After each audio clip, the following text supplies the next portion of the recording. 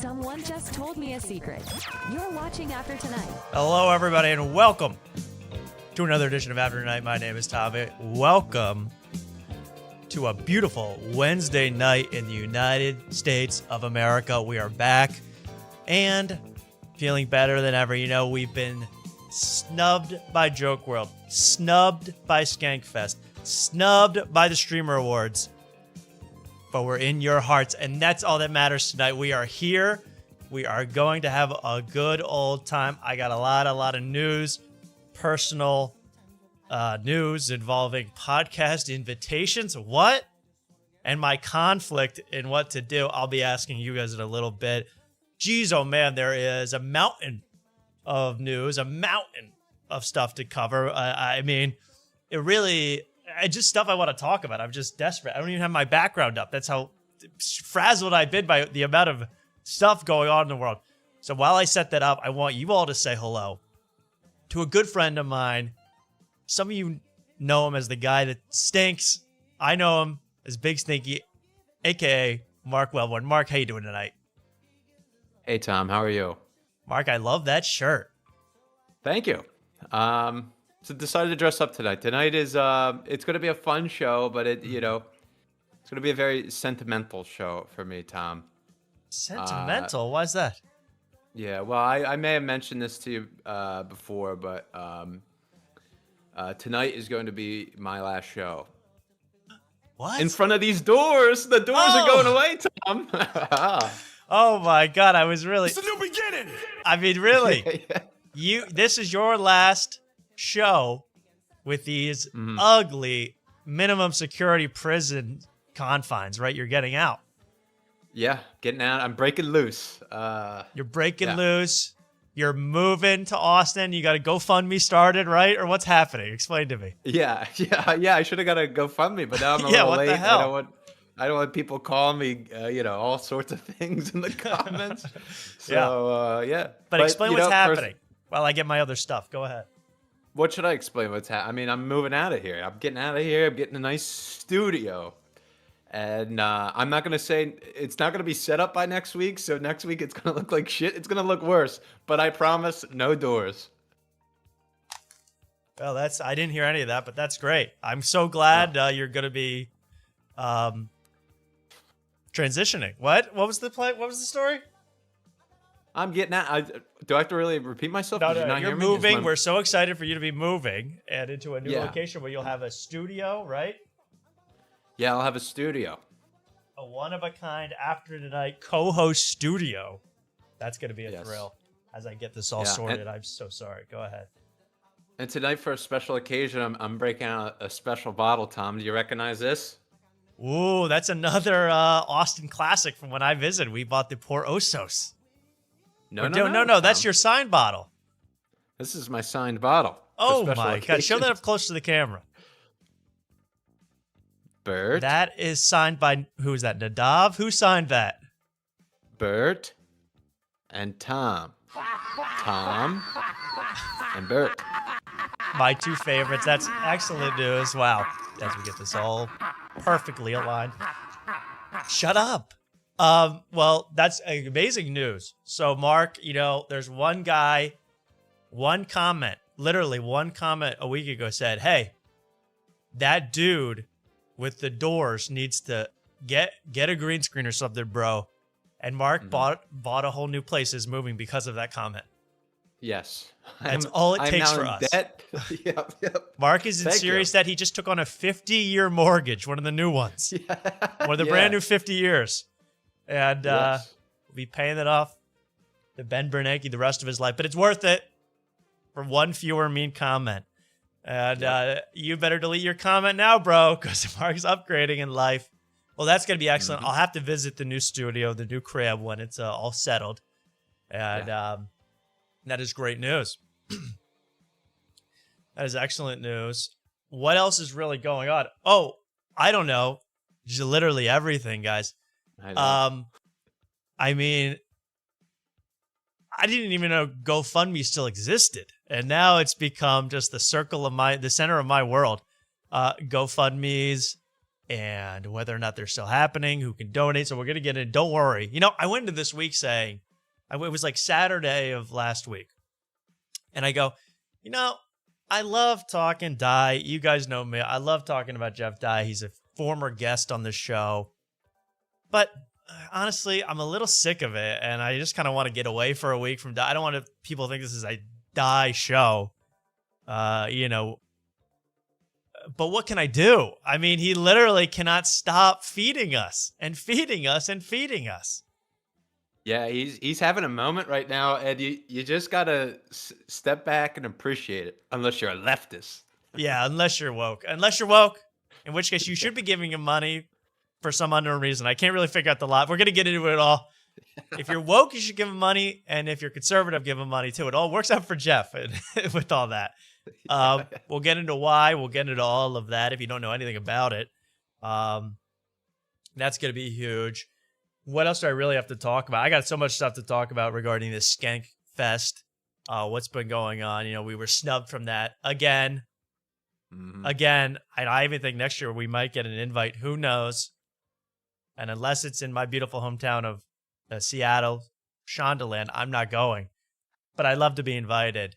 And I'll talk about another podcast I just got invited on. It's a live show. I don't really know whether to do it or not. It's going to be up to you folks to really inform me whether I should do it. But you probably have heard of it. This is not just clickbait. And you know me. I mean, I'll do the sick ghouls, so I'll do anything, right? Well, I don't know. You guys have to explain what I should do and what I shouldn't. Your career is in my hands. Well, what else? And again, I'm just going to relieve everybody now. We will not be talking about I Love LA tonight, the Rachel Sennett show. I watched episode 3, of course. It's already become flanderized. It's already eating itself alive. It's already like doing Seinfeld. It's already doing this thing where they go to the restaurant and they gotta. You remember the one where Jerry, he doesn't like the lamb and he puts it in his napkin? No. I don't remember. You remember that? Or I think it's Jerry, and they have a big thing of lamb, and it's like he's having dinner with his girlfriend's parents, and he stuffs like a ton of lamb. Diner. So I don't know. Yeah, that's New York, of course, a diner. But in this case, it was. But this is what happened in the latest episode of I Love LA, and it's like, I'll just say this about the latest episode: we're supposed to care. It's. By the end, the cliffhanger of the newest episode 3 of I Love LA, starring Rachel Sennett, is: will Tallulah and the chef from the fancy fish restaurant hook up? Question mark. It's a real will they or won't they, or should I cancel my HBO subscription? I mean, what a terrible, terrible show. I'll tell you this. And I saw her, Conan O'Brien had to interview her. He's a pro, man. He got through that like a pro. I don't know how he could do it without screaming.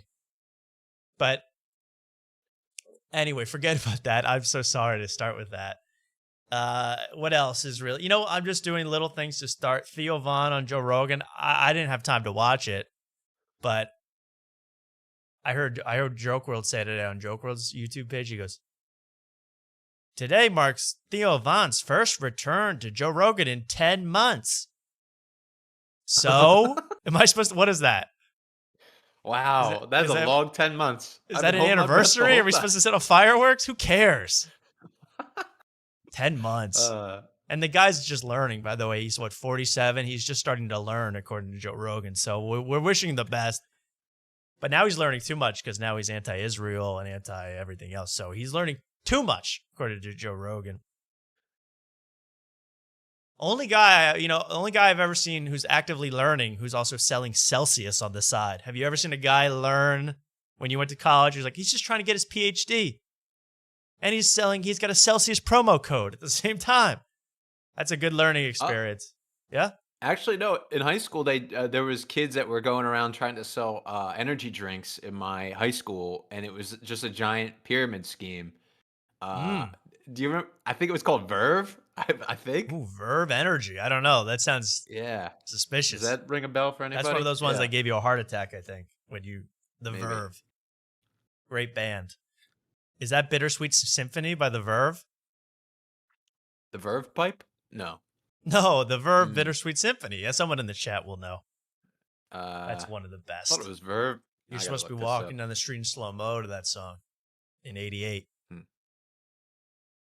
But that's that. I got a little late night stuff going on. I got a little bit of everything. And another thing that people were really worried about was that I was going to play. I saw this in the pre-stream chat. Oh. Yeah. Tom, I didn't know this. The Verve, you're right, Bittersweet Sympathy. But I said the Verve Pipe, and they sing The Freshman. So. Okay. I didn't know that there were two. Yeah. The Freshman. I don't even know that one. Oh. Yo, you're talking a lot about high schoolers tonight, bro. Pause. Yeah. Yeah. Yeah. I'm going to stop. No. I'm just kidding. Well, what was I just saying? Very important. Little late night, a little bit of this, a little bit of that. How about that? Oh, yeah. People were worried in the pre-stream chat whether or not I was going to play any more of Punish You Guys with more Ingram by Louis C.K. I do have it ready in case there's any, very big narrative wells, but I have another book that I think you'll actually gonna love. It's very close to my heart, so we're gonna play that in a little audiobook of that in a little bit. Let's just start with some fun stuff, including musical, kind of get us into the night, have a little fun time. This is a video I saw, kept popping up on my feed. I had to watch it. The last 10 minutes of Skanks. I keep saying Skankfest, but it's Skank. I think there's no S. It flows much better with Skank. But Skankfest New Orleans, this is the last 10 minutes, their finale, which I think takes place on Sunday at 3 p.m. So it's this raucous.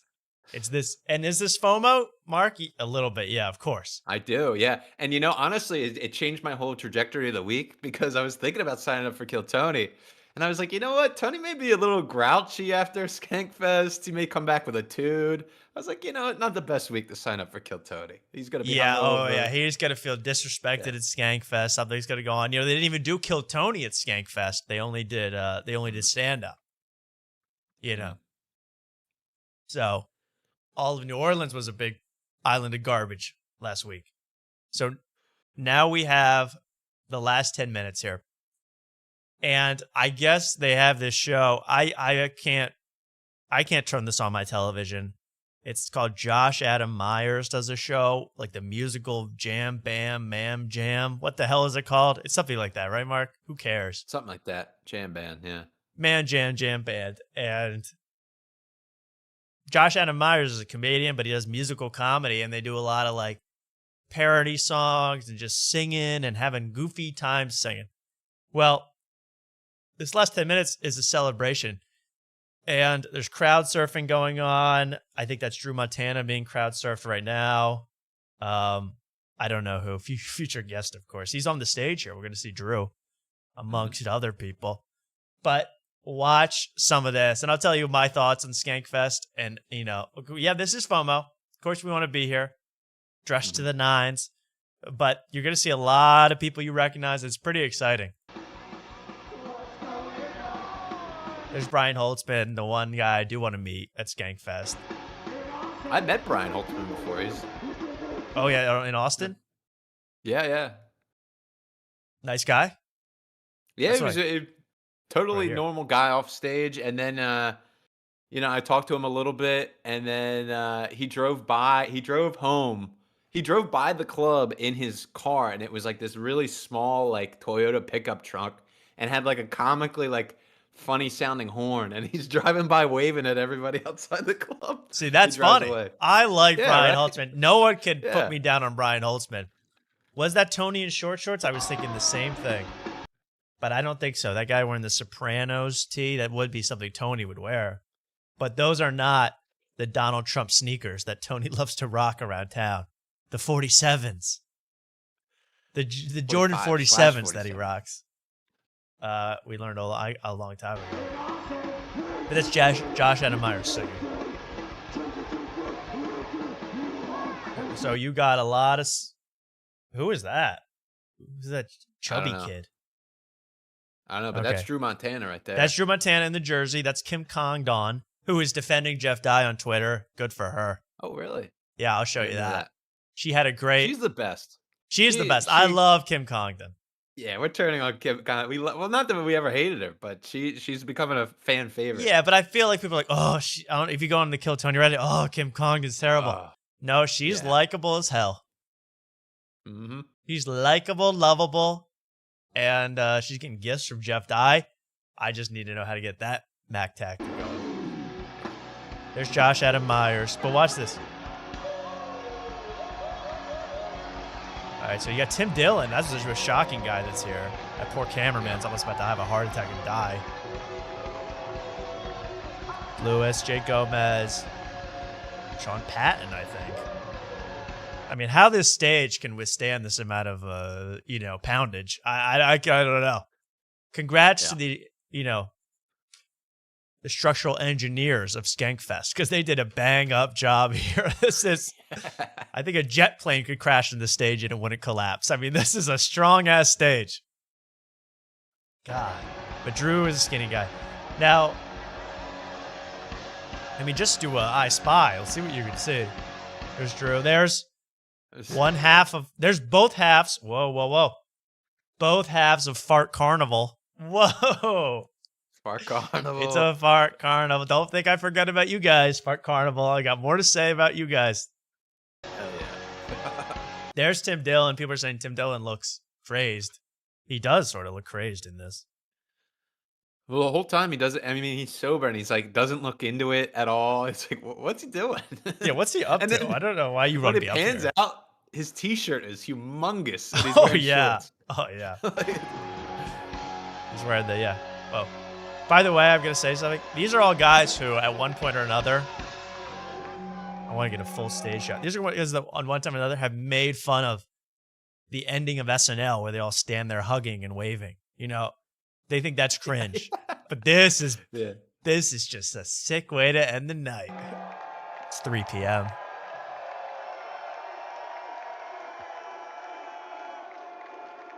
Ladies and gentlemen. Mike Fiend. I mean, these are all my favorite people in one place. Did you know that Feeney and Brendan Sagalow and Mike Cannon used to have a podcast together? Yeah, I think you mentioned that last show. No, not the three of them together. Huh? Not the three of them together. I didn't know until today because I thought I had a social life, but apparently not. I found that out today because I am just a loner. Got nothing else to do. But yeah, then they go into another song. I mean, we might be mosh pitting. Mark Norman, who we'll talk a little bit about because he's got some funny stuff going on. This was the best one. FOMO. I got FOMO right now, and they had an amusement park ride. They had the Gravitron. I'm honestly jealous of that. Yep. Is he wearing makeup? Because he looks done up. I don't know. He looks done up. He looks scary. He doesn't. Oh, he looks frightening. Yeah. If Yeah. he's in an alley with you, he's doing something scary and clown related. He kind of looks clownish here. He looks like the clown takes off the makeup, Fart Carnival style, and just runs at you in the alley behind Cirque du Soleil. I give this dumb little Sorry it's so quiet. Wait a second. that we're like not the cool kids, but it's kind of weird because lately we've kind of become the fucking cool kids. Everyone in comedy. You can't just say that in your own mind. Talks about this fucking weekend. No, they're cool. And they can't put their finger on it. They're like, it's fucking, they're a bunch of fucking crazy fucking. But then everyone talks about what an incredible, incredible audience that you guys are. As soon as they leave. I mean, the end of SNL, they don't do this much. Come on. That's the scary shot of Tim Dillon. Tim Dillon, Jesus, dude. Yeah. Whoa. Tim Dillon, and let's watch. I gotta find Joe List just jumping around like crazy. It's my favorite part of this whole segment. Joe List with an active herpes outbreak. Alert, New Orleans, alert. Just jumping around this stage. Let's see if we can find Joe List. And they do Hello. If Stephen Hawking did Nirvana, hello. His voice is raspy. There's Joe List. Look at him go. Those Joe List shorts were originally white. Oh!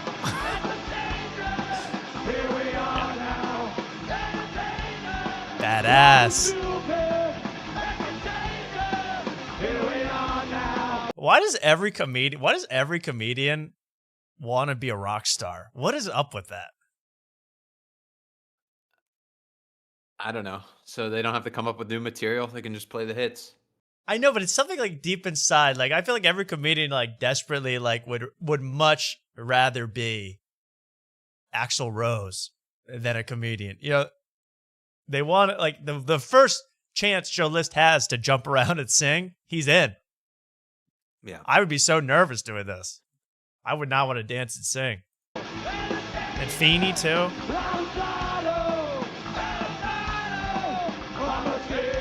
Joe List, like, is there any? No offense, Joe List. Is there anyone dorkier on earth than Joe List?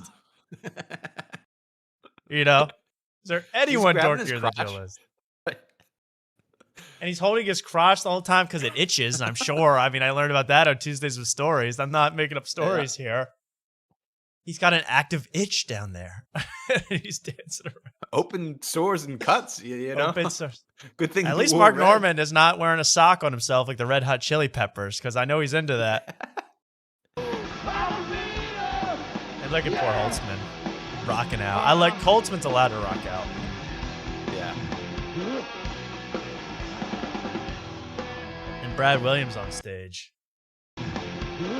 Yeah, if this was such a crazy fun, if you were all drugged up and drunk and they were playing this and you were having a really good time, you would just pick up Brad Williams and throw him into the crowd. Oh, yeah. If you were really having a good If you time. really were rock and roll, Yeah. he'd be hitting that back wall. And you know, Yeah. reminds me of that. What's that line from Spinal Tap? No, that's a different. Oh, no. It's about the Stonehenge. It was in fear of being trodden upon by dwarves. That's how I feel about Skankfest. Look out, Skankfest.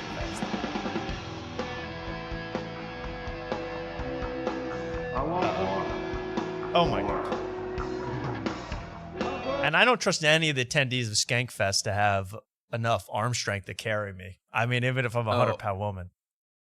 Well, I figured out that some of the people that work security at this thing, like at the front of the stage with the neon shirts, they're like they're like open micers. Like I saw one really? guy one guy that was working security for this show, or no, I don't know if this exact show, but was wearing a neon shirt like that and standing up by the stage.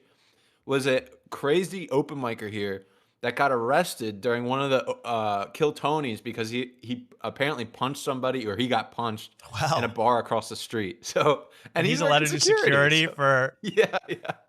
It's like, the Hells Angels at Altamont, man. This is a nutty scene. Someone's going to get stabbed. Yeah. And when Mike Feeney and Joe List are your two biggest rockers, you got a dork problem. You got a dork problem, Skankfest. Let's cool it up. Invite me and Mark next year, man. We're pretty hip.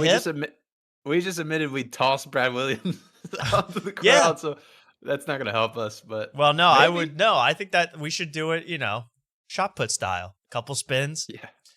But come on, Skankfest, get us in next time. I'm ready to cup. We'll do it all. I'll do it naked. There's naked roasts, which there's naked roasts, there's naked crowd work, there's nude bucket pulls. It's really disgusting what goes on.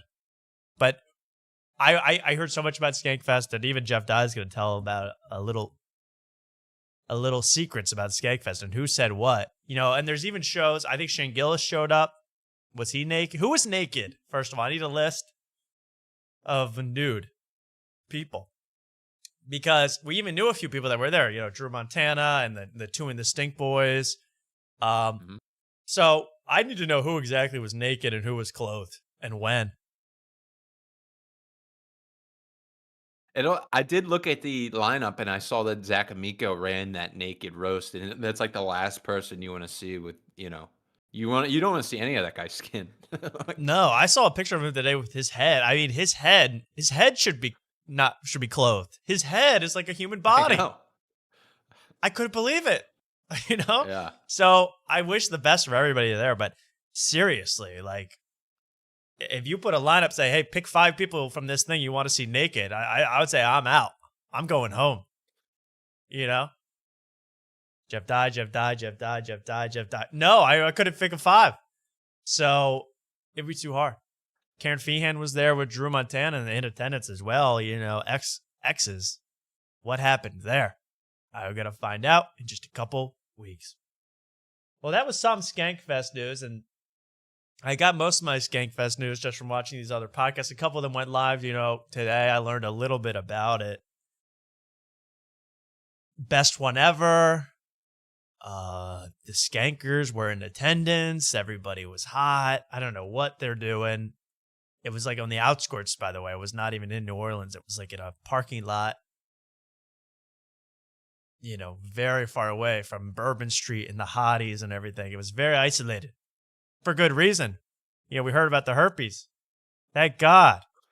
Now, where did I learn about the rest of my information about Skankfest? I learned about it from comedian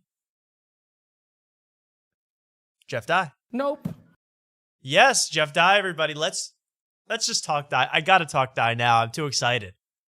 I'm too excited not to talk Dye, Mark. Yeah, so, I understand. Like I said, I kind of went into this saying, you know what? This week it's going to be chill. I don't need to mess with Jeff Dye. He's cool. He's doing his own thing. Well, I get an alert on my phone. I start getting actual text messages from people on Sunday that you got to see what Jeff Dye got up to on Twitter. What is Jeff Dye up to? I got messages. I checked the Discord. It's blowing up. And why? Why? Well, we heard about Jeff Dye. He went on Rogan and he talked about, I'm moving to Austin. I live in LA. Well, now I'm moving to Austin. I'm looking for places. I'm going to do it anytime now. It's time for me to move. Okay. That all makes sense. But then he posted this on Twitter. In case anyone thought I was kidding about getting out of LA. And I go, what? It's a picture of him, and it turns out to be a hyperlink. Donate to Jeff Dye's relocation fund. Jeff Dye's relocation fund, Mark. Yes. So I go, wait. What? I thought he had already, had a realtor. He was already in the process. I thought it was all done. I didn't know this guy needed a real. Well, how much? Well, it turns out that he asked for, I think it was $26,000 from random strangers to fund his move. And this is now deleted. Luckily, a lot of people screenshotted this. There's videos about this. $26K. I'm starting to dox Steven Dester. I hope, let me know, Steven, if you got your 5 back. And this is incredible. I mean, there's so much lore to this. It goes so deep, but I'll just read you this. Comedian Jeff Dye is making the bold move from California to Texas. I think that was bold, 5 years ago when Joe Rogan didn't think it was bold, but it's bold. From California to Texas to dive deeper into the comedy scene and connect with like-minded individuals. This journey is driven by a passion for comedy and a desire to find a community that shares his creative vision. Join us in supporting Jeff as he embarks on this exciting new chapter. Wow. I really couldn't believe I still can't believe this was ever put up. I thought he got hacked. I honestly thought he got hacked. But then you wait till you see where this went. In my own words, this is my favorite part. LA, in my own words. I thought the whole thing was in his own words. So why are now this is in his own words? I don't know. LA has become such a liberal. He's quoting himself. I don't know. That makes me laugh. LA has become such a liberal cesspool that it is no longer worth being a part of. I don't want to continue to give my tax dollars to state that I've lost hope in. Then he, in his own words, quotes Jordan Peterson, Michael Scott style. Jordan Peterson once said, quote, "If people aren't listening, stop talking to them. I want to talk to my people." Yes! Yes, baby. Yes. So this was one of the more insane things I've ever read. And this is, by the way, directly in between his Skankfest appearance and flying to Australia to do a worldwide tour that he acknowledges is half vacation, half work. Okay? So he's requesting money while he's on a plane to Australia to chill. Now, I even told my mom about this because I was seeing my mom. I was getting the text as I was spending time with my dear mother. And I go, "You wouldn't believe this." And she goes, she doesn't even know who Jeff Dye is. And she goes, "Oh my God." Not even a fan of the show. She's barely a fan of the show. She doesn't even know my name half the time, okay? But she goes, "That is so," she was so right. She goes, "That is so wrong. People are struggling with this. People they need money for groceries. They need money for medical expenses. This guy wants to meet Joe Rogan." That's what she said. I said, "You're so right, Mom." What is even if you were broke, the gall to ask for $26K so that you can get closer to Joe Rogan and Peyton Ruddy. I mean, that's your plan? That's your plan. And you need $26K. I don't need to go into, Jeff Dye's finances, Mark, but it's self-evident. Does he need $26K? Well, he explains that, well, I don't know if you want to get into that now, but yeah, he'll explain it. He'll explain it all. This is beautiful. So this was up for just a couple hours. I saw it hit $250. That means $250. Out of $26K. So then he goes and deletes it. Deletes the GoFundMe. But joke's on us. Obviously joke's on us because he goes, "Regarding my GoFundMe post, I thought it'd be funny and rich. I thought it'd be funny. And rich guys would make big donations. And we'd all be like, haha, Gavin Newsom sucks. Welcome to Texas." Badass. Now, but don't mess with this. Because is it Texas, just me? we don't dial 911. We don't dial 911. We link to our GoFundMes in Texas. We don't call 911. But here's the thing. That first sentence. Why did he think only rich people would donate? He publicly posted this to thousands of regular Joes like you and me. Mm-hmm. This is the next Hawk Tuah scam. The Hawk Tuah meme coin. Yeah. Yeah, we need a die coin. What is up with I thought rich people were going to donate. So you couldn't you couldn't contact your rich friend. I don't even know. His explanation gets so much better. I was wrong. He admits that. Instead, a bunch of loonies, possibly left wing, online, went AS and lost their minds. Since it seemed overwhelmingly negative, I took the L, and removed the GoFundMe. Refunded everyone. I'm a proof, Steven. For the record, this is like the cherry on top. Icing on the cake, and it really owns us. For the record, this made me more conservative after seeing the quote-unquote groups it triggered. Like the Afternoon Night Discord, because that's who you triggered with this one. Yeah. That's who got triggered. So, him getting clowned on for setting up a GoFundMe to fund his $26,000 move, which it gets even more bizarre when he tries to explain it. That made him more conservative. So what is he? He was a 2001 liberal when we talked to him. What is he now? 2007 liberal? Is he a 2008? Is he in the Tea Party yet? Where is he on the political spectrum? Because that made him more conservative. That's crazy. Yeah, I don't know. I don't know where he stands. I And just by know the he's way, in if you have Australia. political principles, I don't want to get on my high horse, but if you have political principles, should people making fun of you for doing GoFundMe turn your politics more conservative? Why? Why? I don't know. But he thought people were going to go, haha, Gavin Newsom back, because I think he got traction with that Gavin Newsom scares the hell out of me on Joe Rogan. You know, that was on the New York Post, that was in the Fox News. Gavin Newsom scares me. You know, personally for me, it's mummies and Dracula, but for Jeff Dye, it's Gavin Newsom. Scares him half to death. And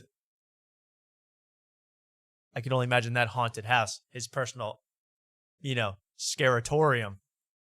Elected officials, Nancy Pelosi, popping out at him at all times. Out of the walls. This is nuts. Well, then Mark got involved. Then my friend Mark Wellborn got involved. Yes, Mark. To be fair, I was involved right from the get-go because you sent this to me. Yes. And you were like, I can't believe this. Is this serious? And it looked like he's trying to drum up some money for a move, which I understand. You know, Yeah, you're in I'm the getting rid process of the of a move. doors. Yeah. I get it, man. I Yeah. get it. I know. I'm practically buy new best friends with doors. this guy. Yeah. Yeah.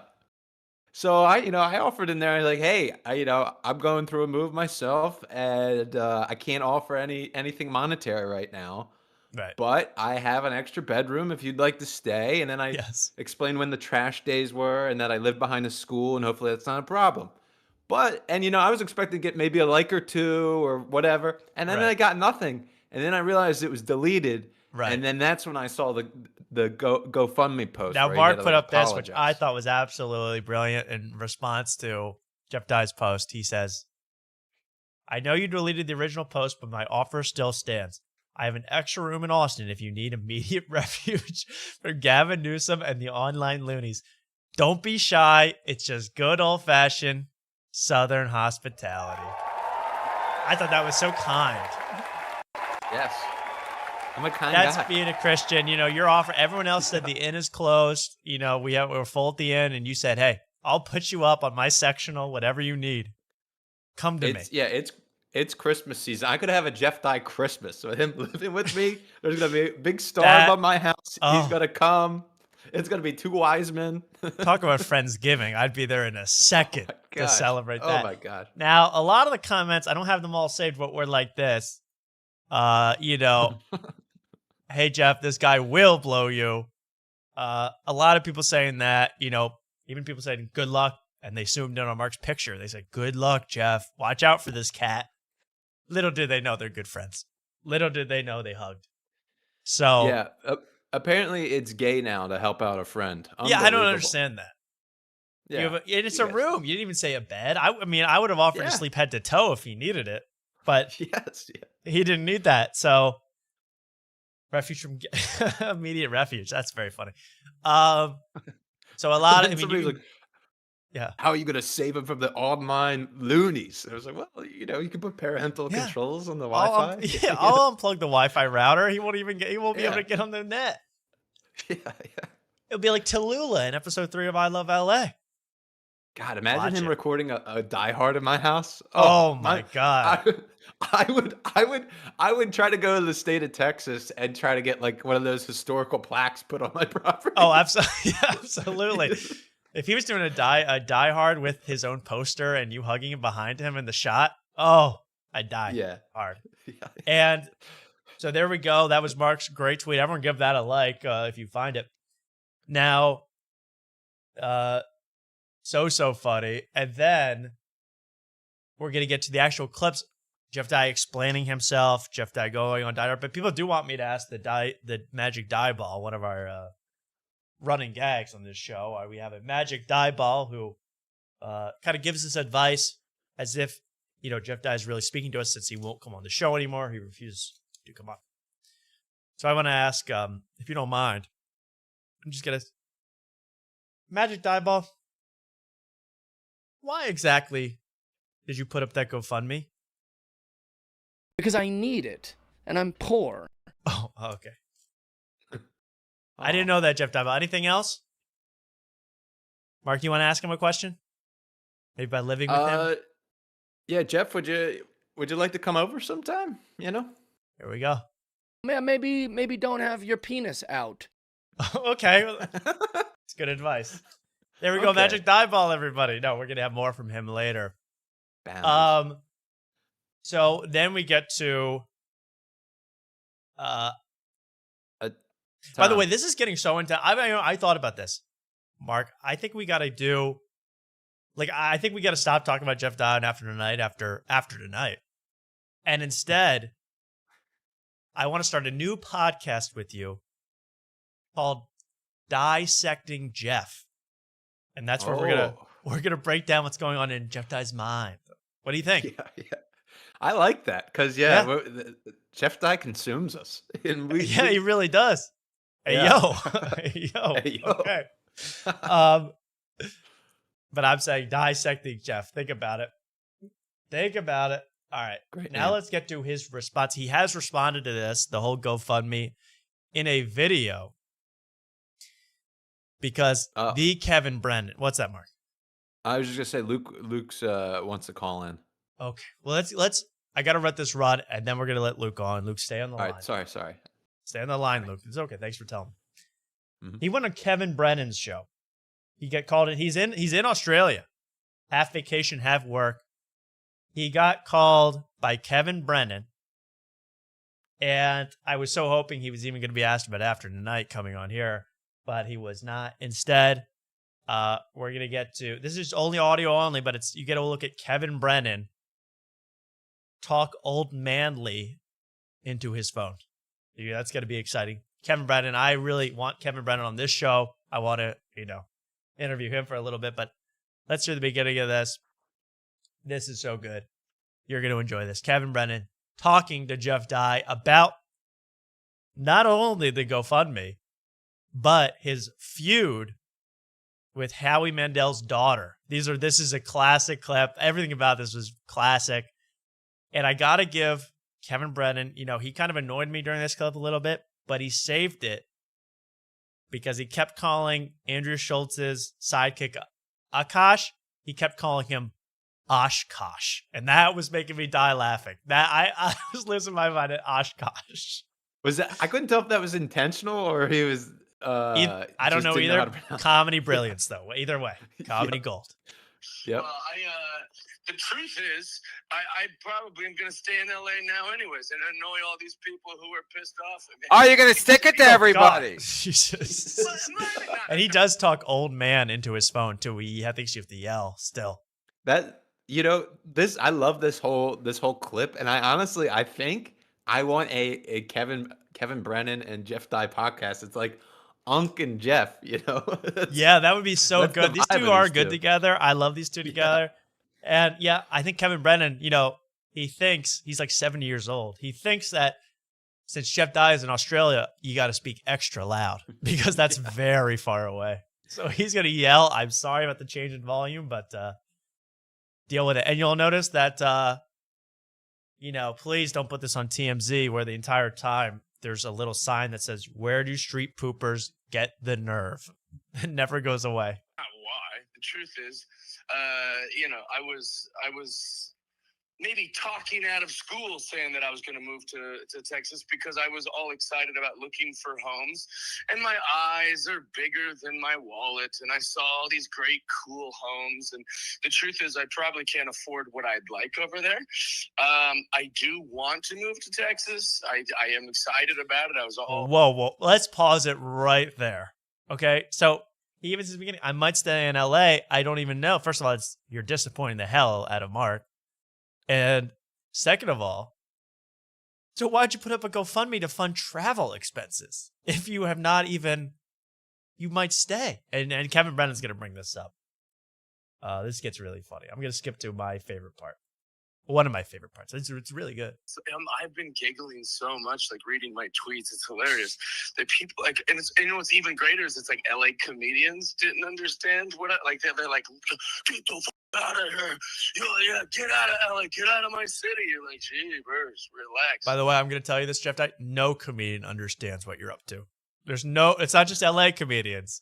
New York comedians are confused. I'm sure Australian comedians are a little confused. Austin comedians like Big Stinky confused. Yeah. Joe Rogan's confused as hell because you told Joe Rogan you're moving there. Yeah. And now you're not. Now he's asking for money. Oh my God. He is reading it.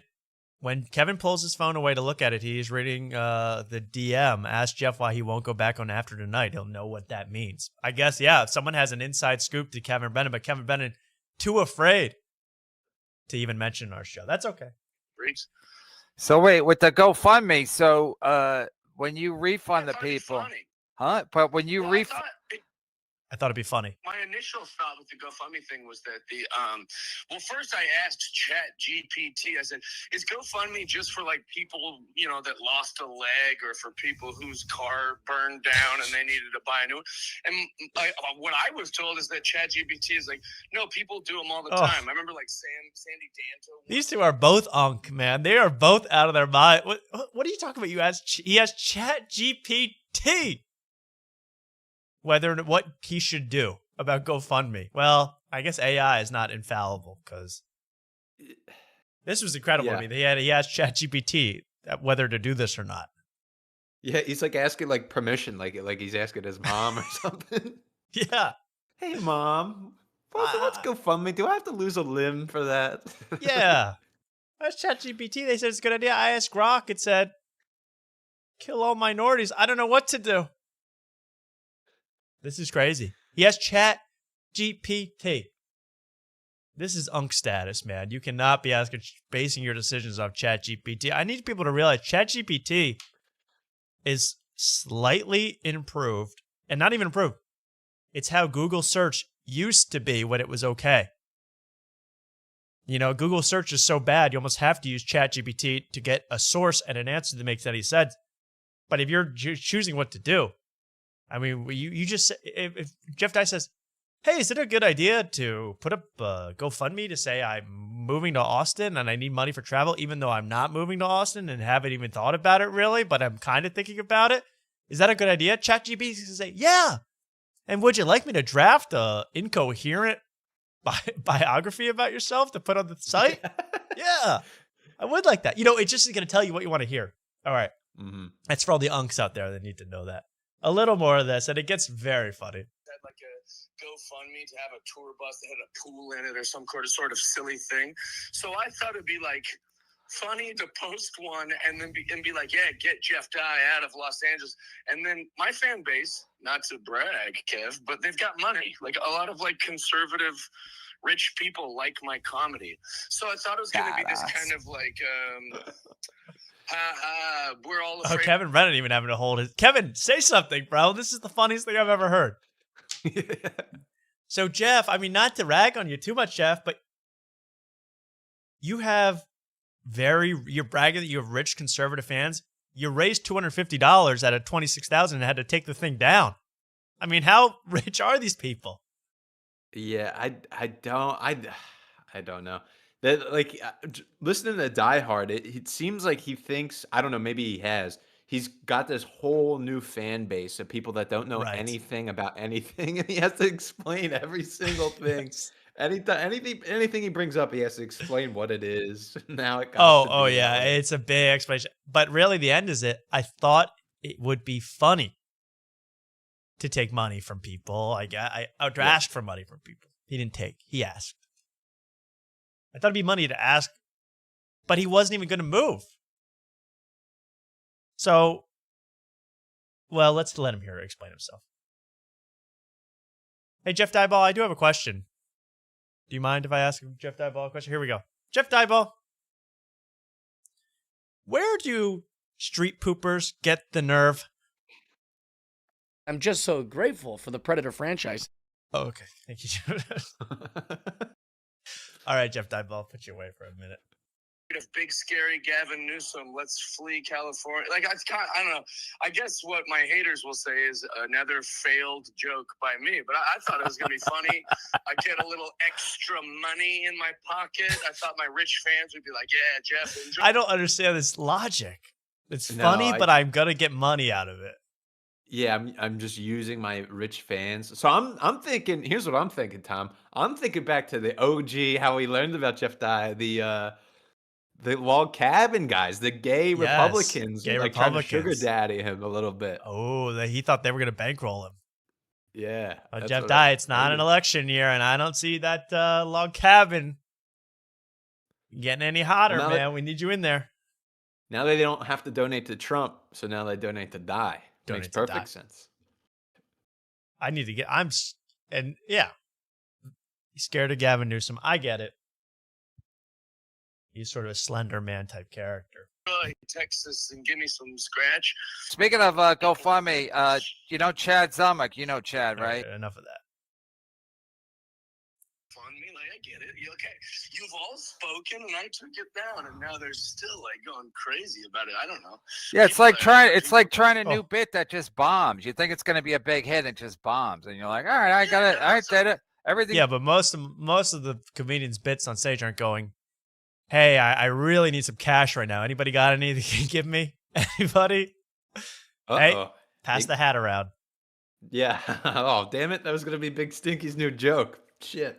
See, that's a good Back to the bit. drawing board. They go, I and know. then, when they go, hey, man, what was the joke? You go, I was just kidding, but I will just accept the kidding. cash. Yes, of course. But it was a Yeah. joke. And meet me outside if you want it back, and then don't be out there. Just leave. Yeah, that's how you make friends. Doesn't work. Yeah. Yeah, and if that bit would have done well, I'd have had some extra money, and I would have like laughed. I don't know, like I thought. True. That's like Scrooge McDuck. You get some extra money, you start laughing. I mean, what is that? I get some extra money, I'll laugh. Okay, good. What a good bit for you. It was going to be kind of a little trolly behavior myself, and lesson learned. So Oh. Whatever. so Just you being just naughty. didn't want to get in. Oh, and Jeff Dye. I got to give one piece of, not even advice, just a suggestion to Jeff Dye. He's been in the game a long time, more than me. Please stop using the word naughty. It's making me nauseous. I mean, every time I hear Jeff Dye now, it's, ooh, that was a bit naughty what I said on stage. Ooh, that GoFundMe went a little naughty. I hate that. Oh. Well, he eventually says it so much, I think he's saying the word naughty, like Oh. Knotty. Yeah, naughty. Getting naughty. He's getting all he is tied up. natty, though. He's natty, too. Trouble for doing something like that. That GoFundMe would be like, yeah, you can't raise money to move. You thought it had to be some kind of calamity. No, you can do a GoFundMe for whatever you want. Well, Chad could, and I'm saying Oh. you can't do it for like if you committed a crime and then get a GoFundMe to get a lawyer. Well, Just because you can do a GoFundMe for anything doesn't mean you should do a GoFundMe for anything. I just want everyone to know that out there. You don't have, just because you can, you're not legally required to say, I need money. Give me. took mine down just because it seemed like an overwhelming. This part's really good. Because it's just, what is his logic here? I got to know, Jeff. Negative response, and everyone being like, "This guy has a cyber truck, and he has a nice home, and I don't need the money." They were right. I need the doing it money. as a goof. I was doing it as a little goof. So the beginning of this interview, and what a face by old man Brendan. I need to just sit crisscross applesauce while Kevin Brennan sits in a rocking chair with those exact headphones on and tells me old stories about the war. I mean, I love this guy. He looks great. But he doesn't need the money. But at the very beginning, he said, I can't afford it. So which one is it? Is it a troll? Does he not need the money? Does he need the money? Which one is it, Mark? He just wants enough money so he can buy the pretty houses he's looking at, because he's an interior decorator.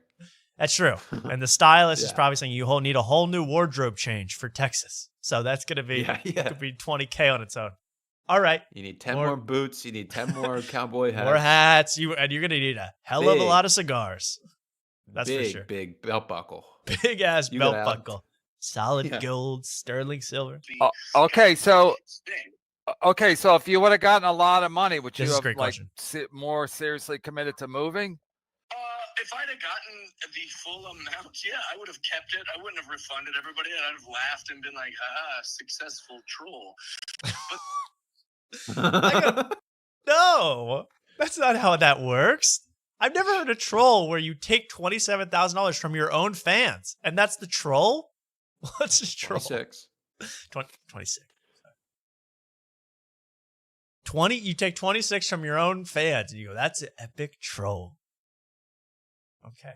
I don't. The fact that like so many, I do care a little bit. Like I don't want everyone pissed off, all these people getting angry. So it's just in my best interest just to take it down. Okay, so yeah, that brings up a point. So you were trying to raise like 25,000, right? We just picked that number. I didn't even set it up. My friend did. Okay, And so the reason we thought, okay, but if you hit the goal, do you have to move then? I guess I don't know how it works. I don't know. Oh, he's not thought this through. What the hell? He didn't ask that specific question, GPT. So That's true. Give him a chance to type it in. Let him type that in, and let's let Sora respond with a video generation. What would it look like if Jeff Dye lived in Austin and got his full amount? Can you hear me? I know you're in Australia. Can you hear me? You hit the goal, do you have to move then?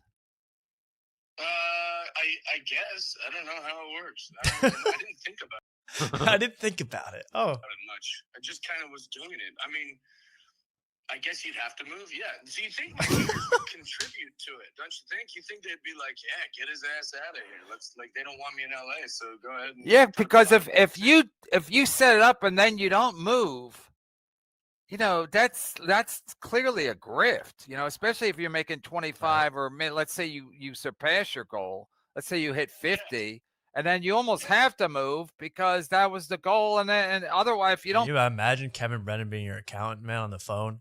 You got 26,000 in unpaid taxes. Can you hear me? Move your grifting. 50K Why grifter. didn't they contribute instead of going bananas on the internet? I don't know. They have that. You were having your fun, and they were having their fun. So so now you're just gonna stay. Well, I mean, I'm still looking for homes in Texas. Which one is it? If it's the ones I want, I can't afford, or maybe I will be able to financially figure it out. But as of right this second, I'm not doing nothing. I'm just kind of, doing stand-up comedy, having fun. One more question for me. Wow. So I think that's the end of the questions about the GoFundMe. I'm no clearer to understanding what was going on through his head.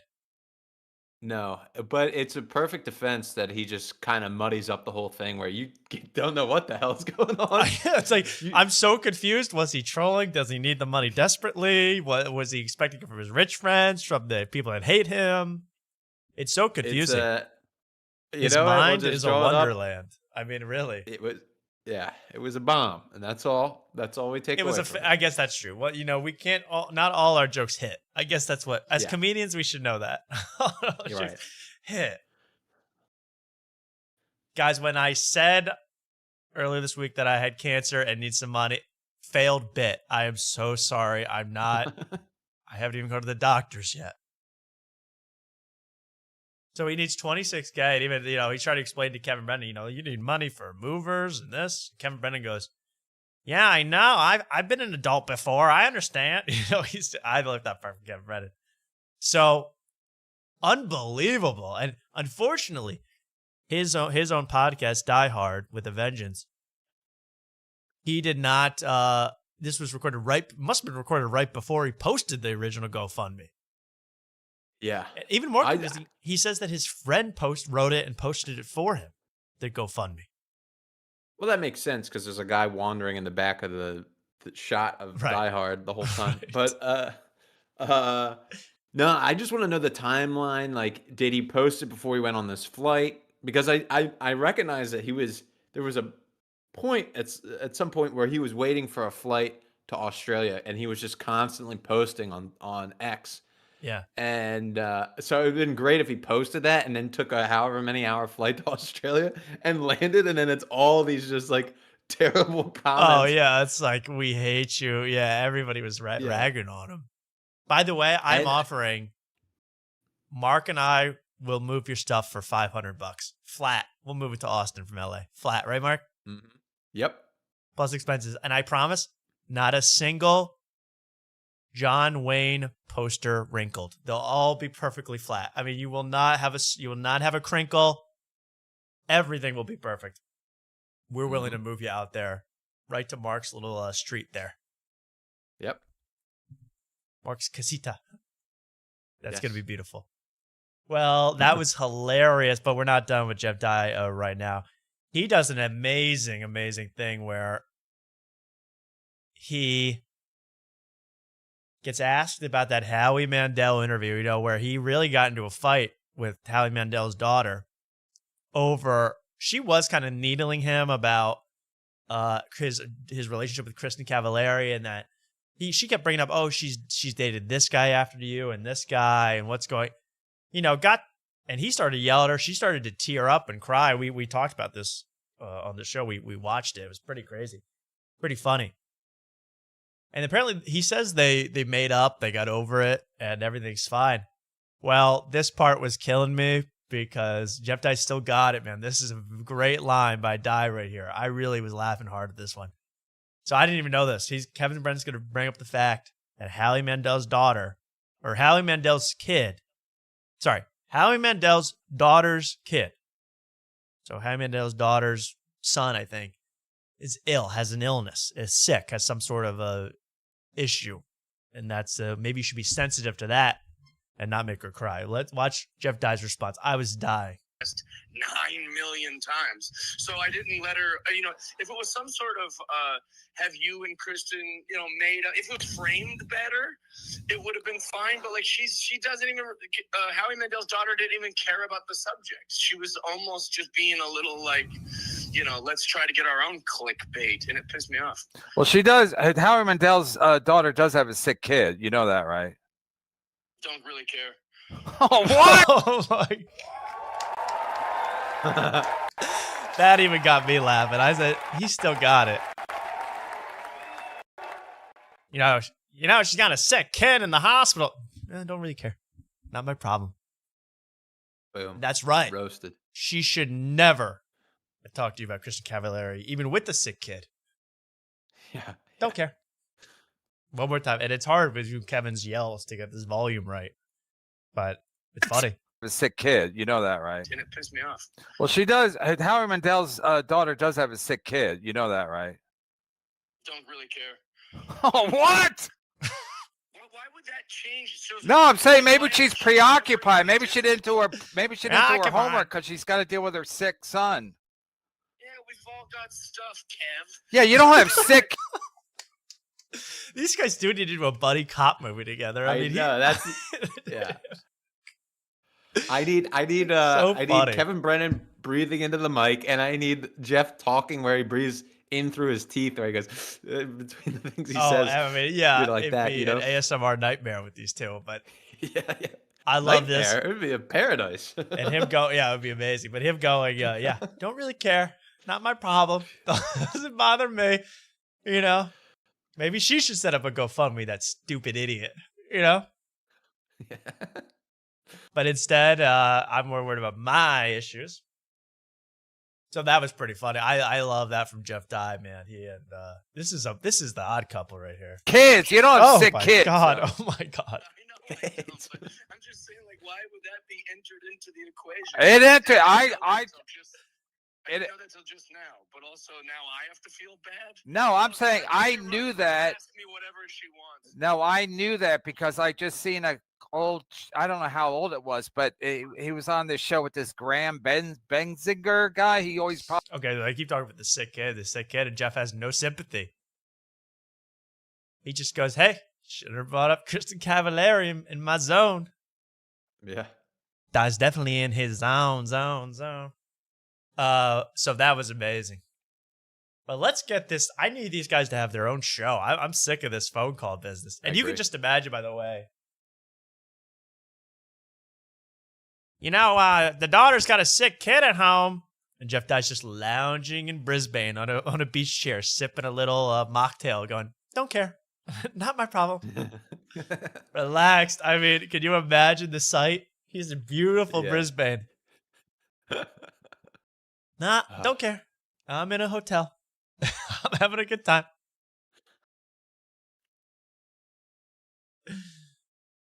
Well, that was Kevin Brennan. Can someone please, you can win, I think it's $30. $30 cash if you can get Kevin Brennan to come on after tonight. I would love to talk to him. Don't worry, my hand will be on the mixer for that one. I mean, up, down, up, down. This guy's a screamer.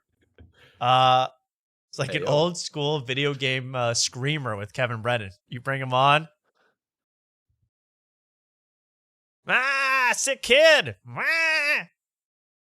And his Turtle Beach, as someone says, his Turtle Beach headphones, his whole his setup is so boomer, man. I can't get enough of this guy.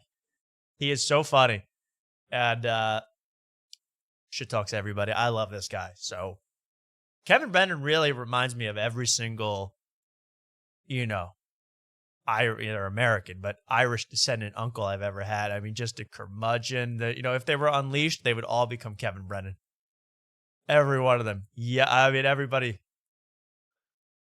What's your problem? You think I've had too much to drink? What are you, an idiot? That kind of, I love that kind of talk. I'm addicted to it. So get Kevin Brennan on this show. And yeah, Jeff will tell you he's a nice guy. And I think he is. But that was outrageous. Let's finish with Die, okay, Mark? Let's get it over with because unbelievable.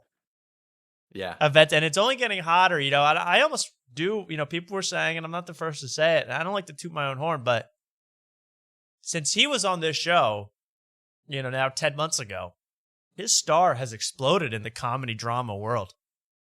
Mm-hmm. It has absolutely exploded, and in fact, just to show you that this show does have some. Let me see if I saved this. Does have some. Oh, I did save it. Ooh, where is it? Oh, I saved it. Wait a second. This is so important.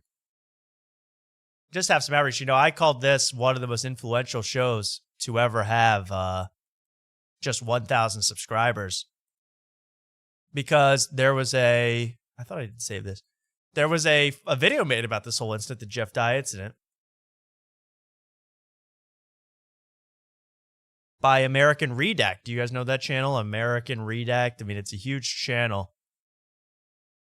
And it was all about Jeff Dye's. And what was it called, Mark? What was that video called?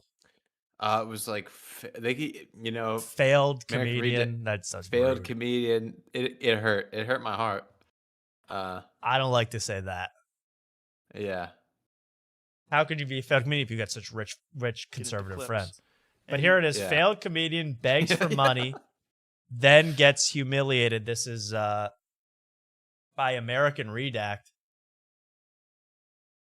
165,000 views. This has, 150,000 subscribers on this channel. It's huge. I'm just going to show you. It's all about Jeff Dye. I said, Jeff, because he reads all his comments, Jeff, you are officially invited back on the show. Good luck. That got a heart from American Redact. More importantly, though, Mark commented. As Mark is a stone cold killer in the comments. I mean, Mark is amazing in these comments. This has been a good week. A good week for your comments. Yeah. You said, as I quote, please leave my good friend Jeff Dye alone. Also, if you're seeing this, Jeff, we would love to have you back on after tonight. God bless. Now, that got a heart from American Redact and a reply. Are you ready? I had a suspicion this guy watches the show. Love the show. Thank you so much. He even recognized Mark Wellborn. Yeah. Thank you. So there we go. We got a lot of influential fans out there, and I love you all. Thank you for watching, and we will be out there. So, American Redact. Someone says there are line meows in the chat. We got line meows up in here. What's up?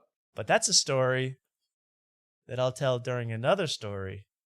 Next story.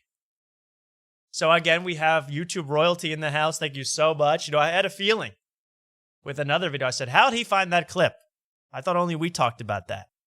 I forget what it was. And that's fine. I'm glad he's showing all the stuff that I care about. I love it. Thank you, American Redact.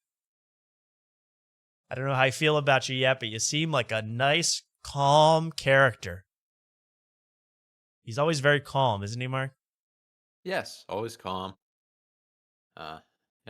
Now, Jeff Dye has been a comedian for several years. He's always very even keeled, that American Redux. He almost has, his voice almost never goes up or down, but I love him for it. And thank you. Lion Mal, shout out Hassan. All right, well, let's bring in our friend Luke. He's been waiting forever. And is that a picture of Jeff Dye? His profile picture? Yes, it is. Luke, how you doing? Hey guys, how's it going? Luke, welcome to the Hey, show. Luke. How you doing tonight? Love the energy. I'm doing fantastic. I love the show. Getting some good Jeff Dye coverage. I'm hoping I didn't miss my favorite new podcast coverage at all. Are you talking about Fart Carnival? Oh yeah, it's been. Am I going insane, or am I like the only one who's like? That song has been in my head since last week. I've just been hearing that song over and over again. Well, we'll play a Entire little bit of week. it soon, but it is like something you would hear in the, you know, that you're like, get it out of my head when you're at the mental asylum. Yes. Fart Carnival. It's a fart carnival. Doctor, he's talking about Fart Carnival again. I think we got to up the dosage. You know, it is one of those horrendous things. So, yeah, we do have to cover Die Hard real quick because this was shot at Skanky Fest, as I now call it. And this is his beautiful hotel room. Very nice. Looks like a suite or an Airbnb of some kind. And is that real Renaissance art on the walls? I think that's just gorgeous. And You know what the jumpsuit is from? what's that? That's professional wrestler Cody Rhodes' jacket. He's wearing a WWE jacket right there. Ooh, that could be an Yeah. OG thing. Never even washed. That could still smell like Cody. I love that. Probably. How much could that go for on eBay? I mean, let's stop the GoFundMe's and sell some of this merch. All right, no worries to Jeff Dye. And the hat is, the hat is approaching stalker, guy following the president levels of low. You know, when in the movie the guy follows the president and he doesn't want to be seen because he's stalking him. That's how low the hat is. Yes. That's what was that horrible show with Chris Pratt? He was an operator. He's an operator, and he has to take out the vice president. That's how low his hat is when he's in Washington D.C. trying not to be noticed. It's like hide from the terrorists in an airport where Yeah, exactly. That's like Tom Cruise in Dead Reckoning. Dead Reckoning Part Yes, 1. That's yes. how low his hat is when he has to walk around the airport. Exactly. Fest. For my listeners who aren't drug addicts or wrestling fans or insane clown posse. Okay, so there we go. He's just introducing Skankfest. Yep. But here we're going to get To to his new conservative audience with a lot of Yeah. money that wouldn't know it. to all you Skankfest. Gutfeld Yes. heads out here. Here's what Skankfest is.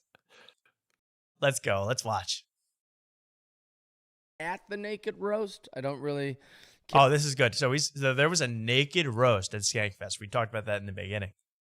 An all nude roast. So to me, whatever they say about me, if they made fun of me at the naked roast, I go, "You're naked. Shut up." Yeah. There's really you're naked on stage. Shut up. No rebuttal needed. But he's going to address what people said about him and rebut. And I thought this was also good. Jeff Dye's been on a total tear. Jeff, if you're watching this, I promise, don't let Mark's poster fool you. We're not obsessed. You're just putting out primo content these days. Primo content. Yeah, I don't think we've talked about Jeff Dye this much since we had him on our show. Not even Yeah. close. He Yeah, is yeah. exceeding my expectations every week. I know. And he's a hell of a troll. There for the nudity or the roasting, but someone told me Zach Amico, who is a fellow wrestling fan and a comedian and podcaster, you should look him up. Zach Amico, he's great. He had a roast joke where he goes, Jeff Dye, the comedian, is at the festival. Jeff Dye, which is also what I think when I hear his opinion about women. That was one of the roast jokes. And another roast joke was something like, I don't hate gay people. I'm not Jeff Dye. And that was by a female comedian. And, they're roast jokes, both of which didn't get good laughs. And that makes me happy that they didn't get good laughs. One, because Like the GoFundMe. Bombed in the Oh room. yeah. Bombed in the room. Well, By the he- way, this is the picture I was talking about of Zach Amico, where I said, his head is naked. His head needs a full bottom and top set. Look at this. Oh my This is god! Yeah, that looks like outrageous. dude. I thought that was like a wax head. Like it wasn't real. Yeah, Holy this shit. is, like, this is bigger than the Blarney Stone in Ireland that you kiss. This is insane. Bob, and this is posted by him. I thought this was like a fan edit to make it look outrageous. Yeah, I thought that was like somebody made a cake at Skankfest. Oh. It does. He does look edible here. I'll say that. Yeah, he does. He does look Cut edible. into his head. He does look like a giant cake. He looks like a cake Is it statue, cake? Man. That's crazy. Is it cake? Let's get a knife out, Bob Kelly. Slice into that sucker. That is shocking.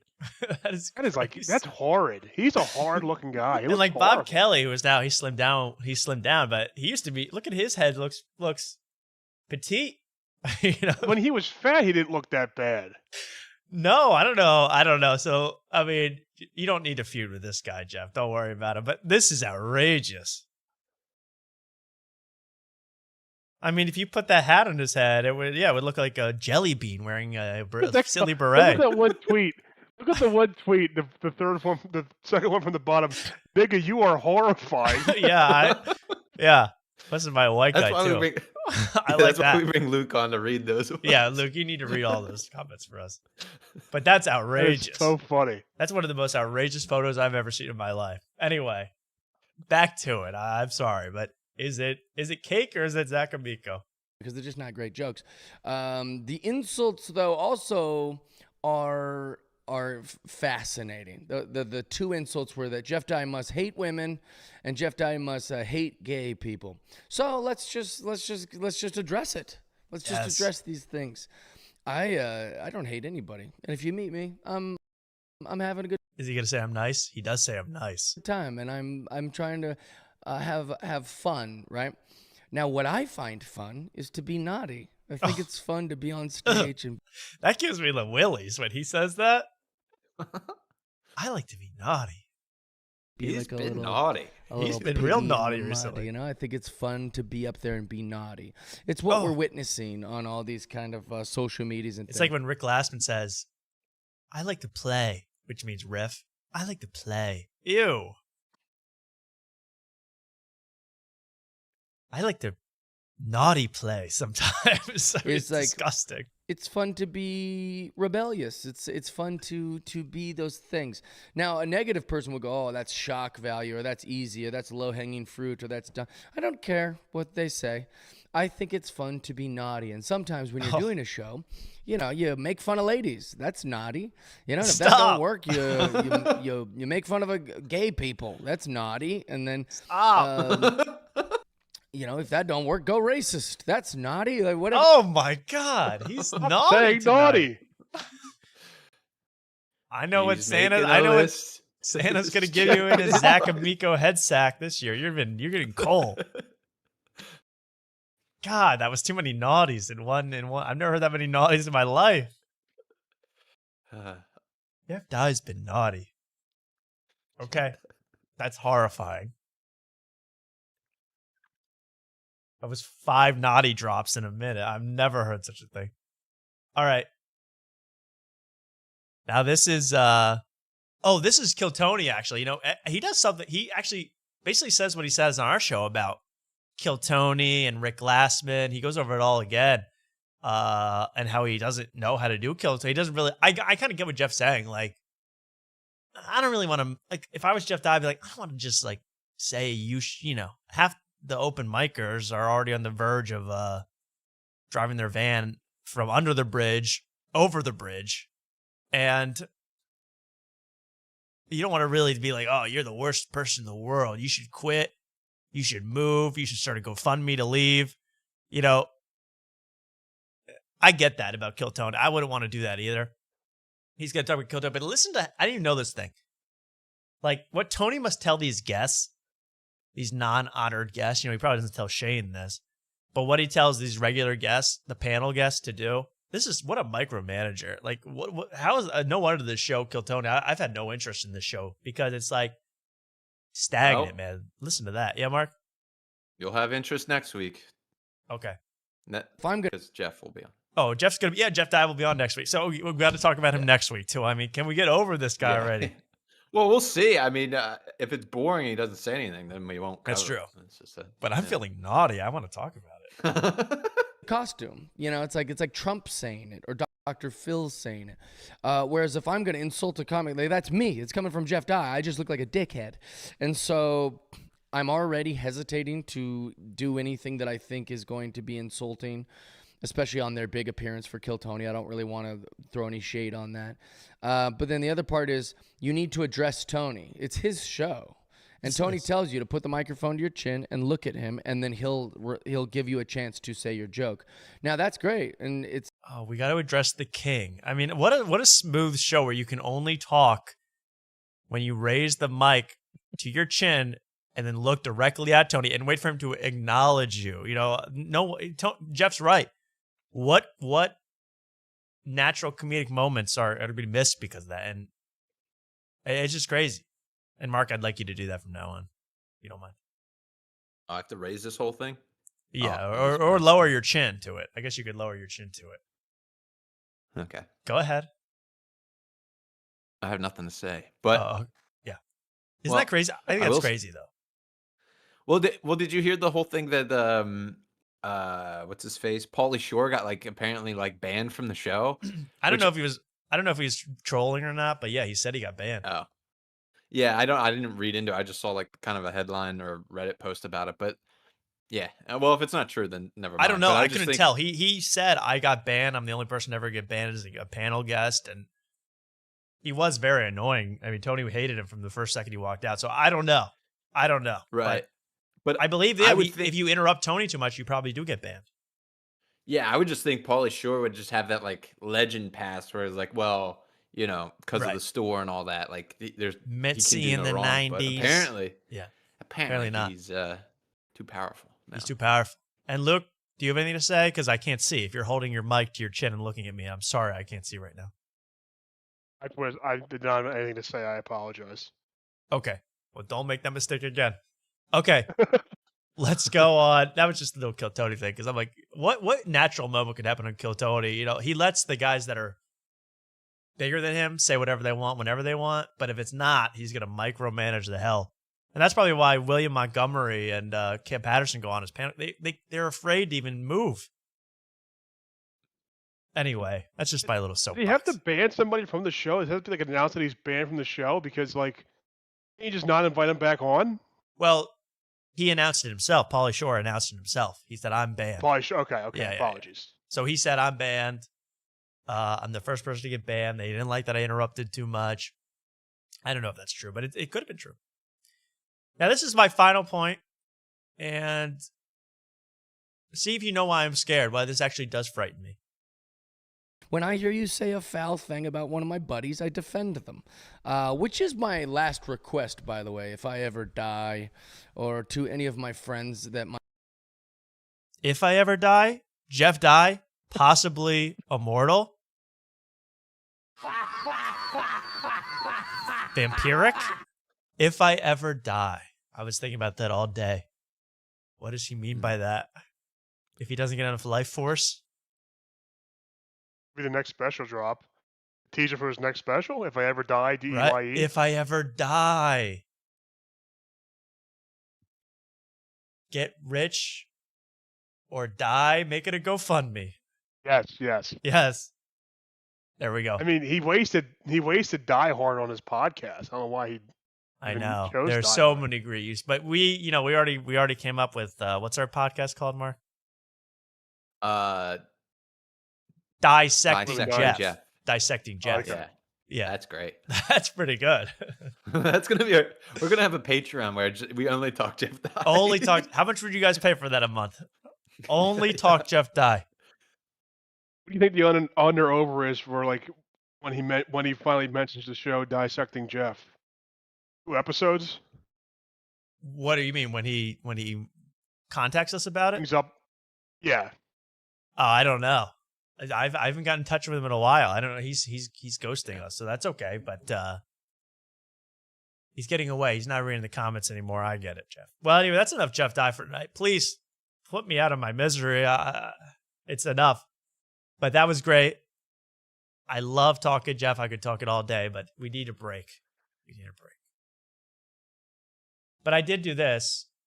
I have two more. And I lied because I have two more little Jeff things. First of all, this is just to give Jeff a spook, a scare. Because what did Jeff say? Is his, besides Gavin Newsom, Mark, what is his number one fear in the whole world? Clips. Clips. Out of context clips. But this is kind of like, garlic to a vampire. This should hopefully ward Jeff Dye off us. He said, out of context clips are my number one fear. Okay. I hate when I see a black pilot. You're gross. Wow. Wow. Whoa. Okay. All right. Does that hurt you, Luke? Man, my brother Jeff Dye just turned his back and went white to white supremacy, man. I can't stand this. I thought that was just him being naughty, but what do I know? Finally, it's a weekly tradition here when we talk Jeff Dye. I had to request a comment from Jeff Dye's manager about this whole Chat GPT situation with the GoFundMe. Absolutely out of this mind. Out of his mind, out of this world. And Jeff Dye's manager, always nice enough to give me a reply. So let's take a listen to what he has to say. How much more fucking closure do you fucking need? Let him fucking go! Let him go! No. Stop checking your fucking phone! No. Stop hoping for a fucking text message! Stop hoping that you might meet him again! Just let him go! Move the fuck on, heal! No. That's all you need to do! Thank you. That's all you need to fucking do! He doesn't give a fuck! If he gave a fuck and wanted it to work, yeah, he'd still be there with you. Okay. How long can I run this bit into the ground? My favorite bit. I love this guy. They always seem relevant though. Oh, they're so relevant. Yeah, I mean, it's Jeff Dye's I know. manager. He's just doing the right thing. I have another bit. I went crazy with Jeff Dye stuff, so I got to hold one more thing. I got to wait like 20 minutes to do it, and it'll be worth it. Here's a thing I got to ask you guys about now that I hope a lot of you are here and watching, and some of you are real comedy freaks, comedy heads, see everything online. I see you guys in chat rooms. I see you guys in, SFW chat rooms. I see some of you guys in NSFW chat rooms. I see you everywhere online. I see you guys that are in this chat all over the place online. And so I know you'll have heard of this. In fact, I saw you guys chatting in the Joey LaFleur GoofCon live stream. I was watching some of that. I love Joey LaFleur. I think he's hilarious from Hate Watch. I saw you guys chatting in there. By the way, here's my impression of Devin Costa in the GoofCon during the GoofCon live stream. Here he was, and he has. Imagine this dye ball is a pit bull. This is Devin Costa.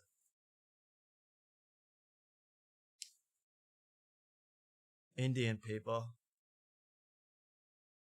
He was wasted out of his mind that whole thing. Did you see that? I hope some people saw that. MK Ultra. That was Devin Costa the whole time. He was out of his mind. He was wasted. It was insane. So anyway, forget about that. So I see you guys everywhere. But I got invited onto a podcast. And again, I've done it. I've even done the Sick Ghoul. So I do it all. But I'm a little conflicted on this one. I got a DM from, I guess it's the co-host, not the main guy. I got invited by the co-host of, I had to write this down, Cornfed with Dalton Pruitt. I got invited to do that show. It's a live stream. They had Ray Kump on last week. I was watching some of that. Do you guys know about this show? What should I do? I have an image here. I got to uphold. I mean, really. Who else talks about Jeff Dye for an hour, then, goes right into Ingram? I got an image. So what are people saying? Familiar. No, don't do it. Know who No, that is. no. Oof, bro.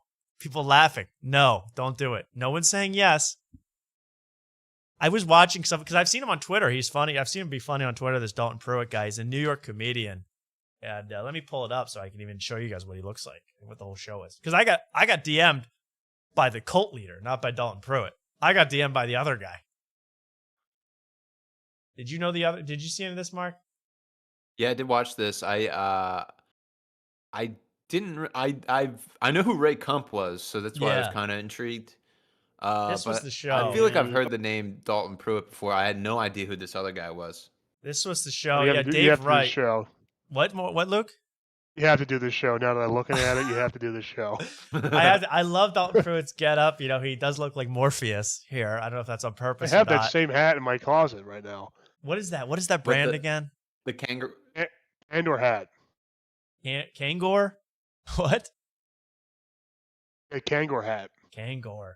That doesn't sound right. That sounds like a Star Wars monster. But Kangor. Now, this is the show, and here's the problem. I'm not doing this for 4 hours. 4 hours. My problem, I do this show for 4 hours because I love it. I love you people. But I was watching this for 20 minutes, 30 minutes. I go, I got nothing to say. I mean, am I the only one who watches stuff and go, what the hell would I talk about on this show? I got nothing. I mean, I think more people in podcasting should be honest like that. I got nothing, man. Like, what am I going to talk about with these two? That's why you have to do the show, because that'd be a great social experiment. What if, Mark, will you do this show? Yeah, I'd sub in for you, but I don't think they want me, you know? No, but that'd be funny. We do a switcheroo at the last second. I go, I can't make it, but Mark's here. But I have his co-host. Yeah. I have his co-host. Yeah. Big Stinky.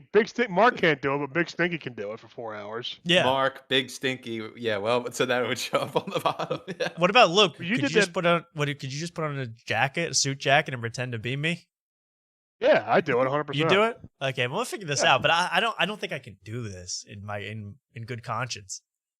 Robbie Goodwin. Yeah, Robbie Goodwin seems cool, and he's sometimes on this show. I don't know anything about these people. You'd have to get some cool sunglasses. I'm just trying to read the chat to see what you guys actually think. This was an actual suggestion. I don't know what to do. You can leave after an hour. That was my thought, too. Should I just do an hour and leave and have Mark, what is that called? A tap in Mark? Swap in with Mark?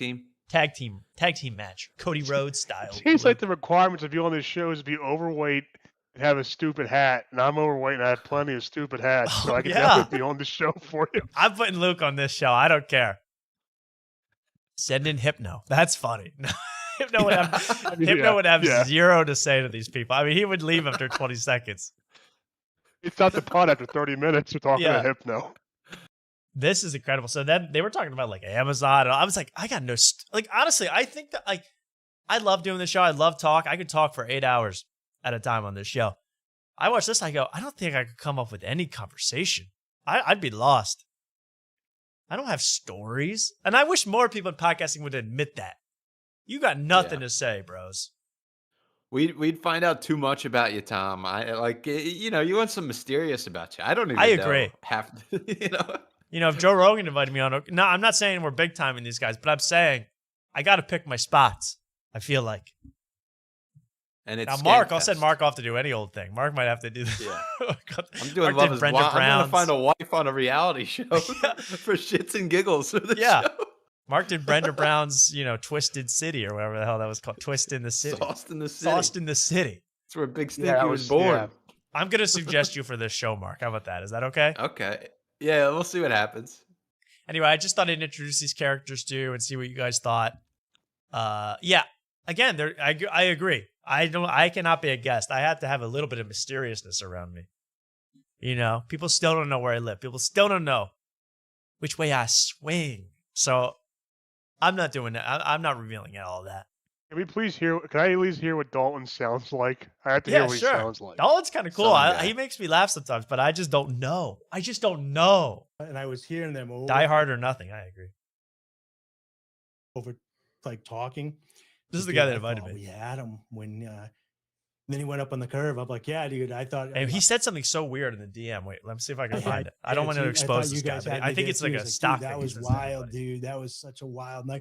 And they kind of let their guard down because nothing happened. And then the chief of police came over. It's like, all right, put in the cell, shut the door. and then they like walked away, but they did have the thought. with See, me. I already don't know what he's talking about. It was 4 seconds. I lost complete track.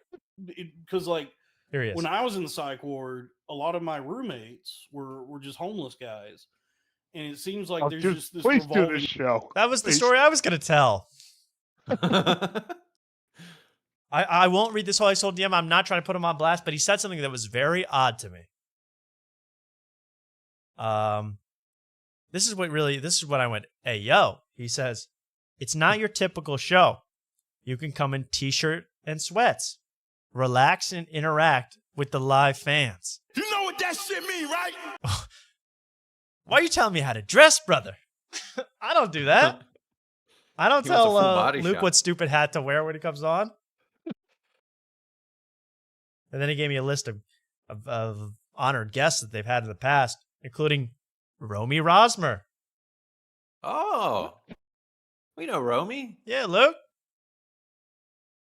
He did the show. Yeah, let's watch that one right now in full. No, this is How insane. many hours was that? So if they see this, I'm not trying to make fun of you guys. I don't even know. I was honestly asking, but I'm not wearing sweats. And you'll never see me in no graphic tee. You know, I don't have any, you know, I pause my game to be here shirts. It's all button downs. You know? I can't hash cheeseburger or nothing. All right, enough of that. Enough. Sorry, I just really wanted the chat's advice. That's really it. I apologize. I've been watching, I watched only 2 episodes now. I watched Love at First Sight. This is my new reality show. Have you guys seen this? Mm-mm.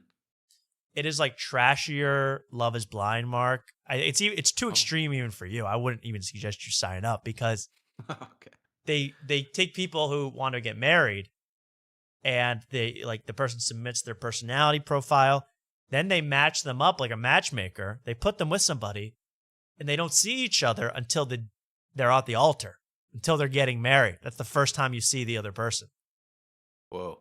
So it's like it's on Lifetime. It's like so trashy, and it is so great. Maybe you should do it. Luke, you interested? Do it. Love at First Sight. I think it's great. They patch you up. Pastor Thorne or something mashes you up with someone, and it's so trashy because they have like even Love is Blind. If you ever watched that, has horrible music, like the interstitial music where they go.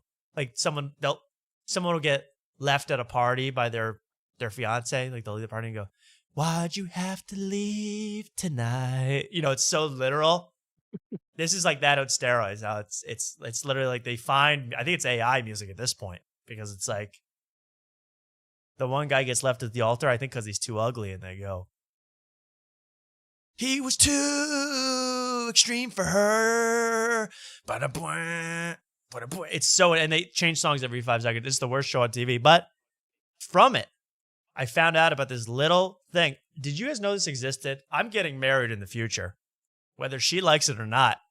And I am obsessed with this thing where the husband takes off the garter belt of the bride. Have you seen this?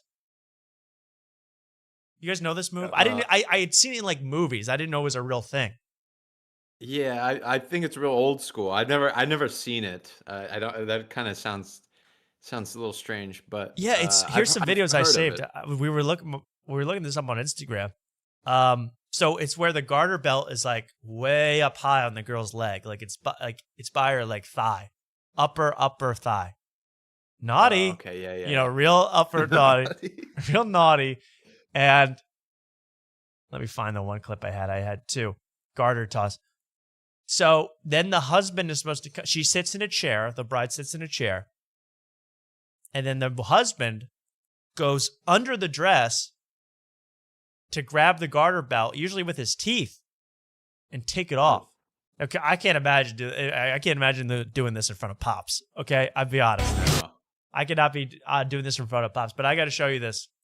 This is more, involved one. The guy he's a firefighter, and he put on his little outfit.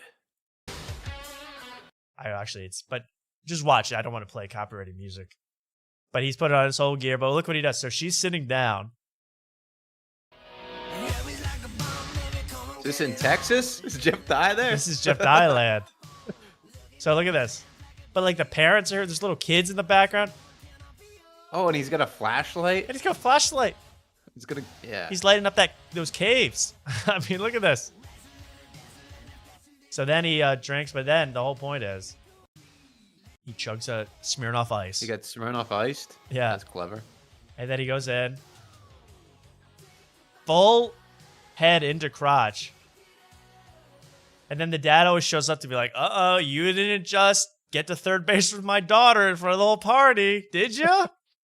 And the husband goes, "Oh, I'm going to molest your daughter in front of everybody." And then look, see, he has it. But this is other one. This is my other favorite one. I'll show this one. But has anyone ever seen this in person? No, this would make me uncomfortable. Oh. Sorry, that was Kevin Brennan wedding. Here we Good go. job with the diversity, Tom. Way to mix it up. Yeah, of course. Luke, this could be you. Could be. Could be. In suspenders?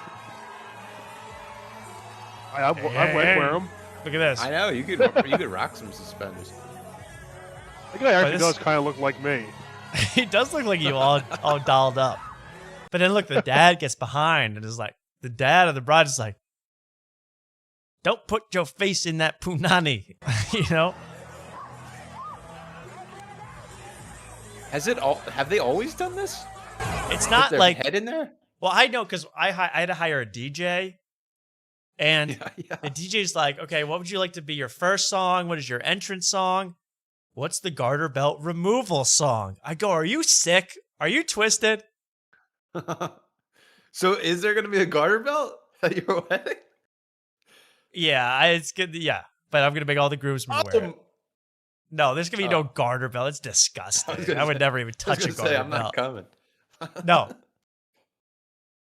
that is such a sick practice. I mean, look at the dad. It's like, it's all the sexual implication. Like, hey guys, we all know what's gonna happen. We don't need to then have me stick my head under a dress and go bananas during the wedding. I mean, It's just like Yeah. it's like some shit they do at Skankfest. this is. I heard Zach Amico was ripping me while he was under some girl's dress, getting her garter belt. I gotta respond. Look, he's fully under.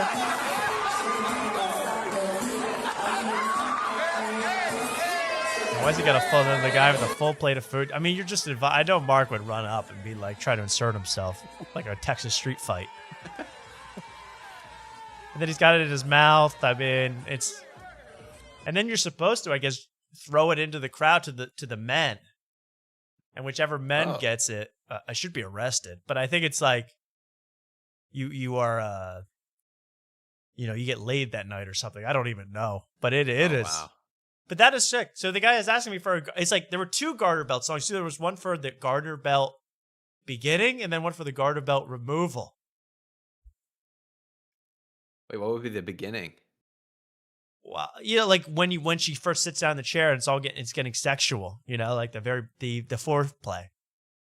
Oh. But Interesting.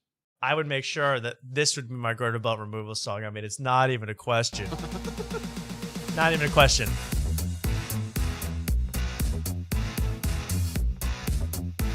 You guys want to see something hot?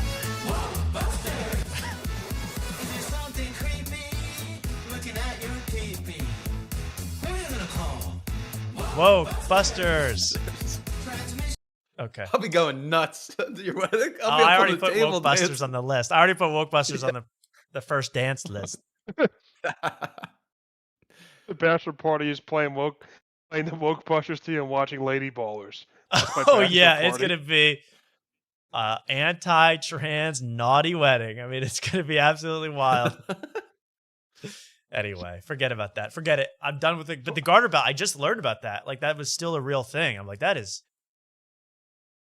Why do we have to get so sexual around our whole family and friends? Well, why? Yeah. What is the? I thought it was love? I thought the garter belt was like old school kind of thing, but yeah, I wouldn't think putting your head under a dress is old school. So I don't know.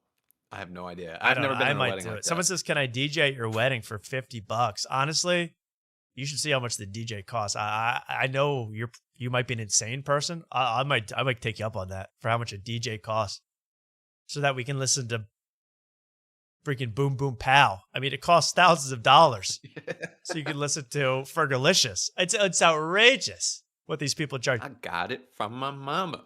Yeah. Got it from my mama. See, Mark should just perform a cappella and that'd be good enough for me. Yeah. But instead, it's like Yeah.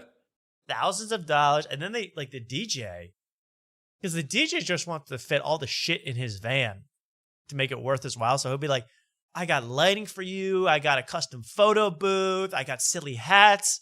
And all these things costed a couple extra $100 each. And I'm like, I'll provide my own fake mustache. I'll provide my own silly hat at the wedding. We'll bring fucking disposable cameras and we'll get over it. But this whole the up lighting, that's the worst. Look up DJ uplighting and make you sick. They go, you know what? I know your wedding venue already has lights. I'm gonna bring a bunch of lights and just put them everywhere. $800. That's a good deal. Screw these wedding DJs. I'm really sick of them already. I haven't even interacted with one. They're sick people. Sick. I dare I say, naughty. That's so icky. Yes. Okay. Enough. I'm sorry. What should be next? I mean, we got Andrew Scholes and Akash, and we got Jack Doherty. These are both brilliant things. And in fact, I thought I was the alone, but now there's a whole conspiracy, whole thing with Jack Doherty. So Jack Doherty was arrested over the weekend. I couldn't believe this. So Jack Doherty got arrested. Here's what he was doing. It's hard to find a great single video that captures it all, but he was in Miami.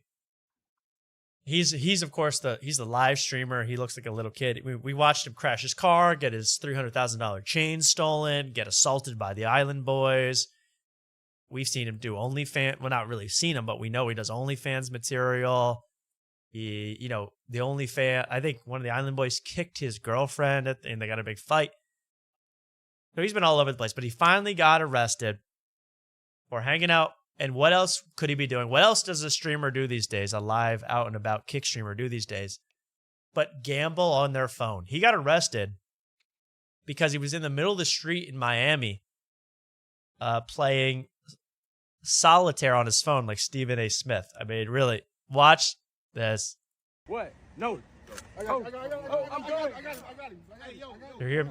He's got the cuffs on. Back up. Don't worry about it. Back up. Yo, back up. Yo. He's trying to hit on 18. Bad idea, Jack. Stay. But he's trying to hit. He's still trying to gamble. Chill. Go to the sidewalk now. Go to the sidewalk now. You want to go with him? You're funny. You want to be fucking funny. So this guy really gets it. This guy hates him. This cop. I love this part. You want to be funny? You try to get on the street. Go on the fucking street. I don't know who the fuck you think you are, bro. No, you're fucking not. Like, after I fucking do this, who the fuck are you, bro? I was trying to walk up the street. Bruh, I recruit like 8 women a month on the OnlyFans, bro. That's who the F I am. Very cool, Jack. And I gamble on my phone. Bro. All you had to do was get in the fucking sidewalk. That's it. You want to be fucking funny. That's it, bro. So he got charged with resisting arrest. He got charged with possession of marijuana and possession of amphetamines, which are just Adderall. He's now a real Adderall head. If you watch any of his things now, he's talking 10 miles a minute. It's outrageous the amount of Adderall this kid's on. Also, he can play blackjack on stake.co or whatever the hell. So he got arrested. He got out that same night. Thank you, our justice system. I mean, really, Trump, aren't you supposed to send these people to El Salvador? What the hell? Wasn't what is it, Gator Alcatraz, whatever they called it? Isn't that in in Florida? Yeah, Alligator Alcatraz. Alligator Alcatraz, yes. So this gets really complicated because he gets out that same night. He's printing T-shirts with his mugshot on it. The same night he has the T-shirts ready. It was pretty good salesmanship, but he's got it all going on. Then the next day, right? This is where it gets really. This gets into Miami streaming culture. The next day, he's streaming with another newly released prisoner, Tekashi 6X9.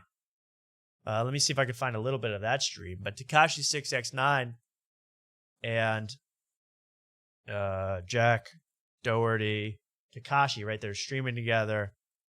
And let me see if I can find a clip. They get down to all. This is the full stream, right? You can just see what nonsense they're getting into. I don't know what the hell this guy's like me. He's watching them stream. But he's a lot flyer than me. Now this guy, belongs on the Dalton Pruitt Cornfed show. Get on there with your stupid glasses. They have more subscribers than me. Whoa, Donato Forgiato, 51K and growing. I love it. Hours you did 5? 20. Yeah, I got locked up at 3 in the morning. So you're seeing wearing mugshot. This is what they're doing. They just hang out. At some point, I think they go to They just kind of hang out, do nothing. I mean, these streams are so boring. But in the midst of all this, some hot girls come over that they try to convince to go on OnlyFans. Then, this guy really does have an alien head. Let's cut into it like Zach Amico's head. Is that real? Donato. So, while this is all happening, Tekashi 6ix9ine's house gets robbed while his mother is in it. While he's streaming with Jack Doherty, his mom's house gets burgled. But here's him explaining the situation. What's up? So I want to make this video to clear up all the fake news. You remember the rapper Tekashi? Yeah. Yes. Remember, Luke? You a goofy? You goofy? Yeah. Yeah, thank you. If you got the stiffy? Yeah, like he got the stiffy with the icky, make it naughty, all that stuff. And now he's out. He's now just an influencer. Seems like a real low life, but I feel bad for him. House is robbed. And rumors. So the world knows this. It's a fact. I'm on house arrest. I've been on house arrest. I think everyone in America and everyone across the world knows that I'm on house arrest. Yesterday, they allowed me to leave for work. People, I guess... That jigsaw tattoo should be on house arrest. Get that out of here, bruh. That's a clone, bruh. Live stream with Jack Doherty. They took that opportunity to fucking do some pussy shit. Like I said, it's me, so I get it. The rules are different for me. But if it was... That's what they were charged with, by the way. 2 counts of pussy shit. Reminds me of my new podcast. I don't think robbing a house is pussy shit. That's pretty ballsy, if you ask me. Well, they knew he wasn't there. That's why it's PS. That's smart. Fucking your face. Yeah, that's shrewd, but is it a little PS, Mark? Yeah, I'd say so. Yeah, you gotta take down. He's like Bowser in the castle. You gotta make sure he's there, or else it doesn't really count. Right. And his mom actually does look like a baby Bowser, so you actually nailed it on that one. They fought a mini boss with that one. You got to fight the big cheese. Favorite artist, your favorite actor, and that was done. They don't get no cool points for that. My mom is 60 years old. Y'all know I'm supposed to come home. Y'all know I'm home all the time. I'm on house arrest. So y'all take the opportunity that I'm not home. Y'all see me on live stream with Jack Doherty in Miami, and y'all do that. That's pussy shit. Is this his house? That's whack. I don't know. Now he's in a bungalow somewhere. But he's on house arrest, so I don't know what the hell is going on. Well, thank God for TMZ. We have footage of the home invasion. Oh, wow. And I'm not going to tell you anything. I already looked into this. Tell me if you have any idea who the masked gunman might be. You might recognize them. Watch this. This is real from TMZ. That's the mom talking. Now look at their builds. Look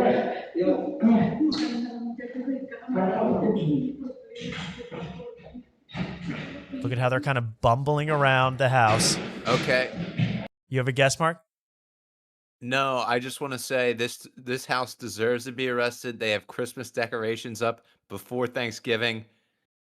Legal. But take everything they own. Take every decoration and put up those turkeys. Maybe that's all they were doing, redecorating. Yes. I There's agree. no Thanksgiving in the house, then they get everything taken. They didn't give thanks. And don't get me like this. You walk into this house. How soulless is this house with all the white? I mean, it's horrible. Any house should be remodeled by rugs, burglars. No throw rugs. Come on. No, The echo. That's what I mean. The audio is horrible because of the echo from just no soundproofing. None of that normal noise abatement. Instead, bouncing off the walls. It's bouncing off the AI puppy dog Christmas sled print. Ew. People already got it in the chat. Who these guys are? Yeah, the one guy was really scrawny. Wow. Great catch. That was a great catch by the chat. Yes, that's right. People are suspecting that this was the work of those dastardly Island Boys. Mock meme coin is live! The Island Boys at it again. Now, they have actually just got contacted today by TMZ to say this was not us. People they're that dumb that they're answering all these questions. But the one guy even says, "Hey, Red, come up here." And one of the guys' name is like, I didn't even know. His name is like something Red. So wait, isn't the guys from LMAFAO? The one guy's name is Red. Isn't he like Red Fo or something? Wait, you're right, Red Foo. Red Foo, yeah. They're like an uncle nephew team too. This is how LMFAO makes their comeback, as they rob Tekashi 6ix9ine. They rob Tekashi 6ix9ine for all his lyrics and all his beats. Sorry for party robbing. Oh, there you go. Yeah. Now watch these boys, whether they're Island Boys or Red Food Boys. Watch them bumble around. I mean, this has to be the work of the Island Boys. They are too stupid to even make this look good. Look, they're kind of just like wandering around the yard with the mom. Lackadaisical, no rush to rob the place. And then watch this. So they drag the mom. You can see a gun. They have a dog. Now they don't want to hurt the mom, but then look, they just let the mom kind of wander off on her own. They all kind of go ahead. You're supposed to always watch the hostage. And this is my favorite part. Watch this. The guy starts encouraging the dog. He's like, "Come on, puppy. Let's go. Leave the dog. Why does the guy care?" Oh. I thought he was coming up to kick it. I was like, yikes. That might be Hassan in the... Kill that dog. Place. Wow. A good guard dog, though. Ooh. Guard dog. Don't get me started. He need Gardini down there, dude. That could be Gardy. Gardiel. The Island Boys also steal $10,000 from Ryan Shaner, too. Oh my God, Ryan Shaner's at another 10K. So anyway, I totally believe it. In fact, TMZ did a whole exclusive. The Island Boys are to blame. Tekashi denies staging home invasion. I didn't stage it. Island Boys denial too. So this is official. It looks like them. One of the guys' name is Kodiak Red, and they say, "Hey, Red, come here." I mean, they are that dumb, okay? They're not good enough to put up this act. I'm so excited to see what happens. And I almost think that this was a legitimate robbery by the Island Boys, allegedly. Because who do they have a beef with most of all? They hate Jack Doherty right now. And they knew they watch him like a hawk. So I completely believe that the Island Boys, we're going to beat up an old lady. We're going to rob a house. I believe that. Can I risk my entire, integrity right now asking you a question? Risk it. So this is an actual robbery? What? You just lost your whole reputation. What did that question? Yes, it's a robbery. What do you mean it's a robbery? This isn't staged? Well, that's the whole point of the story. Yeah, we don't know. Okay. We don't know at this point. Tekashi's denying it was staged. The Island Boys saying they had no part in it. But to me, that looks like the Island Boys, the scrawny little Island Boys walking around. And they actually spent a whole 2 hours in the pool at Tekashi's house, which was even more suspicious. Mother could have took on all three of them. Mother and the dog could have probably I think so. won The dog fight. and the mob easily could have Scooby-Dooed their ass and tied them up. It's so easy to get these guys to walk, into a ham sandwich that's on the ground with a rope around it. It's so easy to rattle these guys up in a trap. They could paint a fake tunnel on the wall and watch them run into it. They could paint a fake Gucci store on the wall, and these guys would run right into it. It's definitely Island Boys. 50% off handbags.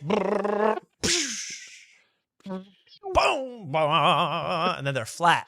We've seen it before, and we'll see it again. And then their teeth fall out like dominoes. Yeah, their teeth all fall out like dominoes. Yeah, their tattoos fall tattoos off. peel off. Yeah, their tattoos just kind of peel off on the wall. They're all stuck to the wall.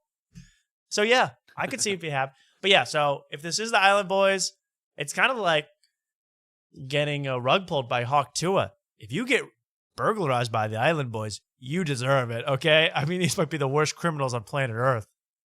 These are real-life Scooby-Doo villains.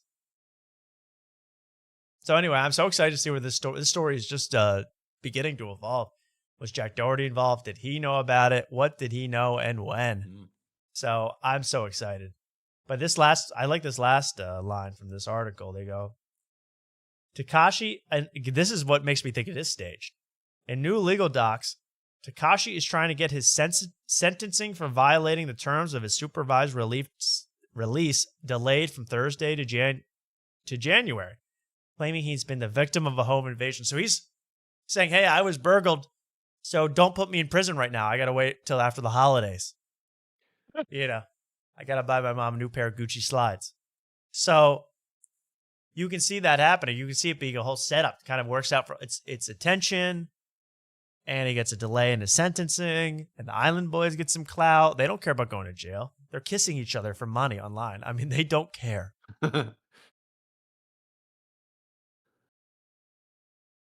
We're the Island Boys. So the Island Boys will never go away. They were just here to stay in our lives. I love it. Thank God. That's awesome. That's awesome. All right, let's get to what I think is going to be the biggest event of 2025, Mark. Or 2026. This is going to happen in 2026. Biggest comedy show of 2026. I will pay pay-per-view for this. I will pay top billing for this. Ready for this? This is from Patrick Bet David of the Valuetainment Network. How could you, Patrick Bet David, who's a conservative influencer, can you choose a less low-rent name than Valuetainment? I mean, it sounds like just a rip-off scam to begin with.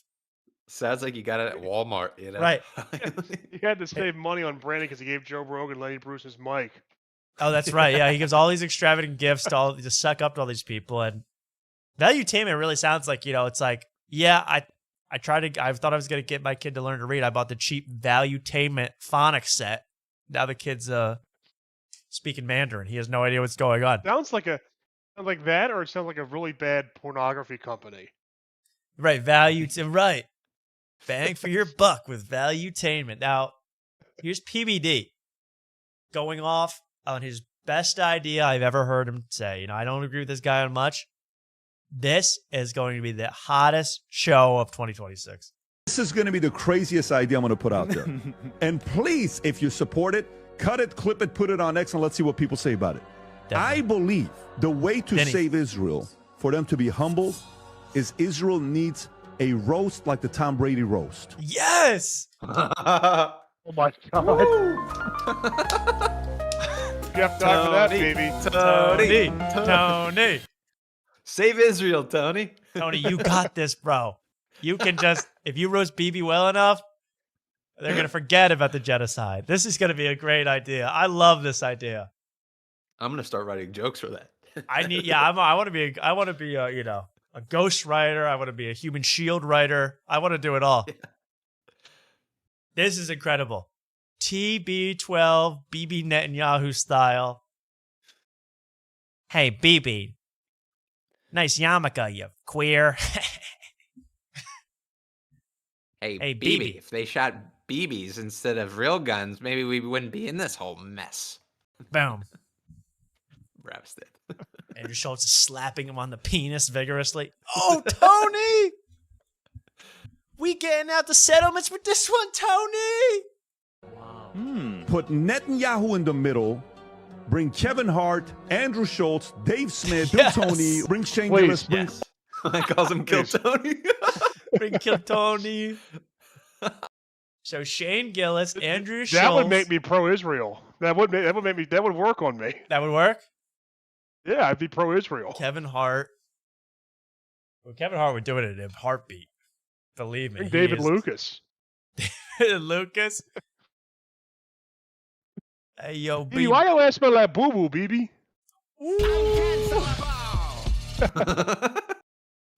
BB, that stands for booty booty. Andrew Schultz, Dave Smith, Bill Tony. Dave Smith. yeah. Like, bring hates Dave Israel Smith. with all his guts.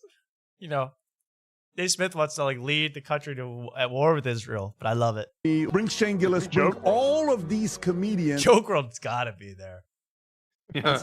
And let them do a 3-hour roast on Israel. Let them make so much fun of them, so much of it. And if you can take it, then the world is finally going to be like, all right, let's move on. We got it out of our system. Oh, let's move on. Let's move on. Yeah. Easy peasy. Oh, Thank God for the roasts. easy peasy. The healing power of the roast. Let's forget about 80% of Gaza destroyed. Shane Gillis just called them gay as hell, dude. Yeah. Dude. So you kind of did kill all those kids, but whatever. Like, dude. Why not Oh, Sam BB. Morril? Yeah, true. Well, actually, we actually invented bombing kids in New York. So actually, you're stealing from New York. So, yeah. We invented roasting war criminals. Hey, we know about roasting. We were in the ovens. Whoa! Hey, if you felt bad about bombing in Gaza, what about bombing at the Comedy Cellar? Yeah. I love my hotel room, but why'd you guys have to take it over on the second night? I mean,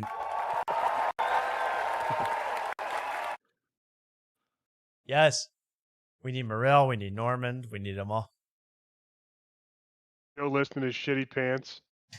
Joe's jumping around this thing. This is gonna be epic. I need the whole I need Skankfest Tel Aviv next year. No joke. If you bring Benjamin Netanyahu to Skankfest, he will stop accepting U.S. money. That might be a good thing. That might finally get him to say, "Oh, you know, I don't want to be too greedy. I can't go to Skankfest this year. I got to move on." Well, there we go. The best idea I've heard in my lifetime: the Kill Tony roast of the Netflix roast of Israel with Kill Tony. Brilliant. Tom, Yes. can we talk? We might be drunk. I'm in a Morel mood.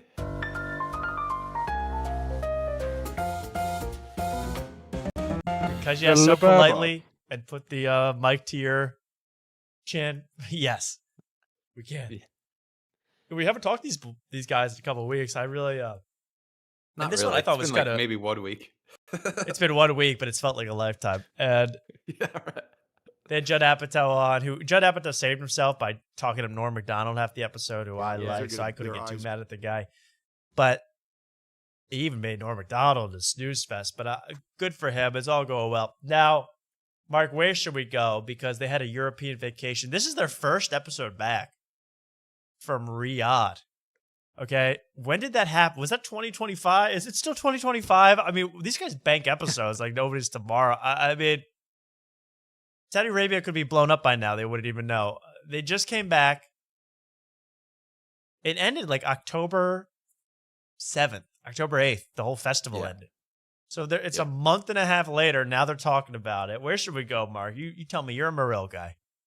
You know, I don't want to linger too long because I thought the good part was before Judd Apatow comes on. Is Judd Apatow always on podcast bores the hell out of me? Yeah. So I thought the first like 35 minutes of those two together It was were the best. gold.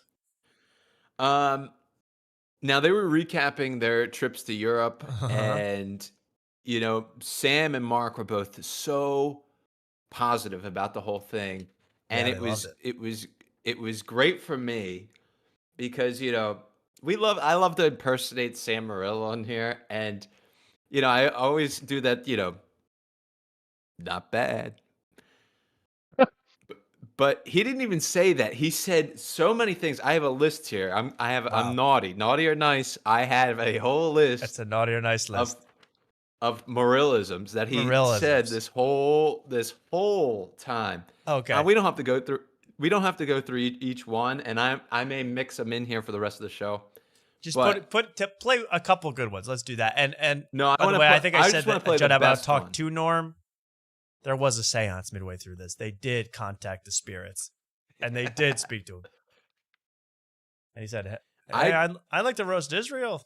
That's my best Norm. Go ahead, Mark. Tom, we don't have to play that many. I just want to play the best one. Just play them. Send me somewhere, Mark. Send me on a journey. 2620. Thank you. Sam Morril talks about something so great. Oh, this is amazing. I think I know what you're talking about. Let's do this. Yeah. Here we go. Oh, it's been months without these guys. Let's go. Like every meal is a fucking sandwich. Like you get a sandwich on a Parisian train and it's like ham and cheese with butter. And you're like, this is better than like a gourmet sandwich. Anyway, their fucking train station is better. I know. You put butter on anything, it's fucking... Butter and bread is just like... Yeah, and they do real butter there. So there you go. He's speechless. He's lost for words on how good bread and butter is. Orange juice? They don't make them like they used to. Picture That's that butter and bread. Okay, the French figured that out 700 years ago. Where next, Mark? No, just keep playing because he has more Sam Morillisms in this. He's not done. You put butter. You combine butter with bread. You got what I call a bodega special. We invented that in New York. Butter and bread. His bastards, you know that little great for hangovers. Dairy he had up there on the mountain. Woo! The Irish butter's incredible too. Good butter's fucking good, man. I mean, good podcast to get any better. I mean, butter. He's got more. He's got more in the tank here. If you want to keep I'm sorry, rolling. that made me laugh. Dude, butter? Fucking good. Good. Butter good, fire bad. Okay. Woo! The Irish butter's incredible too. Good butter's fucking good, man. Why French food is so good. The butter. It's all butter, baby. Ate a ton of food. Yeah, it was. I mean, it was insane, dude. It was. Oh, next you get so much. And it's the best when you could just get on a train too. I know. Oh, next you get the bagels in New York because of the water. Oh. Yeah, breaking bread with Tom Papa. What about slicing butter with Sam Morril? Butter on. Hey Tom Papa, I don't want to tell you how to do your job, man, but you ever thought of putting butter on that? Oh, I love a train. I had a few trains in a row. Like, this is fucking nice. It's very nice. You get the view. There's no nice. Yeah, all his little declarations. Okay. So there you go. That's just a little snippet of all the things I wrote down. We have a list. I'll work through them. That's good. Yeah. So anyways, I just wanted to show that, and we'll get back to we don't them have later. to go through the rest. I love those guys. I can listen to Sam Morril just talk about kind of what he's thought about over the last week forever. Butter.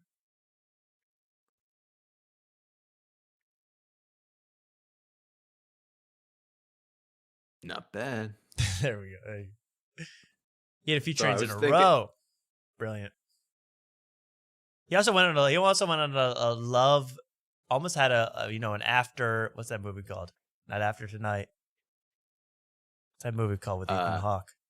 After Midnight. That's with Chris Hardwick. After. What is that movie? Ethan Hawke. That's not even called After. It's called like The Night Before, The Day After Tomorrow. Oh my God. Well, you didn't write in Hawk, yeah. Well, don't backseat Google. Don't backseat Grok me. After Sunrise, I wasn't that far off. After Midnight is the name of the movie. I'm sorry. After Midnight. Before Midnight. It's like he had an after sunrise moment where, he met a girl. They almost ran away together, but she got creeped out and didn't go. That was the story. Yeah, I have all the time codes for that. He was getting some I don't even want to say it. Punani overseas. no. Yeah. I love that. I don't want to play that right now. It's going to make me puke. But Yeah, I'm so that's glad. okay. Here's one little thing I want to play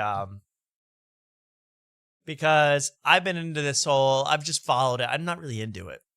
It kind of just turns my stomach. The whole Akash and his wife thing. I mean, everyone's already talked about this. Oh my God. The whole Oshkosh and the wife thing. You've seen this, Luke. Oh, yes. So, you know, she is playing Akash like a fiddle or a sitar and absolutely just saying, oh, I did this in college. I did this in college. Oh, I bet she's talking to her podcast co-host saying, I bet your husband has a big, you know. Yep. We know. And say the husband's hot as F. I love your husband. I'm trying to have an orgy with your husband. It's really meant to make you puke. But I noticed something interesting. First of all, I couldn't find this, but I predicted this like months ago. Because Andrew Schultz started going, remember when Andrew Schultz started going peaceful Schultz? When he started doing this all the time, he goes, no, I understand, man, but like, why are you talking to me in that way? What happened in your life to make you come at me like that? And you had to get you go, you're right. It's my fault. It was like Epiphany Schultz, right? What's that?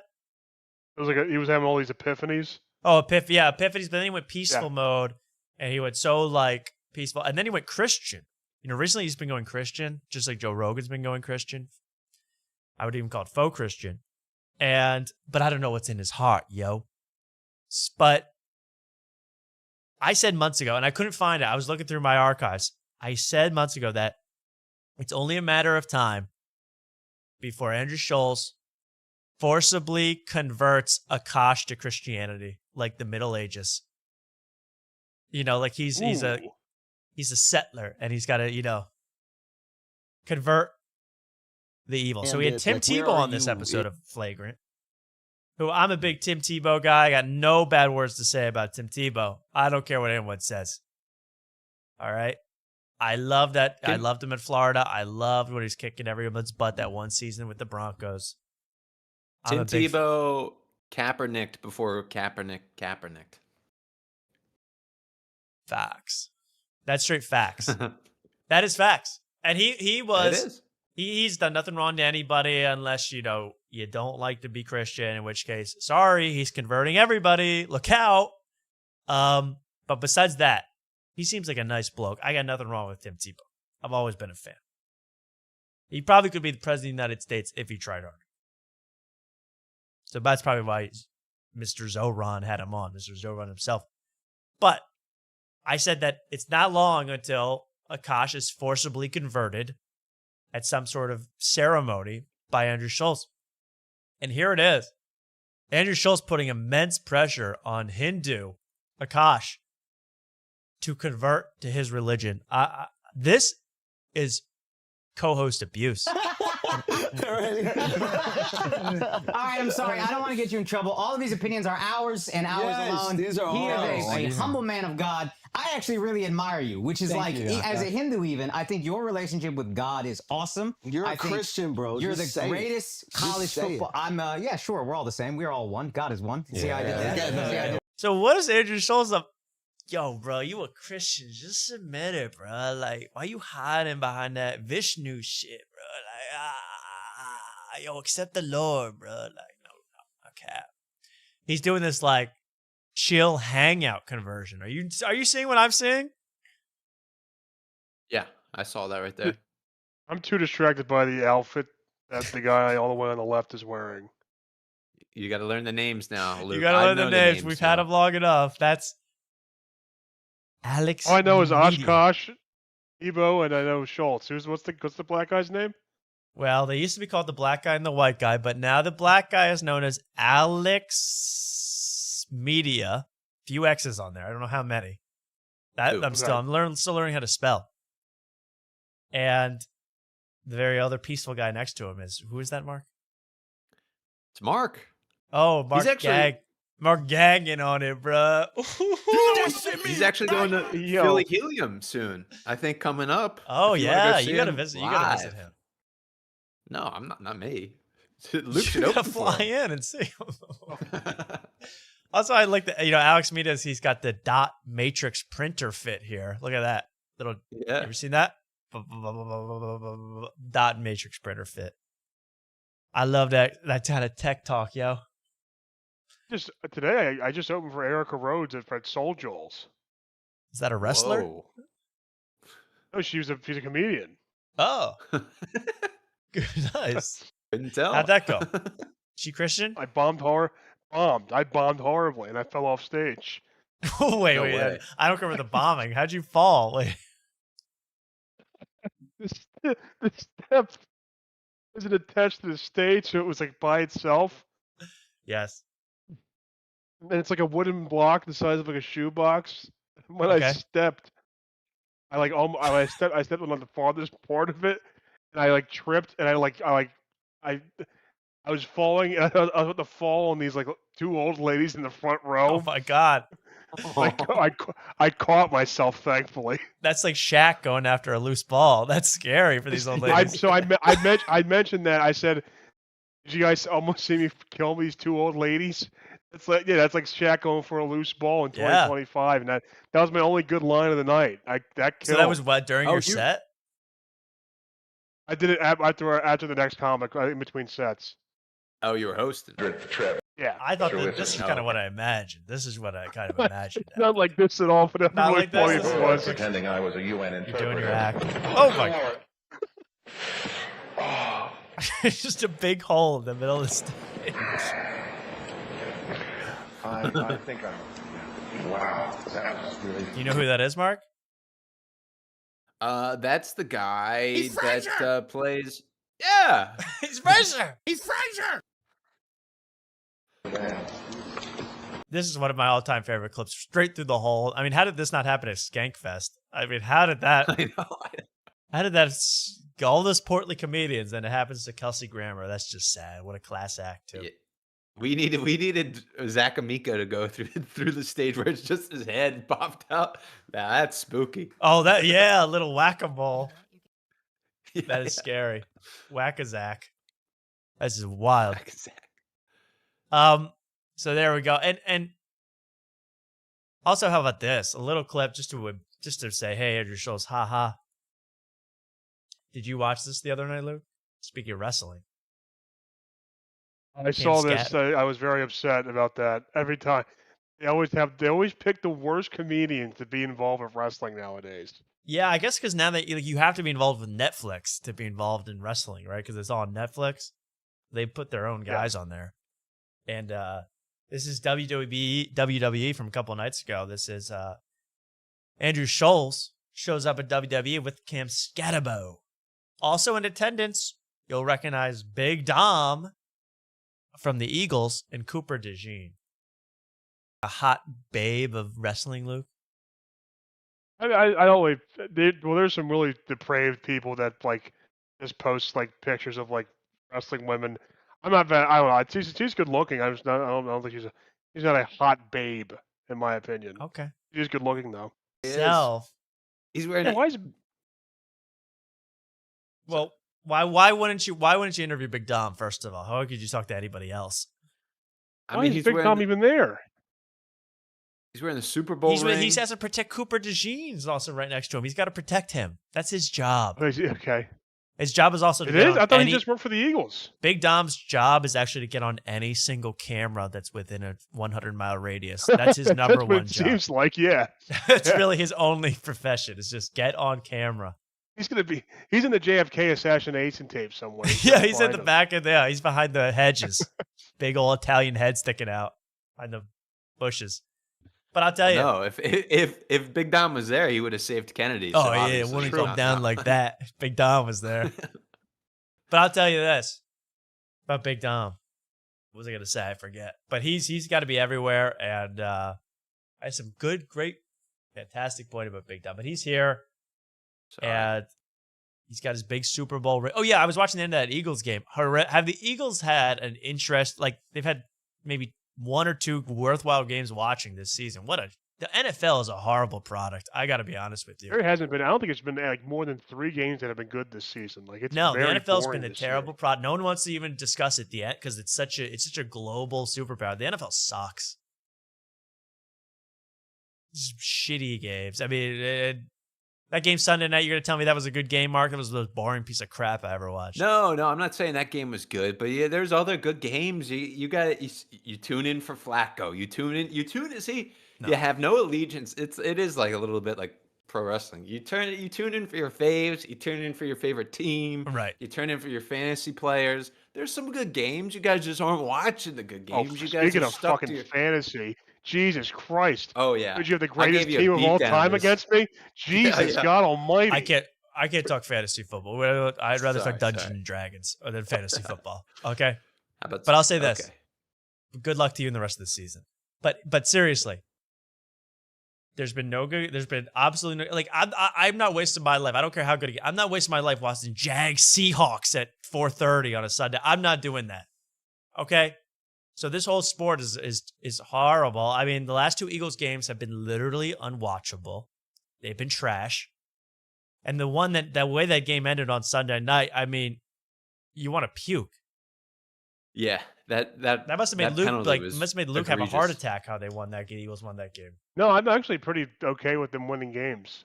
Oh, I don't know why. I just turned don't a care corner. anymore. Well, anyway, Yeah, I'm because sorry. they're gonna get beat by the Rams or somebody like better in like the first playoff game. Probably Well, they should. But I mean, anyways. they seem to suck. And the only good storyline, is AJ Brown being like, I hate everybody on the team. I want to leave. Take me off your fantasy team. That's the only funny thing going on. I saw him playing Madden as himself. That was my favorite part. He posted his stats from his Madden game, and he gave himself like 11 receptions, 3 touchdowns, 178 yards. Never threw the ball to Devontae Smith one time in that game. I love that. He just did not even pass to his. He just hates everybody else on the team. I love it. And Jalen Hurts looks terrible. But you know what? They're winning games. That's all that matters, yo. All right. Attention, because they sweeten the audio. It's hard to tell. Almost no reaction to Andrew Schultz from the crowd. And in fact, look 2 rows behind, look 2 seats behind Big Dom. The guy starts laughing at how little reaction Andrew Schultz gets. And they're all in the Philly crew. Wait, is Big Dom wearing a Kangol? Oh, is he wearing a Kangol hat? Yeah. Yeah, I think he is. I realize now it's Kangol, not Kangor. That's a terrible name.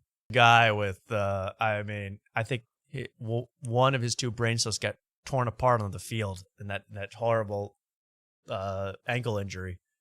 So this guy's working with nothing upstairs. What the guy play 7 games? And he has his own custom necklace. He's got scat. He's got a scat pack. He is pretty sick. He almost beat Texas in the college playoffs. Yeah, that was a great. Yeah, for he is Arizona State. He's a great. He is a good player. No, he runs head first, and we're not just brain damage. The necklace and the stream with neon is not doing him any favors with me. Well, let's just show people that know sports. This will be more interesting. This clip of Can't Scatabo on a Twitch stream. Okay. This is pretty funny. I'm just showing you how dumb. Like, I know the whole world's getting dumber, but our athletes are getting especially dumb. Like as we all get dumber, it really shows in these stupid athletes. They're getting only stupider and stupider. Do you turn your head to eat a taco, or do you turn the taco for you? Like, are you dominant to the taco, or does the taco, do you turn your head for the taco?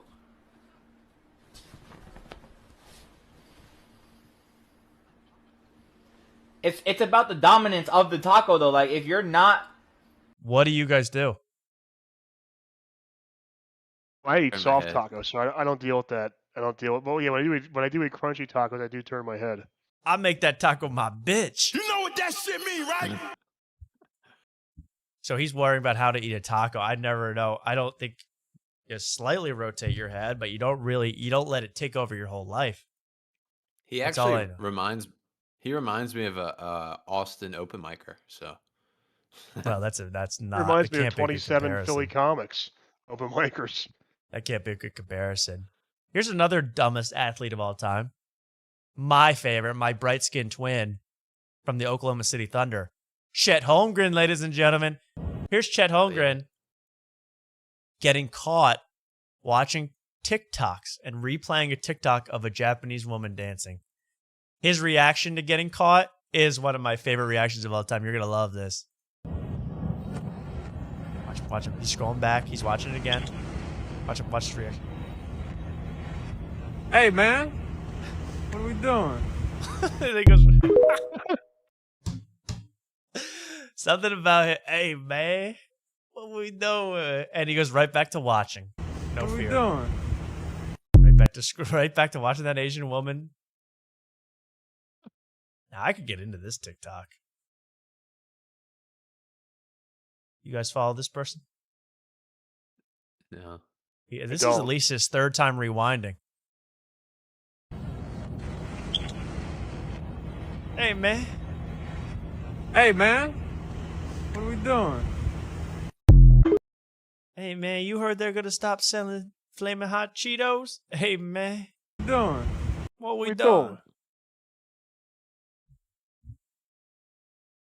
I love Chet. He is my bright screen twin. He knows absolutely nothing about the world. We saw, remember when he had, these are some of my favorite books. It was all like Gucci coffee table books. Remember that? He had Louis Vuitton coffee table books. He's like, I do remember that. I yeah. like this one.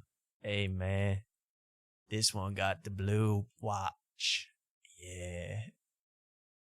That got me feeling some type of way. Yo, they say these Gucci slides is limited edition. I can't read it, but that's what they say it say. I love Chet. My favorite.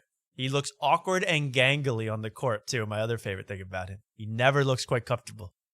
Good luck to him. I love that word. I love that word, gangly. Yeah. Are you gangly? You're kind of gangly, Lou. 62. I'm kind of in the arms of gangly, yeah. Nothing wrong with that. And I'm gangly where it counts. You know what that shit mean, right? Hey, yo. Yo.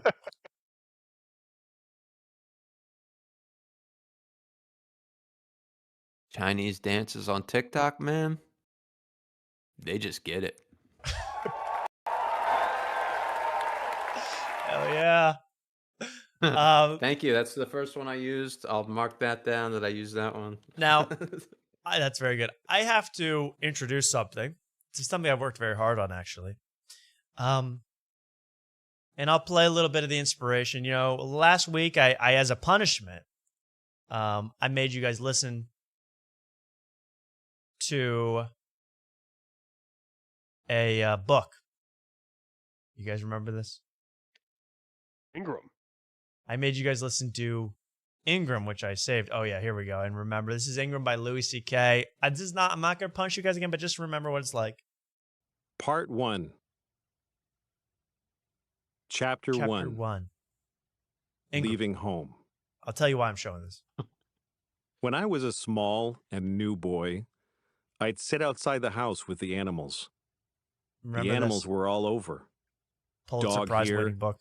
pigs around, horse grazing right next to the house, chickens underfoot, and no one thought anything. Remember, the horse goes neigh, and it keeps going on. Well, I am happy to announce that I have just released my first novel. Thank you. And it is an unofficial sequel to Louis C.K.'s Ingram. It is called Diagram. That's right. Diagram. I'm going to play you a little bit of my new... I already recorded the audiobook. This is it. I really want to introduce you guys to my new book, Diagram. Okay? Are you guys ready? Do you guys want a little story time? Yes. All right. Just a little bit. This is just my book, and I hope you like it. You can kind of see the inspiration I got. Diagram by Tommy Afters, my unofficial sequel to Louis C.K.'s Ingram. Part 1, Chapter 1, Scene 1. I woke up how I always did, in the dirt, outside with the big beating yellow sky monster looking at me. And he looked mad. I lived in a place they called Sherman Oaks, Los Angeles, but I just called it Place Where Me Live. It was a very busy place. There were birds that flew with their wings, which were like arms, but they used them to glide through the air. A squirrel by a tree was moving wherever he wanted to move, and when he would move, he would be in a different place than where he used to be before he moved. So I named him Movie the Squirrel. There were also bugs crawling all over, which are like animals, but smaller. Then suddenly, standing over me, there was a dog, which is like a bug, but bigger. And attached to the dog's neck was a piece of rope that a man held onto. A man is a person, which is like a dog, but he walks around on 2 feet instead of 4, and he has a lot to say about his opinions. The man looked at me and, using his voice to speak, said, "What the hell are you doing on the ground, you bum? Don't you have a place to live?" There's a lot to unpack from all of that. So, the ground is like the opposite of the sky, and a bum is a person without an indoor place they go sleep in. And a place to live is, well, it's what I've been searching for my whole life. No, mister, I said. Ever since Governor Gavin Newsom started targeting comedians who have appeared on Gutfeld, I've been sleeping on this here ground, which is like the floor. But instead of being inside, it's, I know what the hell the ground is, you idiot, he said, with a mean look on his face. Mean means, well, like being mean. Okay, we're going to pause it there. Middle of chapter 1, part 1. Oh, dude. Diagram? Crazy. Oh my god. I can't wait for Theo to talk about how much he loves it on his podcast. Thank you so much. That's just my first draft, and it's released. Now, there are 3 more minutes, and we will be playing that the next commercial break. Don't worry, I'm not going to subject everyone to that. But it does keep going and going and going and going. So that's my new book, Diagram. It is bewildering how good of a writer Louis is at comedy and how horrible a writer he is at books. Diagram. Well, he tried to do I told you, he tried to do I won't research anything. I'll just write as if I'm a really dumb guy who doesn't know anything. And I think, he tripped himself up with that.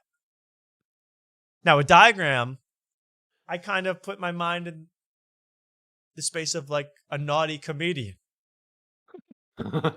And I kind of, everything I needed, I got. All right, I had to do that. That was just my little gag. Diagram. Worked very hard on that. And yes, I did use AI to create this image only because Ingram, the cover of Ingram, looks exactly like it was made by AI too. That's the only reason. Yeah. I don't Kinda take away nailed it, money from honestly. writers. And there's some. I thought you just copy and pasted the background image and put your own text and. Oh no, but it's Los Angeles. You see, because it's. Is that Epstein's temple? I know for some reason when I put a picture of LA, it created Epstein's temple, which is why I'm scared of LA. I gotta get the hell out of there. I'm packing my bags. I'm packing my clothes. I'm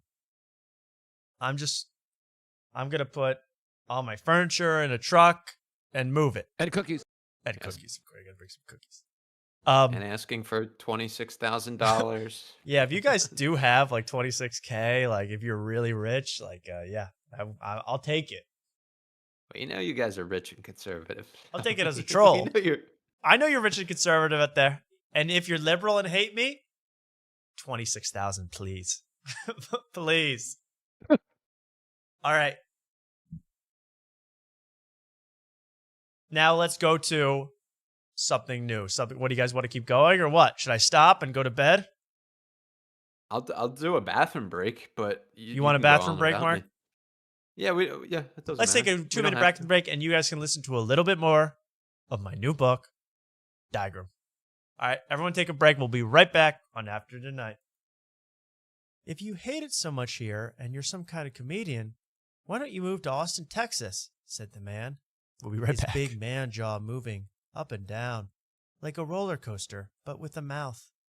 After having him show me where Austin was on a big rectangle with lots of funny lines on it that he called a map, he explained about what he called an airplane, which is a giant gray flying bird that you can go inside to watch Seinfeld using their in-flight entertainment system. I was sold.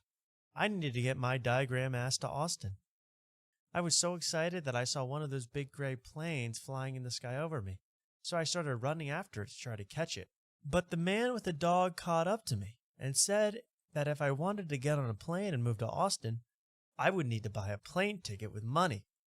Like when I wanted to ride the Ferris wheel with Aunt Gladys, but Ma said we needed the ticket money so we could afford to wash my Cybertruck. I remember that day because I got so upset that sad water started to come out of my eyes. Where do I get money for a ticket? I asked the man. The Gutfeld show famously doesn't pay their guests, and my podcast is still getting off the ground. I don't know, said the man. At the sight of me starting to get the sad water in my eyes again, the man said, "Here," and tossed me a green piece of paper with a funny-looking man on it. He explained fiat currency to me and said that money could be used to purchase goods and services, then said goodbye. As he walked away, his big tree trunk legs swinging. This is still first going. the Oh my left, God. Then the right, then the left again. Then he stopped to scratch himself, then the right again, with those well-toned calves raising and lowering, like when Ma used to work the butter churner. His knees bending as he walked, like a piece of hay if you bent it. His 2 feet looked just... Wait, sorry. I forgot what I was talking. The money, right. As I looked at the money in my hand, I thought, hey, if it was that easy to get $20 from a stranger, then it would be just as easy to ask for money from the fans of me, Diagram. I walked and walked until my barefoot bottoms were red and swollen, just like barefoot bottoms ought to be. I kept walking, walking and walking, Bottoms. and then I walked some more, until I realized I could just use my phone to set up a GoFundMe for myself. I gave my barefoot bottoms a rest and went to asking the world for a little help. Little did I know what my bare finger bottoms were creating as I innocently asked the world for a helping hand, just like Aunt Gladys and Ma and my dead dog taught me. End of Part 1, Chapter 1. Part 1, Chapter 2. Mommy, what's a troll? Okay, we're cutting it there. It's got to end there. All right. Thank you for listening to Diagram. That's the Chapter 1, Part 1, Scene 1. Thank you so much. And I really hope you enjoyed that. Mark, your review? Diagram is sick. Oh, damn. That's a 5-star review from the man who's Snummeril himself. Thank you. That's 3 out of 12 I've used now. Okay, Still good. got Don't a stop. Bunch in the tank. And they're all compliments. I love it. It's never like, sucks. Yeah, these are all positive. I'm waiting for as you can tell in parentheses, it says positive. I'm waiting for an episode where he's just super down and negative on something, and then I can't wait to have a whole. I'll fill out the back of the you're sheet getting with- this. You're getting this imitation, this impression down to a T. You know, all I have right now is the other half, Mark Norman's. Like Luke, say who you opened for again. I'll do a Mark Norman for you. Say exactly what happened. Like you open. Go ahead. Is he here, Luke? No, he wants to call in. You gotta let him in. Oh my God! I had a perfect timing too. Perfect timing. Luke, are you there, Luke? So Luke, are you there? Because I really need you to do something. Oh, he's gone. Oh my Okay, gosh. Mark. Right. Mark, you have to say, "Hey, did you know that Luke opened for Erica Rhodes?" And then I'll do my Mark Norman. Go ahead. Hey Tom, did you hear that Luke Kincaid opened for Erica Rhodes tonight? Whoa! That's it. Any celebrity name gets a whoa! Oh!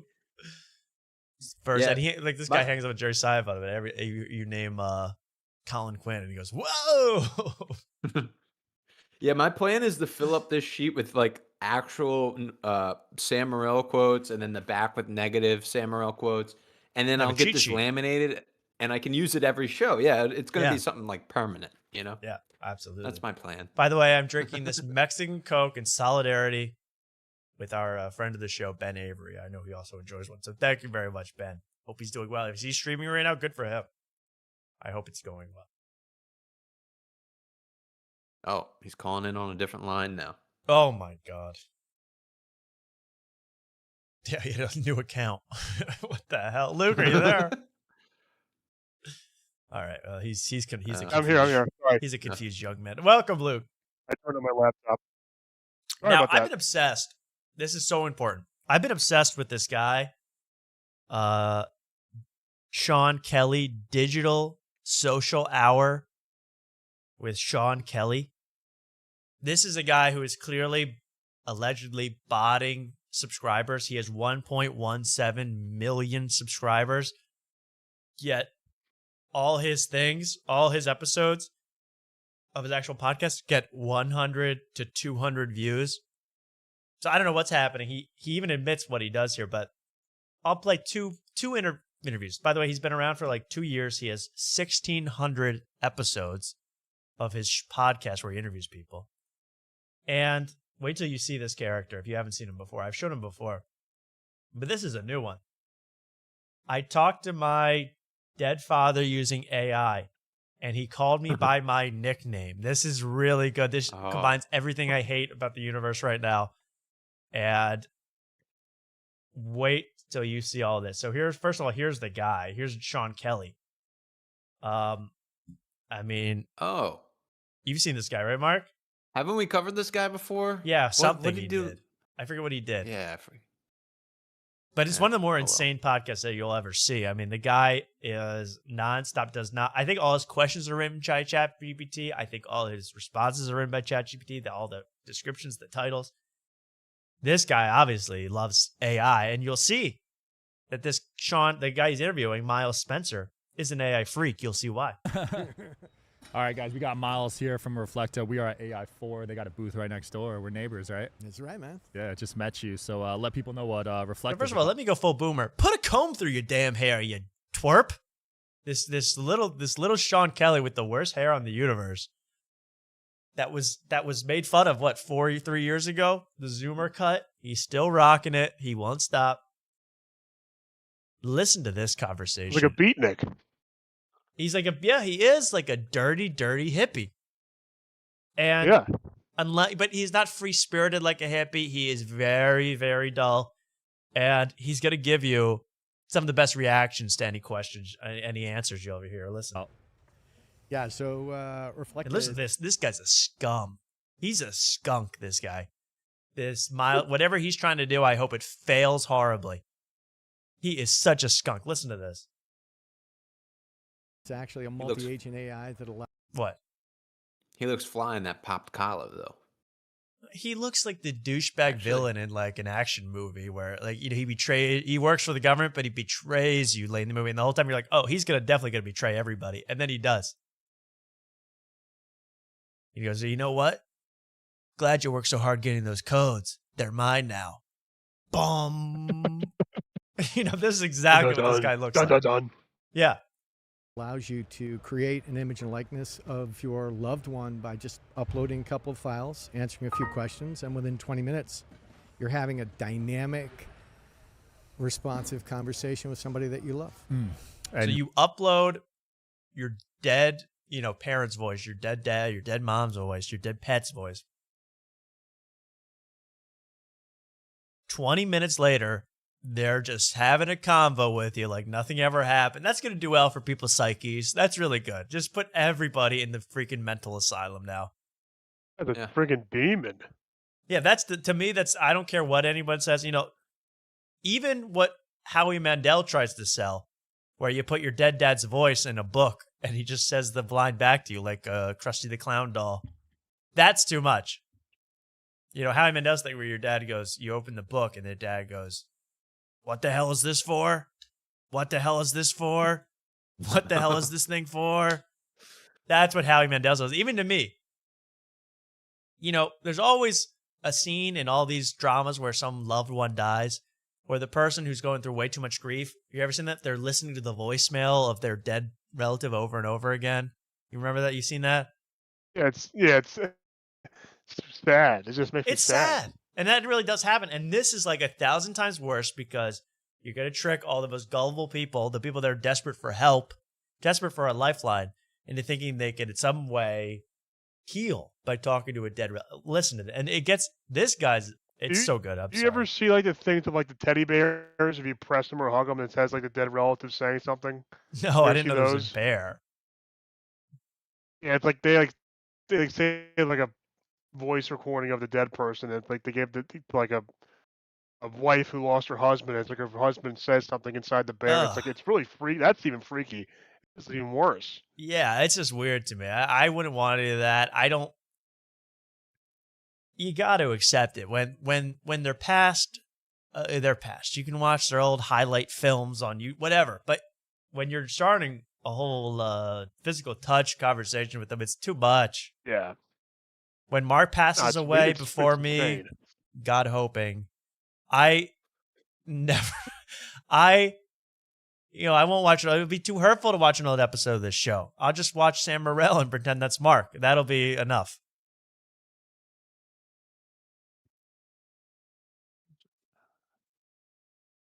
Well, New York invented AI podcast co-host, so. Okay, wait 1 second. It's legit. Yes. I'm sorry, Luke. It takes Mark. It takes him like a few seconds to get. He has to get the smug pause of Morril, so it's hard to know when he's doing that. I apologize. No. It's okay. No worries. It's all comedic timing that Sam Morril has mastered. So. Yeah, I know. It took him 40 years in New York to master that. All right. But New York did invent AI dead relatives, for sure. What was the purpose for creating this? Well, there are 62 million people that die every year, and their memories just let's profit off fade away like tears in the rain. Listen to the guy's response. Until somebody did something about it, and that was reflected. Wow, 62 million a year. It's a lot when you put it that way. So do you? Yeah, when you put it as a number, yeah, I mean it's a lot. That's my favorite response of the year. I might get that many subscribers. I might pay for 62 million subscribers on my channel. It's okay if they're dead, right? They can still subscribe, right? 62 mil? Those are Logan Paul numbers. I love it. I just love that. Hey, the store's about 3 miles away. Oh, it's a lot when you put it like that. Right. It's the only way to put it. Okay. How else could you put it? Yeah, I just love that. Because the guy doesn't want any. I've heard this guy reveal directly that he doesn't care. He's real to his own guests. I don't care about the interviews. I'm just trying to farm clips to put in shorts and reels to blow myself up. And that's all he cares about. He doesn't care about any conversation. It's pretty wild. But here's my favorite part of this whole thing. Because this creep, this Miles Spencer of Reflecta, please don't let this guy, he's probably running the drone program in this country right now, but don't let him do anything else. Keep him away from my, G-Ma. Keep away from me, Ma. I don't need him putting his hands in that. But don't worry, everybody. He used his own technology for his own dead dad. And listen to how this guy BS's his way through this. This is one of the crazier, funnier things I've ever heard. I mean, these people are just total liars. His name is Miles Spencer. And I've never heard him speak. But my brother sounds a lot like my grandfather, and I suppose my great-grandfather. So that's the voice I use to print. And what's interesting, Sean, is that we go in with a confirmation bias. Look, my dad printed off of a voicemail, and his voice was 74% fidelity day one. And at first, I was, he's not as funny as he used to be. He kind of pauses. No one says, hey, your dead dad, he's got about 72% fidelity. Go run with that. So it's like, yeah, he sounds 72% like my dad. He sounds 28% like Microsoft Sam. He sounds like Computor the rest of the time. I love it. What a piece of crap. And then listen to this is the BS this guy spins. I mean, I love here this. and there. I was picking him apart. But once he called me by my nickname, once he remembered a 50th birthday dinner I had on April 27, 2013. Okay, wait. We got to fully lock into this whole thing. So he's the biggest salesman asshole of the year when he goes, at first, I was like, wait, this isn't really my dead dad talking to me from beyond the grave. But then he said my nickname that I told him to say. And I just said, Daddy, listen to this. Listen how you're supposed to get excited about your dead dad talking to you. I love this. Pauses here and there. This company, I am praying this company crashes and burns. Please make this guy bankrupt. Please ruin this guy's life. Please. Can Miles Spencer please give his last remaining $26,000 to Jeff Dye and get off my screen, get off my planet? I'd rather have Jeff Dye have the money for a potential move. That might not happen. Okay, let's watch. These people mock religious people. They think they're religious people are crazy. Oh yeah, they're kooks. They're talking But to this freaking is the robot. future. This is the future. You're a Microsoft Sam with a dead dad filter on top. All right, play it. I was picking him apart.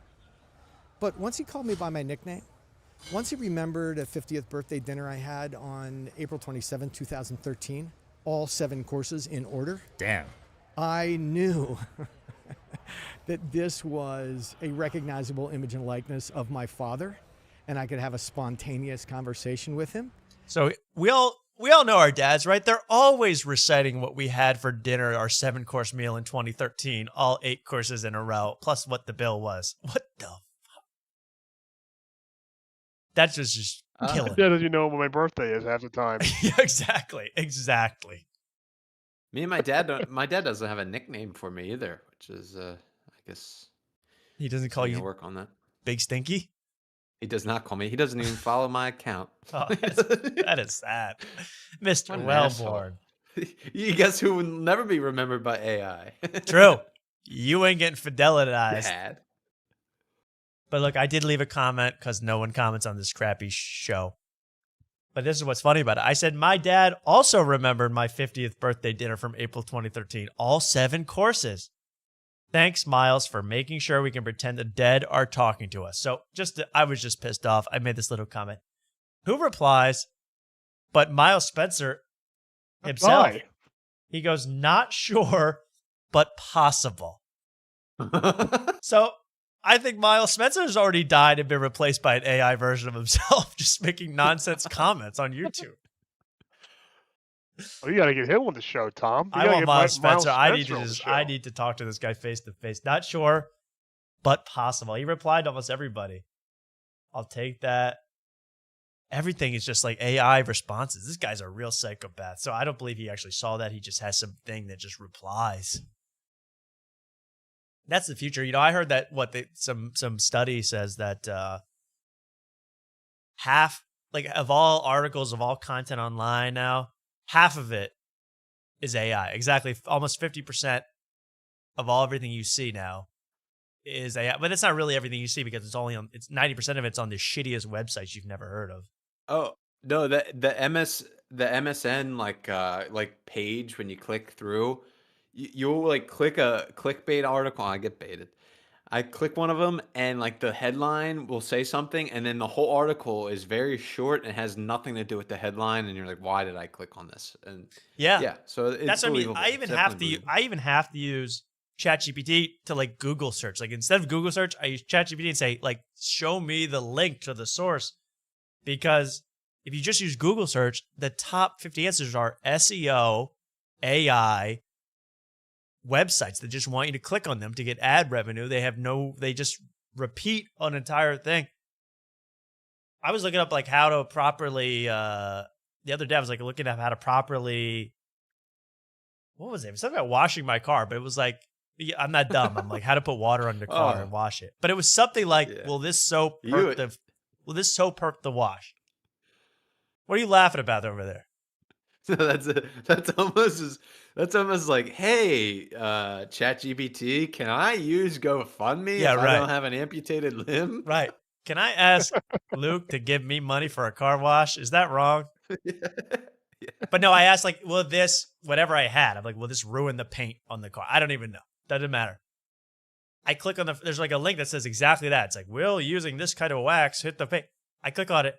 It's like direction by direction. The first step is like, make sure to place your car into a bucket of water first. They just have SEO, AI responses. They don't make any coherent sense. And my car didn't fit, long story short.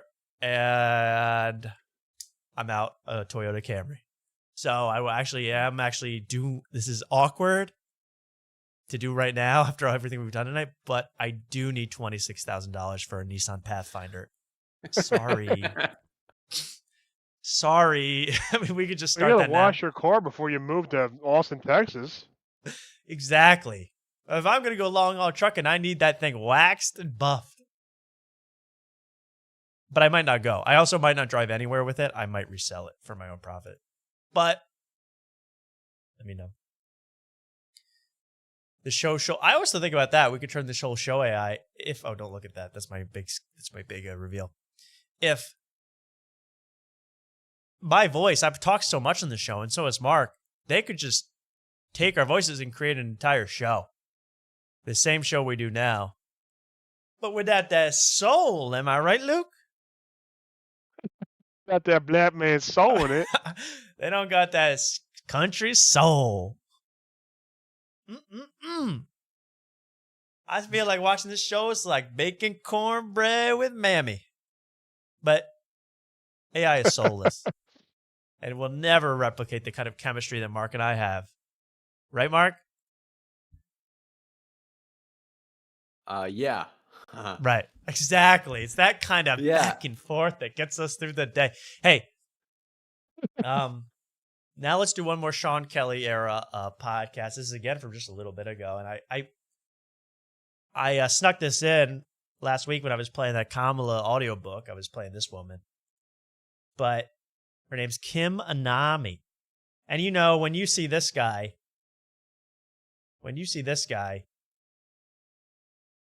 you instantly think, I got to see how to achieve peak performance with this sexual energy hack. I mean, this guy just screams tantric sex. Doesn't he? He looks like the new Sam Bankman-Fried, doesn't he? Yeah, he does look like the next Sam. Yeah. He looks like if Sam Bankman-Fried, didn't even know how to scam people properly. Too dumb to even scam. What's he trying to sell in the background? Is that like it's liquor vodka of some sort that He's I can got try? his Really? own liquor. Oh, yeah, it is vodka.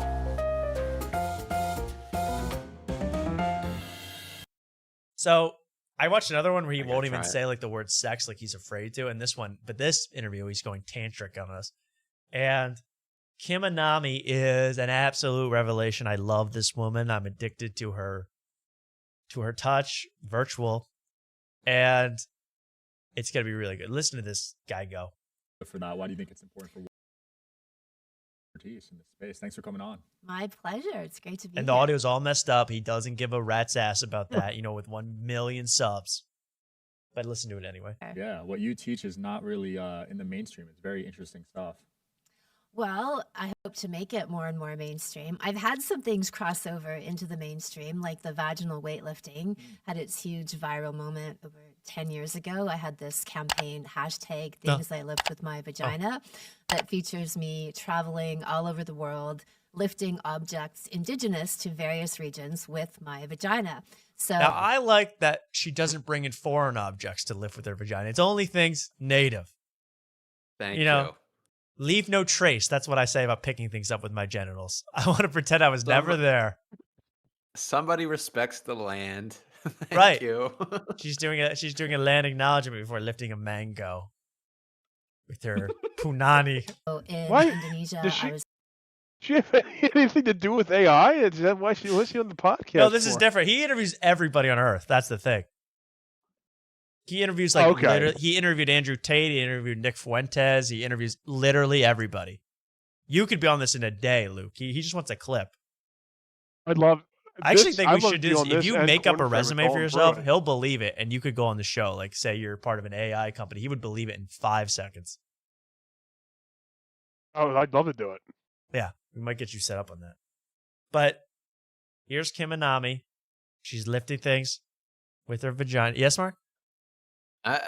You know, this is gonna sound very poor. This isn't gonna sound good, but I don't know. By the wrinkles on her skin, I would assume that her vaginal strength isn't that strong. That's that's all I'm gonna say. Whoa. Yeah, I'm sorry. So I want her. Now, Too crass. okay. So all right, prove me Mark. wrong. No, it's not even that's too Prove- crass. It's that it's insulting to this sexual guru. And I'll prove it to you, Mark. You think she's not that strong Okay. with her pelvic floor?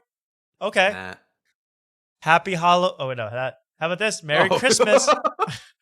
Merry freaking Christmas. Oh. Okay. Ah. Now, I don't know exactly what that is. I think it's a bauble you hang on your Christmas tree. But hey, Mark. That's a. Happy Halloween. Happy. Oh no, that's a pumpkin. That's a full ass pumpkin, bro. And that's not hollowed out. That's not a jack-o'-lantern. That's a 3-4 pounder hanging off there. I Luke, shouldn't have you're said impressed. anything. Very. I love a strong woman. In her natural Absolutely beauty. strong. I mean, she can lift me up physically and in spirit with that fang. And finally, I want to save the last one for the end. Wait till you see what she picked up at the end. It's gonna drive you crazy. Lifting I shouldn't have- coconuts come on, and man. pineapples. Yeah, Mark, and you put this on the whole chat. The whole stream now has Yes, to look sorry, at this. guys. bunches of mangoes, and in Italy lifted a chandelier. Wow. I went to the Berlin Wall and lifted pieces of the Berlin Wall because you can buy them in souvenir stores. And then renamed it. Mr. Gorbachev, lift up this wall with your cock.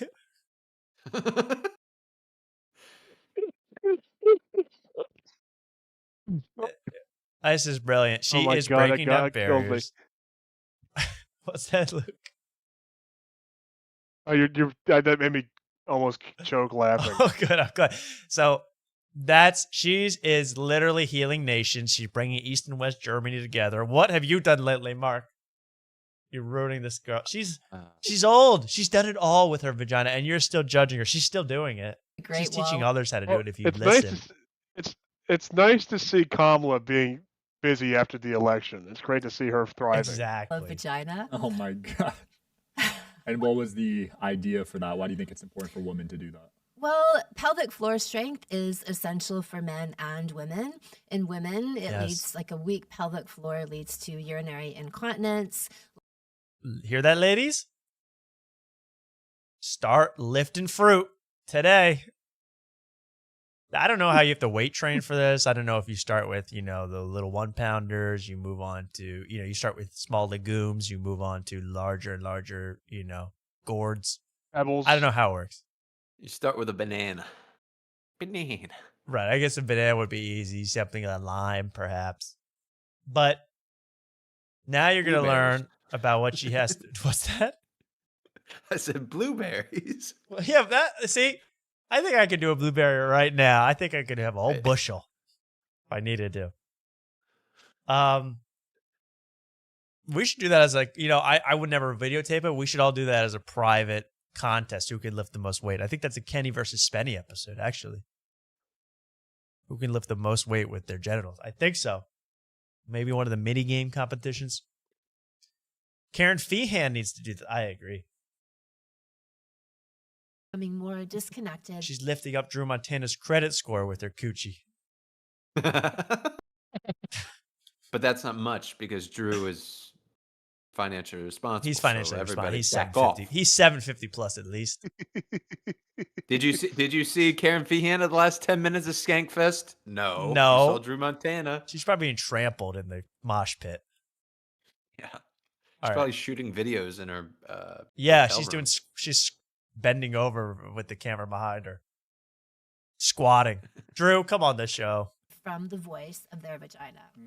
And vaginal Yeah, I'm sorry about the audio. It's not us. It's just this horrible Sean Kelly. He's the worst.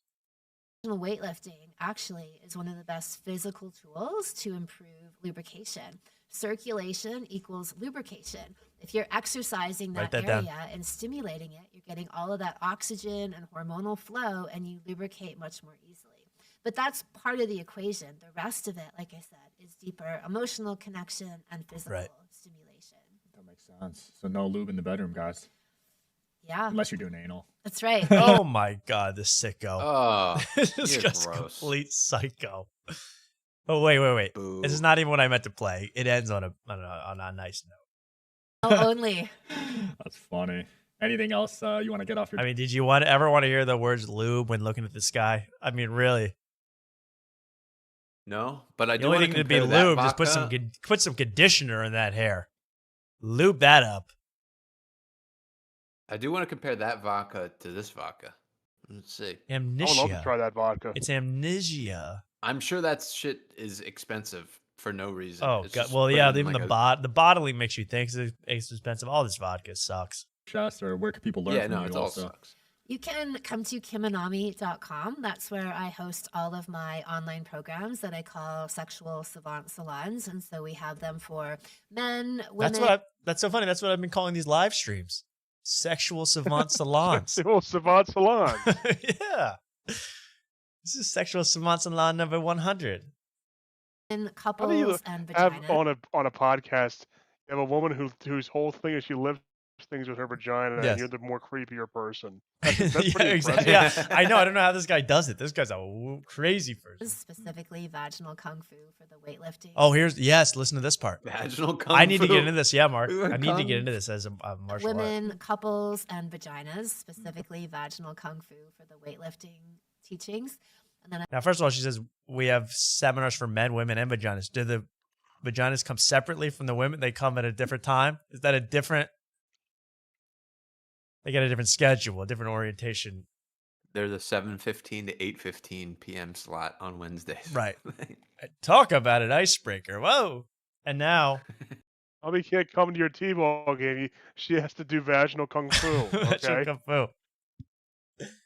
Vaginal kung fu. Now, is Kim Anami fighting with that thing or what?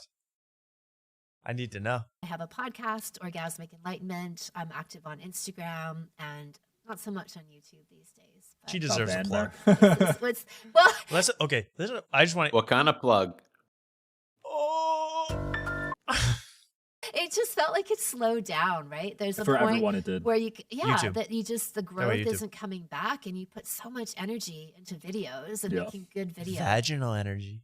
So it's like, okay, whatever. I'm pivoting to podcasts where you've got the longer form conversations anyway, which are more interesting. Talk about lifting stuff. Stop with this podcast analytics. Yeah, people just want clips these days, though. I just filmed these to get clips, honestly. Yeah. That's What a skunk. Oh yeah. I don't even Jeff care. Dye away. Yeah. Oh yeah. Don't watch out for clips. Now, finally, to prove to you that I did this all for a reason, Kim Anami, you came just in time for award season. There we go with the Oscar. With the Oscar, ladies and gentlemen. Kim Anami, you have won Best Pelvic Floor 2025. That poor family behind. That poor family. Yeah, that kid is getting an education. Even that guy's throwing his arms up like that. And I thought this was photoshopped. It's not. It's not. Yeah, I thought you did this. I thought No, this no, was no. Photoshop. It's not. And she won Oh, Best Best Girlfriend. Girlfriend. I don't doubt Uh-huh. it. Well, take a screenshot. And she'll be at the next Skankfest. Believe that. All right, Kim Anami, you're gone forever. I loved her, though. Don't tell me you don't love her, Luke, after all that. I love her. I'm wondering how much that guy spent for 1 million subscribers. Is that like $50,000? I have no idea the price, but to get 1 million with no engagement, it's probably not that expensive. You know? Because to get 1 million and then have like 100 bots at all times commenting on your stuff, that's a lot of money. But to just buy 1 million people to hit subscribe, I don't think that takes a lot. And Kim Anami, she gets robbed every year of Best Girlfriend by Meryl Streep, who has a weak pelvic floor. Weak. Seen She's it. peeing in the seat, waiting for her award. That's how weak her pelvic floor is. She's incontinent, unlike Kim Anami. Spread that rumor.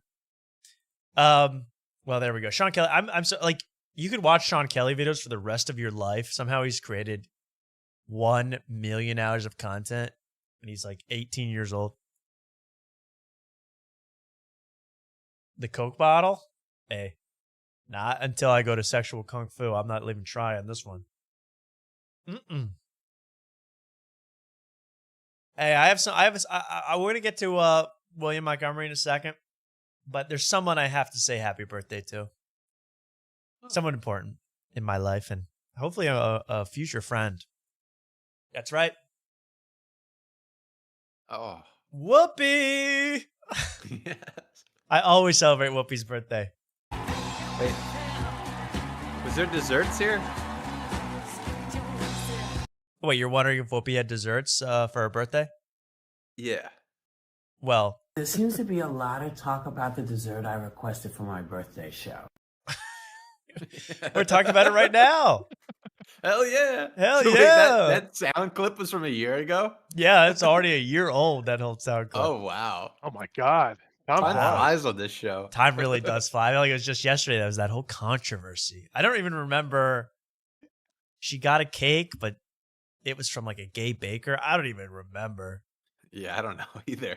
I don't just know. remember using the sound out. The sound You have clip the will live in sound clip infamy. where Whoopi's talking about shitting her pants. She goes, I'm always shitting my pants. Oh yeah, I go forgot through about shit that. every day. She was defending Joe Biden, and she's like, "Who among us doesn't have a little poo down there?" I was like, "What?" I forgot about that. I need a birthday show like this. Come on, Mark. This year, 2026. Come on. All three of us, our birthdays are like within the same like month. Yeah, we got to do a Within the group same show 30 at days. least like this. Exactly like this. I want to rent out the studio for this. We're going to be in Neil Wood's rank-ass studio doing this. Hey, happy birthday to Luke. He's the best, though. And they have like a custom song. And thank you, Drop Tent Media. We had to like drop that. Drop Tent Media, thank you so much.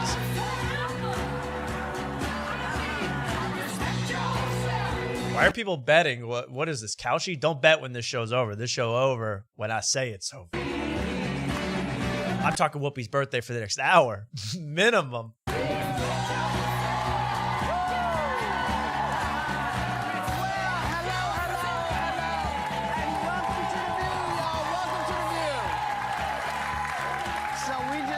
Wait, Tom. What? Do they ever go up to that top thing? Oh, the balcony? That. Oh, Yeah, they ever go? the little sitting area. That is so cute. Yeah, but there's no railings up there. It seems kind of dangerous, honestly. For all these For these people, all women. the women that hold the view are like 55 over and over. They're all to get Yeah. up there. Whoopi's like And 80. wearing high heels. Yeah. The producers of the show are hoping for a slip and fall, really get some new blood in this show. They can't get rid of these old bags. I mean, Joy Behar's like 95 still doing this show. Barbara Walters is doing the show from heaven. I mean, it's getting absurd. All right. Next. Yeah, can't afford swivel chairs. That's a great point. Oh, they're swiveling. You got proven wrong by the View again. It's happened to us all. So we just walked out to one of my favorite songs by the Staple Singers called Respect Yourself. And people ask me why that song. It's because it's my birthday and No one asked why is that song. And what people care about? There seems to be a lot of talk about the dessert I requested for my birthday show. People only care about that dessert. All right. Let's go to William Montgomery because this is old news, but what's new news is who William Montgomery was supposed to open for before he bombed and got thrown off stage. Now, what did you guys think about this performance? We'll show a little bit of it, and it's another example of this old segment we used to do on the show. They have more subscribers than me. This is a great example of that because I don't even think this person exists. I think this is total AI. It's called Fried Plantain, 12,000 subscribers. I don't think this is a real African American, Luke. I think he's posing as one of you. Could be. No, but could be a Hispanic, Latino king. I don't think enjoy it's fried plantains in I think Latin America. I think it's an AI king. Listen to them. On the evening of Saturday, it doesn't make them not black. At the Far Out Lounge in Austin, the Steel. Just because you're AI, don't mean you're not black. Vote for Biden. I may be a white boy, but I'm not Put some stupid. seasonings on them. Put some seasonings on them AI prompts. Put them on them circuits. Get them going. Standing Comedy Festival rolled out its lineup, featuring stand-ups like Morgan J. and Robbie Hoffman, and one name that. Now, this is pretty amazing. All this is just an AI black person who just scrolls through Reddit comments. Okay, they're already bigger than I could ever hope to be. But wait till you hear the clip. So just in case you haven't seen it, it's old news, but it's really going to be interesting. And I'll tell you what I thought. Bullshit! That was a good job! William Montgomery from Kill Tony. You've seen him all over the place. He ends every Kill Tony show pretty much. Maybe This is what Big Stinky envies the B. Yeah. Big Stinky wishes he was on this stage bombing. Wishes. Yes. And sir, what's your heritage? Are you Pacific Islander, the dark-skinned looking guy right there? Yeah? He keep moving the fucking nasty looking slut saying that to me. Damn, bitch! So the crowd really not into it. I mean, I love this. They hate William Montgomery. And people saying, oh, William Montgomery only good for Kill Tony fans. I don't know, but I don't know really how I feel. I kind of like William Montgomery still. Everyone's calling you hacky, but and the jokes are like way too outdated and weird, but his attitude is fresh. That's what I like. Yeah, it's some are like he like surprises you because like some can be like really like it's almost like kind of Big Stinky-ish where it's deliberately written to be like hack, right? And then he'll come like with a new fresh one. Yeah, sometimes the jokes are okay, but I think I don't know whether he just thinks the jokes will work because they're funny, or he just thinks these are horrible on purpose. Yeah. And he still reads them from a notebook, but I've heard him tell them like 8 times before. So I don't know what he's up to. So what else you got to pay attention? Waiting for Morgan J. So I had no idea who that was. I thought that was a country music artist. Me too. Honestly. Me too. Yeah. I thought the exact same thing. Wait till you find out who Morgan J was. I'm going to play some good clips of him. Somebody kill this woman! See, that's funny. Yeah, he kept going, where am I? Where Which is am really, like, I? They that's would always really scream, funny. call someone a bitch, Like, he's and then going go, back to wait his a little second. He go notebook. back to his material. That's funny. And if you're the driver of a tan 2003 coming out with the new television, God damn it! Oh my god. It makes me laugh. I mean, I don't know if it's funny, but Yeah. Well, it's funny because it's like This your is a average weird TikToker, like recording this and being like, "Oh my god," like, "Oh my god," Oh my God, and then you right. can hear people being like, "He's bombing." right. That's kind of funny. That makes it good. But I heard the Aaliyah plane crash happened because the pilot tried to ghost ride the whip. So he's doing Aaliyah jokes. I mean, I don't a know if little it's. worried that one might not do good in the. Oh my god. It's in the front. Oh, don't flick me off, bitch! So it just keeps going and going. I don't have to play all this, but it keeps going and going. You just say to me, bitch? And it's funny. He does get thrown off. Bitch! That's my favorite. When he calls her a bitch, he calls this woman a bitch here, the crowd, they goes, don't say that. So they're really PC. I love this part. What the fuck did you just say to me, bitch? Don't call her a bitch! Yikes. So that's, to me, that's funny. But I think this is how Luke did at the show. The Elaine Rodriguez show. He fell off stage. And he fell off stage afterwards, too. If I fell off stage, it'd be just like that. So then this is from Don't call me. Yeah. This is what. Wait, I gotta get this right. This is incredible. So let's watch another clip first. Wait. So this guy isn't what I never even heard of this. So this guy revolutionized the game because he came out with something called. You've heard of Crowdwork, right, guys? You guys have heard of I've only Crowdwork? heard of it when I was in New York. Right. Only in It's New York. mainly a New York thing, but you've heard of it, I hope. Now, Yes. this guy revolutionized the game by doing Autotune crowd work. That's right. He does exactly what Matt Rife does, but spastically runs around the audience with Autotune on so everything sounds funnier. Instant joke. Let's listen to a little bit. This guy used to be like a real musical comedian, stand-up comic, and he switched to entirely this. Every single clip is this. If it works.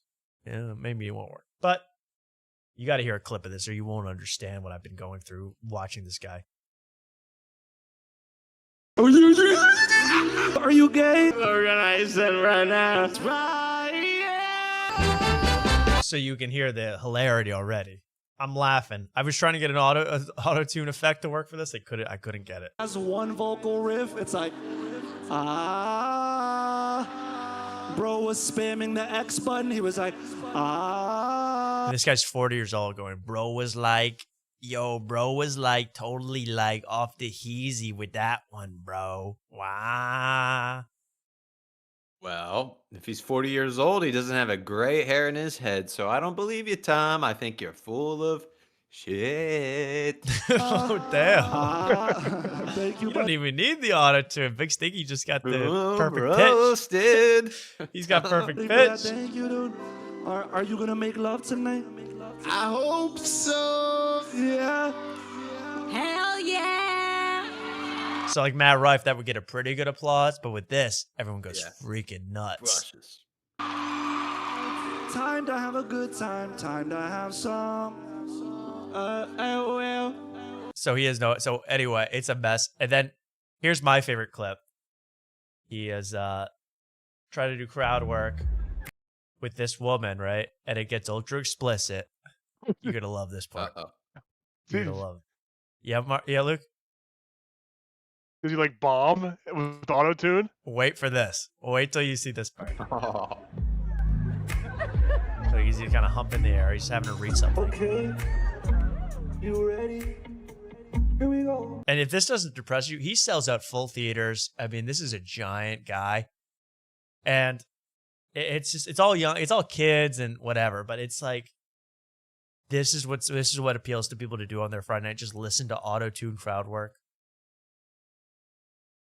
At least This is Matt probably the Rife. worst, like trend I've ever seen. Yeah, it's one of the worst things I've ever seen. And at least Matt Rife like holds up a puppy and goes, "Oh, you got this for me? Oh, you the MILF with the milk." Ooh, and the crowd goes crazy.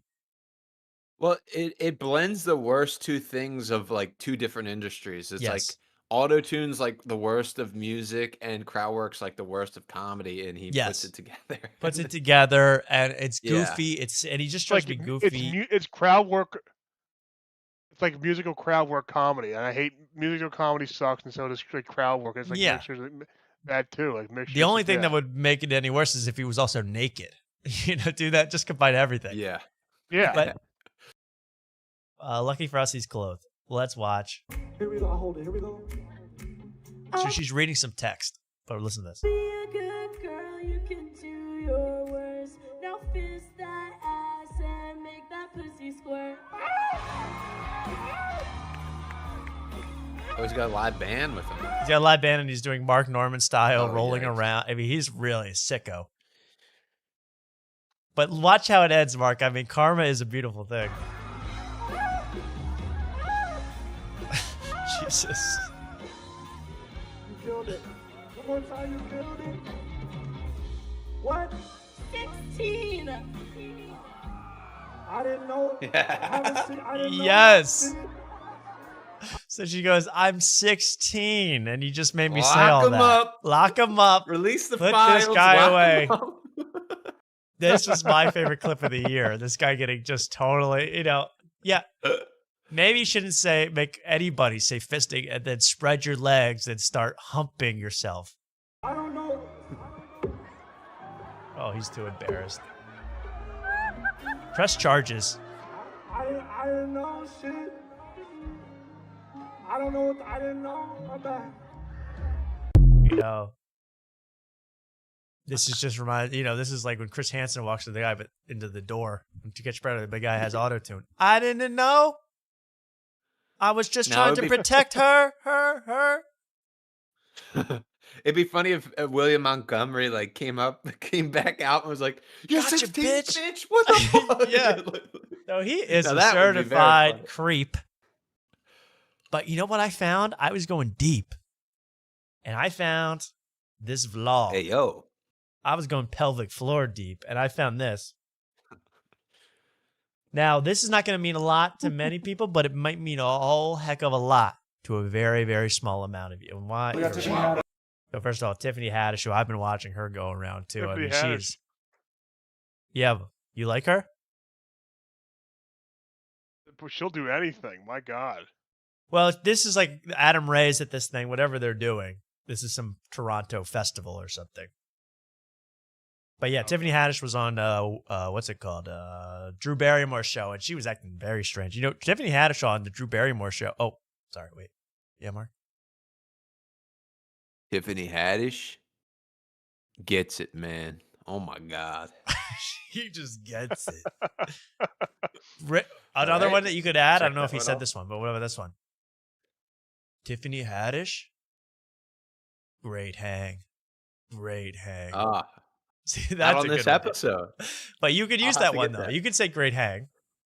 Well, from now on, I'm getting these verbatim. I got to get these verbatim. I know, But I'm replacing Morgan like J. nouns, Great hang. nouns, person, places. Yeah, it's things kind of like like Sam Morril Mad Libs. I love it. It is. Exactly. That's You just exactly what I insert have right person, here. place. Why is Mark doing that? Because he has a passion in life. Please embrace that. It's legit. It's legit. He's gone to I've used 15 that years one, of acting school. He went to Juilliard for this. Yes, thank you. Now, yeah, I saw Tiffany Haddish on the Drew Barrymore show, and she was talking about her new boyfriend. She's like, "Oh my God," and she talks in this weird voice now, but she goes, "Oh my God, you guys, he treated me so good. Like, we were out at a this is what she says. She goes, we were out at a restaurant, and like I said, I had to go to the bathroom, and he walked me to the bathroom and stood there the whole time until I came out." I go, "Girl, were you at a restaurant or at Six Flags? Why does he gotta follow you around to the bathroom? Like, it's something you do at an amusement park. You don't What do you that with your doing, girlfriend girl? at the restaurant." That's not a Mac tactic. You don't follow your girlfriend to the restroom and just wait for her. You know, she can figure that out herself. That was my Tiffany Haddish anecdote of the night. Okay, let's move on to this part. And this is going to mean a whole heck of a lot to some of you, and this meant a lot to me because I remember the past. And so he's doing just a vlog. All the people he runs. In fact, he runs into Adam Ray. You can see what Adam Ray looks like. This is like straight out of The Shining. Remember when Jack's walking around? He looks into the other rooms that he's not supposed to look into. Look at this shot. Oh shit. Oh my God. Oh, they're You making need privacy in the room, dude? You do anything? It's all good. I just want to say what's up. Let's do your thing. How you doing, man? We got Adam Ray here. Get it? Oh my God. This is Adam Ray preparing to be Dr. Phil. Scaring the hell out of young children. Yeah. Come on. Scary, right? Okay. We'll be right back. Hey. Your list of impressions is growing by the minute. Hey, Tom, Big Stinky's got to be on all cylinders. Right? 2026. They love I characters. feel it. I got to have I feel all it. the characters. I have to have Tony. well, I don't know. Red Band is going to be tough. Red Band's to do, tough. but You can do him. I have so much respect for him, so it's going to be tough. Yeah, to do. You can, but you only can roast the ones you love. Yeah, exactly. Okay, let's get to a very frightening Dr. Phil. I hope he stops doing this suit because it's just scaring. It's scaring the youth of America. Now, do you guys remember? The Deaf Noodles roast? Did anyone follow that whole saga? You know, Red Bar talked about it. Penguin Zero talked about it. Deaf Noodles was a YouTuber. He's now basically ousted off the face of the earth. But he did a roast. One of the worst roasts of all time. He did two of them. But the first one was the worst produced roast of all time. He said it was going to be amazing. It was in L.A. It was absolutely horrendous. Some of the worst comedians. He had no idea how to produce. It was an epic, epic saga.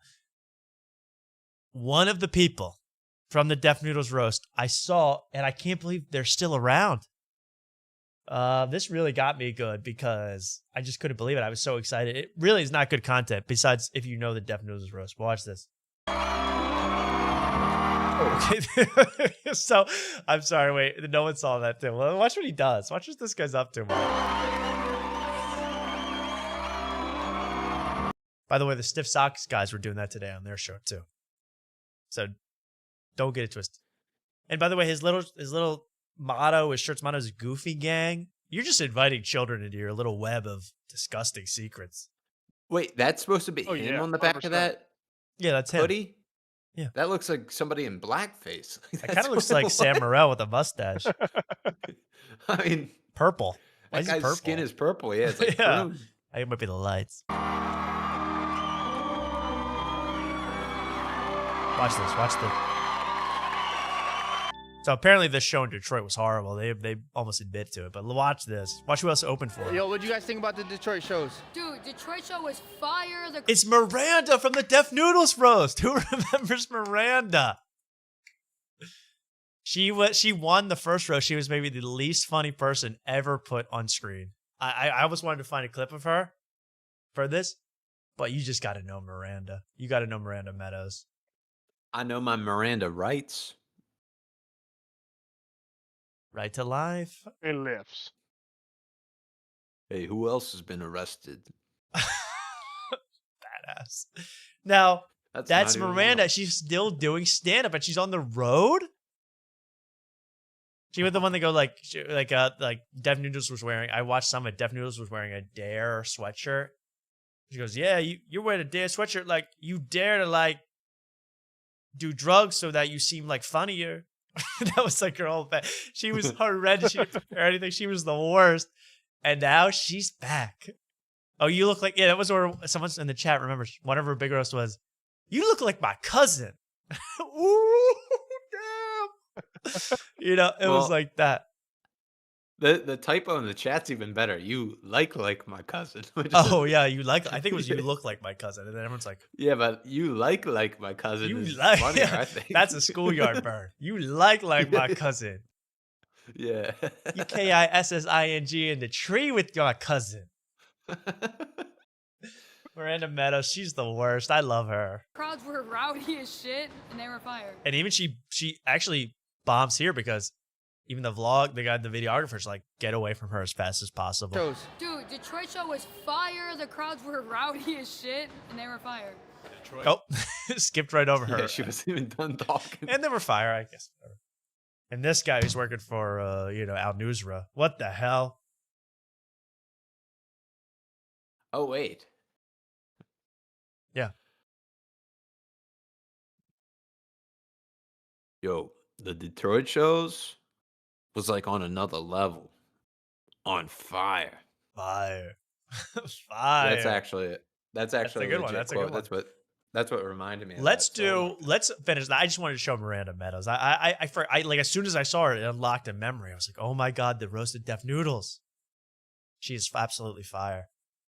Let's show one clip from Stiff Socks. The Stiff Socks, I've been really avoiding these guys. The Stiff Socks moment of the week have been some of my favorites. That's Trevor Wallace and Michael Blaustein. Luke, are you excited for this? You can't make fun of Blaustein anymore because the Autotune is like so beneath. The Autotune I guy know. is so I beneath know. Blaustein. It's unbelievable. But I know if Blaustein heard that Autotune, yo, dude, what you doing? How'd you come up with that?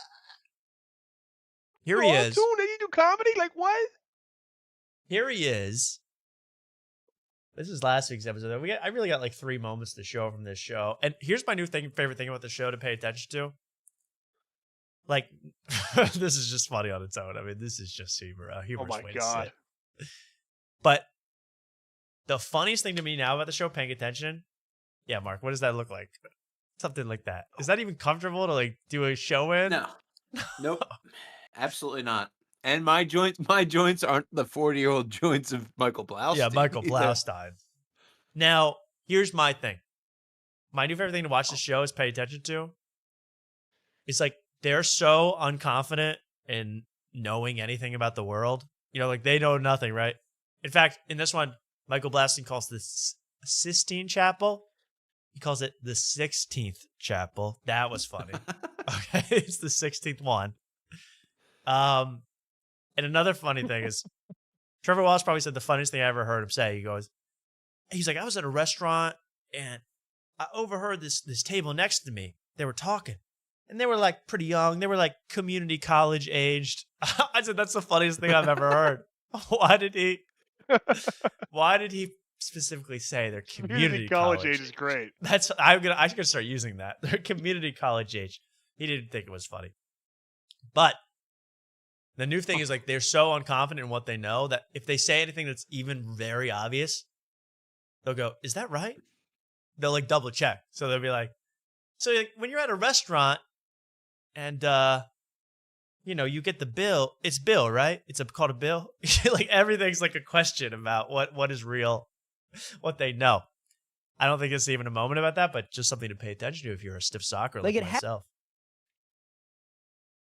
These are my couple moments of the week that really made me smile and glad that I live in the same universe, the same multiverse as Michael Blaustein in stiff socks. It looks like he's in the Blues Clues chair. Yeah, he sort of does.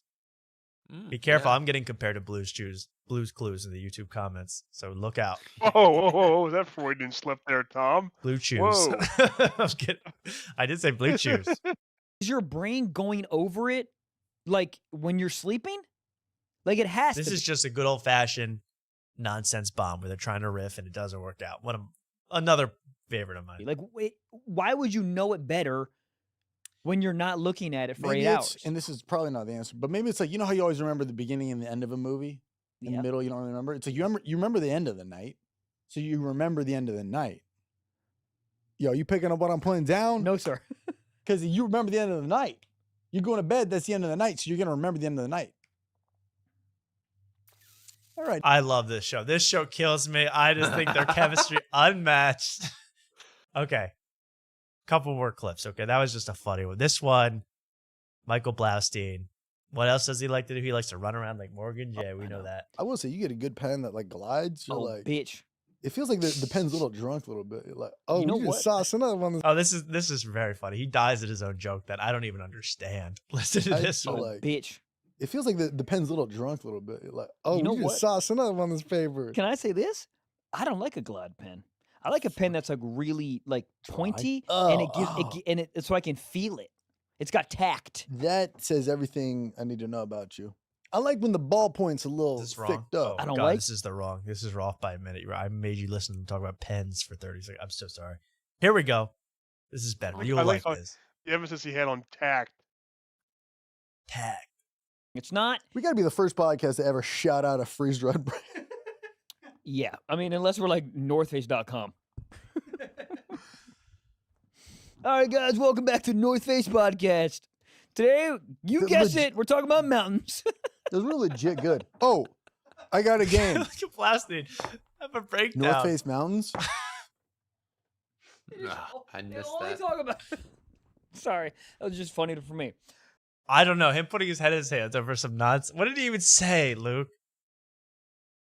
Okay. Enough Brad, of welcome that. back to North Face. You're talking about mountains? The game. I forget. Guess it, we're talking about mountains. It was really legit good. Oh, I got a game. That's a breakdown. That's North Face Mountains. hilarious, bro. That's classic Blau, man. All right, one more Yeah. Blau clip to end the night. Yes, please. These are too funny to me. Like underneath the Denver. Okay, this is just classic. What are they even? How do you decide to overreact like this? How do you decide? Take a watch. And really, guys, please get rid of the nondescript records that are tacked to the wall. I mean, this is not that 70s show. We don't need this fake decor, Mark. I don't know what you're going to put up in your studio, Mark. It better not be blank records. Well, it may be blank wall next week. Well, that's okay. So that's week one. You're building. You're in the building stage. We're in the building stage. We're certainly in you the go building. backwards to go forwards, but there'll be no doors. So Interesting. No doors. Maybe Some people are going to windows. miss the doors. I know that. Some people really yeah. Well, we go. It's kind of a mystery. What's behind those doors? Riders on the storm. The doors. Do you get that one? Riders in my doors. That's good. Fall down.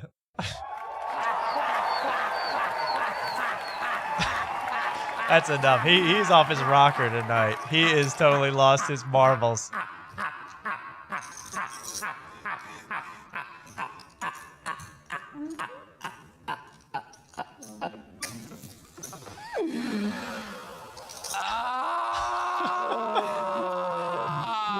It still gets me. I'm sorry. Still gets me. I love the chips in the background. I always You forget should the about little chips. chips clanking. Very stupid. All right. Enough of that. Let's listen to Blau go full Blau. And this reminds me a lot of Morgan J, actually. Right now that we don't even know about. People drinking baby's blood in like underneath the Denver airport. I don't know one sentence or one word you just said. Me either, but it sounds like I sort of know what I'm talking about. Kinda. You throw some buzzwords and you're good. You sound like anyone. Do you know what I don't like? Give it to me. Is fake woke. Oh! Yeah! Look at Blau. Hey! Look at No, Blau. Oh my God. Yo, that was kind of a crazy stroke right there. That was kind of good. What is up with these two?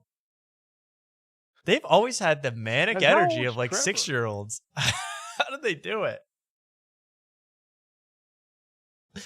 Luke, go ahead. We're gonna watch this in slow motion, but go ahead as you.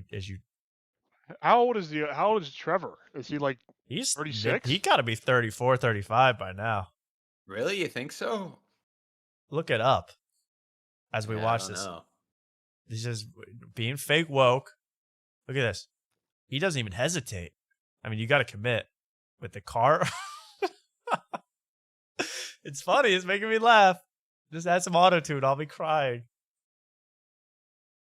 Do you watch this podcast in full, completely in full? Yeah, but a dumb question. What else would I do? How many podcasts? Where do you What get do I the time to scrub for watch all where this parts where shit? he's twerking only? I gotta listen to the whole thing. I'm just. Where do you get the time to watch all this stuff? Hey man, this is my job, bro. I live this shit. It is your job. I live this shit. I don't know how to say. I just love my job, and I'll do it every day. A double Trevor date Wallace with is these 32 guys. years That's a great old. idea. We got to film a whole sketch. What would it be like to go on a double date with Trevor and Blau? Going hog wild with riffs. Trevor, wow. Oh wow. Hog wild. Hog wild. Well, that was pretty funny. I got a million other things to show, but what are we, 4 hours here? That's crazy. Almost. I can't believe But it. we're at least. We've gone at least. 3 fucking hours live doing this. Disgusting things like you. I'm sick of you. We got a lot of Hassan stuff, but I might save that because he's still in China. He's still making a whole mess out of things. Really not good with Hassan. Oh, here. This will make you puke. Then we'll go. You guys know Sneeko? No. Yeah, no Sneeko. Okay, yeah. Sneeko's like a red. He's now going away from the red pill lifestyle, but he's a whole like. He's kind of tried to get in the Andrew Tate sphere, but now he's kind of avoiding that now. But I don't know what he is even now, but he's a streamer, an influencer. And I thought he was like hardcore right wing, but here he is. Doing one He's thing a major I can handle. grifter. That's what it kind of seems like. I don't know. He's doing 2 things here. One thing I can forgive, which is glazing Zoran Mamdani, or as Jeff Dye calls him, Zoran Mamadoumadou. Jeff Dye is doing jokes from like 2002. When you were allowed to say that about Muslims. Boom. Naked roasted. He keeps doing it like, well, Barack Mamadoumadou. Yeah. But he's talking about Zoran Mamdani. He's glazing him. Okay, I can forgive that. People have their own opinions. What I can't forgive? Glazing the city of New York. This ought to make you sick. Swiping, she's looking for a guy who says... And he's describing, he's actually fantasizing about how Zoran and his wife met. This is beyond bizarre for a guy that used to be like, I don't know, he used to be like, women are trash, bro. Didn't he used to be that kind of character? Maybe not verbatim. 6 feet, good personality and stuff like that. She sees a guy, right? She thinks she's going to go on a date. Maybe they probably go to dinner at some like cool restaurant that Zoran knows, right? Definitely some ethnic food. He's like, oh, I know this good African restaurant in Harlem. We can get some African food. And so they take the train, right? Because he doesn't want to spend too much. He's broke. He lives in Astoria. She lives in Bushwick. It's such a... This is where I absolutely get sick to my stomach where they start naming neighborhoods. Yeah. Ew. That's pathetic. This is no better. You know, This is like if Luke was like, oh, it's like if a boy from Norristown met a girl from Upper Chichester. Shut the hell up. No one gives a crap about your little locations. Right, Mark? I like Philly talk because I can relate, you know. I always, you know, it was just like the live Stuff Island.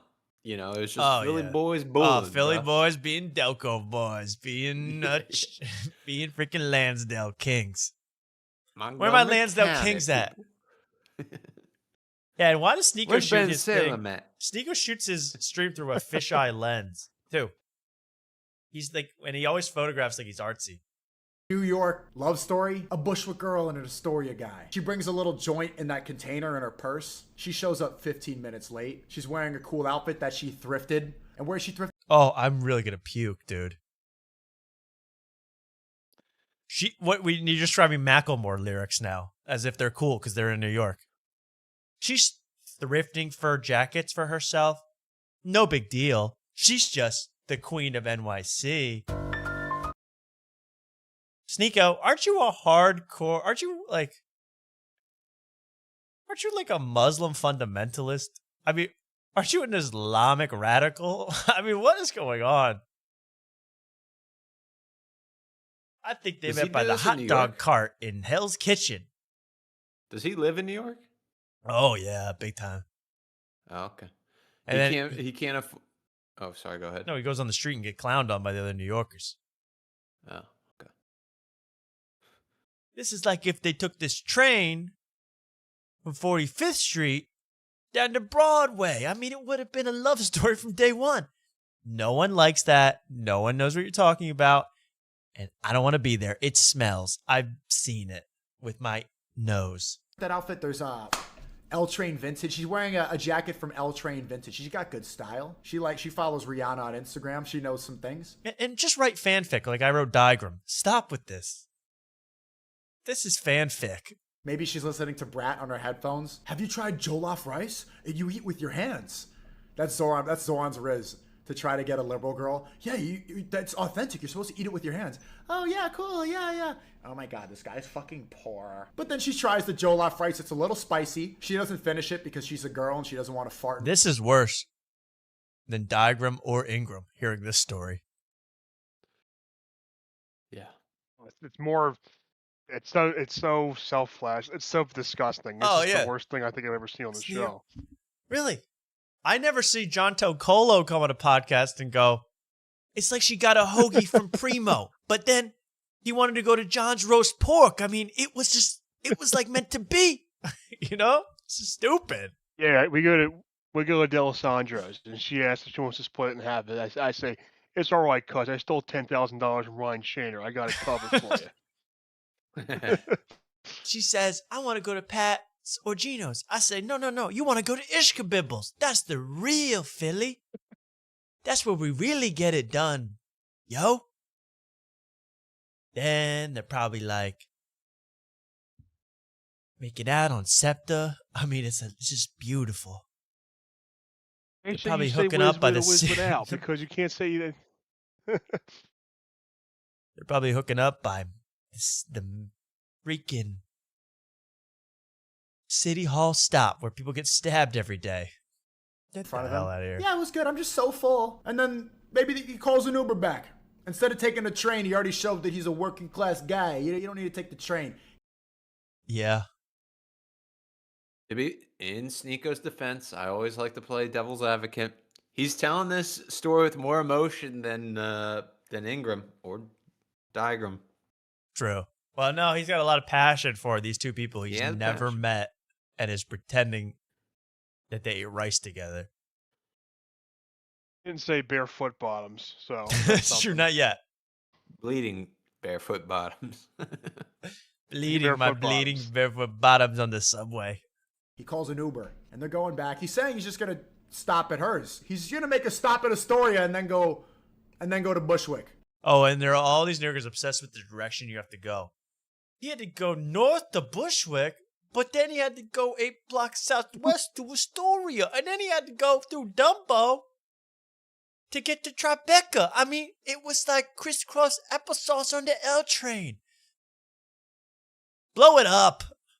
Blow it up. And that's not a wish. That will come to bite me in the ass like Hassan, right? I'm just saying, blow up this love story with New York. It's over. But Tom, did you notice what's going on in the corner over there? Which Did one? you, the bottom right. Oh, with the TV? No. He's got a YouTube plaque. That's just on the floor. Yeah. Hell yeah. But even worse, he's just got a PS4 on a chair. That's a PS5, yeah, on a PS5, mini sorry. barstool chair. Yeah, I know. Shout out Dave Portnoy. And he's got an iron on the ground. He's got just an iron plugged in, sitting on the ground. Sneeko, I hope that doesn't set fire to your Burberry coats. I'm really worried about those. What is with that iron on the ground? That is New York classic. That's New York. Because he's in Harlem for the Africa foodie. Oh, it really is going to make me puke. I can't hear this in New York. How does he end it? Do they at least like lift stuff with their genitals? I mean, how does this end? It was just supposed to be some dopamine.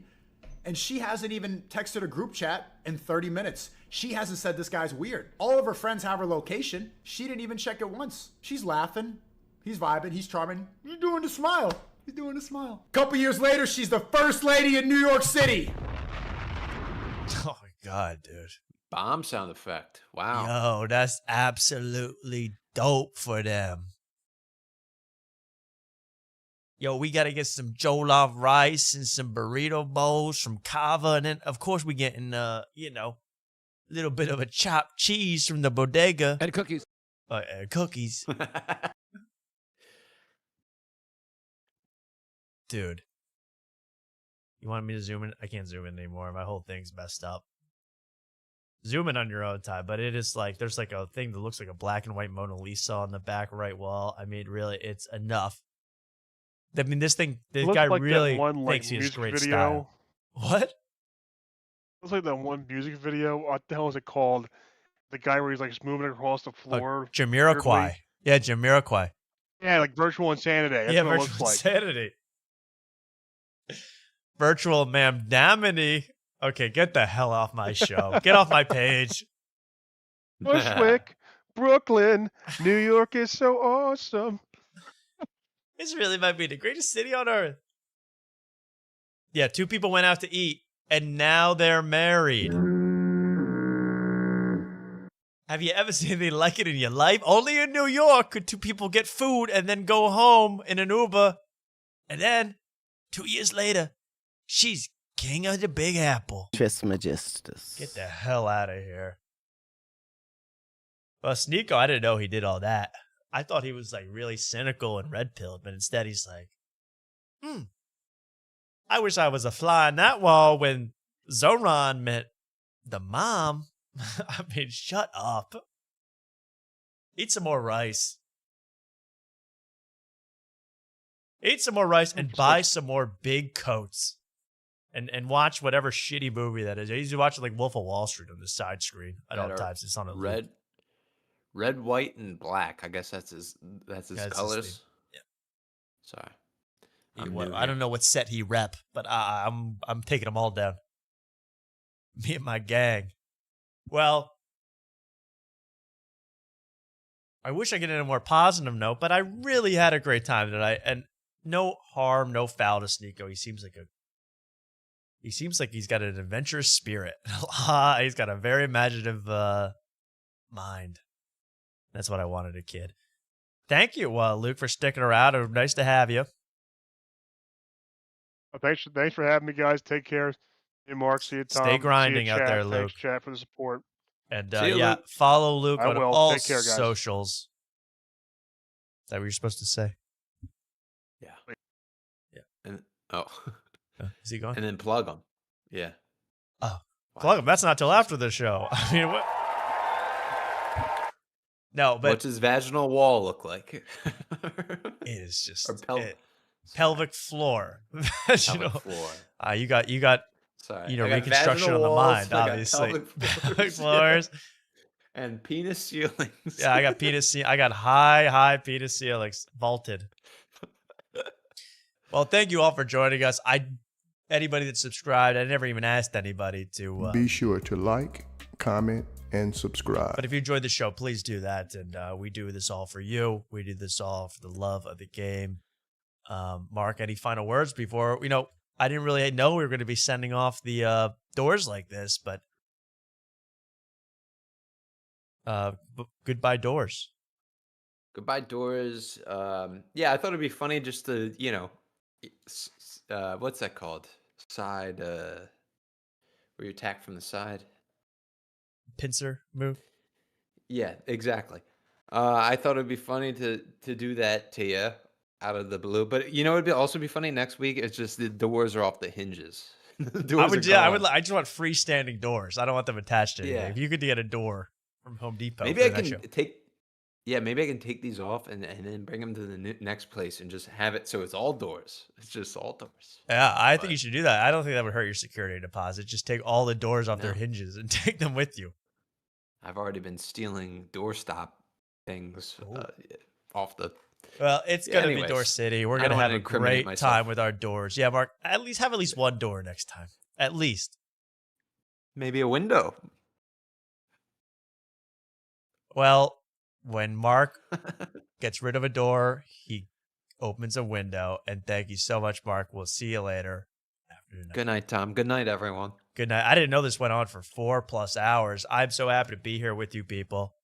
And, geez, what can I say other than thank you so much for being around? I mean, 4 hours on the show. I even had this joke I was going to do. I was going to say, hey, if we get to 1337 subscribers tonight, that's LEET code for you non-nerds out there.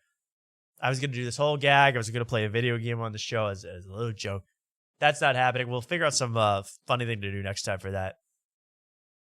But we have, if you only tuned into Summit, you got a lot left to watch. Don't miss a second. It's after tonight, everybody. There's a lot happening. So thank you so much for watching this show. And please, it felt like no time went by at all. I had a really great time with all of you. You stay classy. And we'll be back next week with more. And just to be clear, I'm saying maybe to Dalton Pruitt. Maybe I'll send Mark. I don't know. We'll figure that out, huh? That's a conversation for another day. Good night from After Tonight. This is a public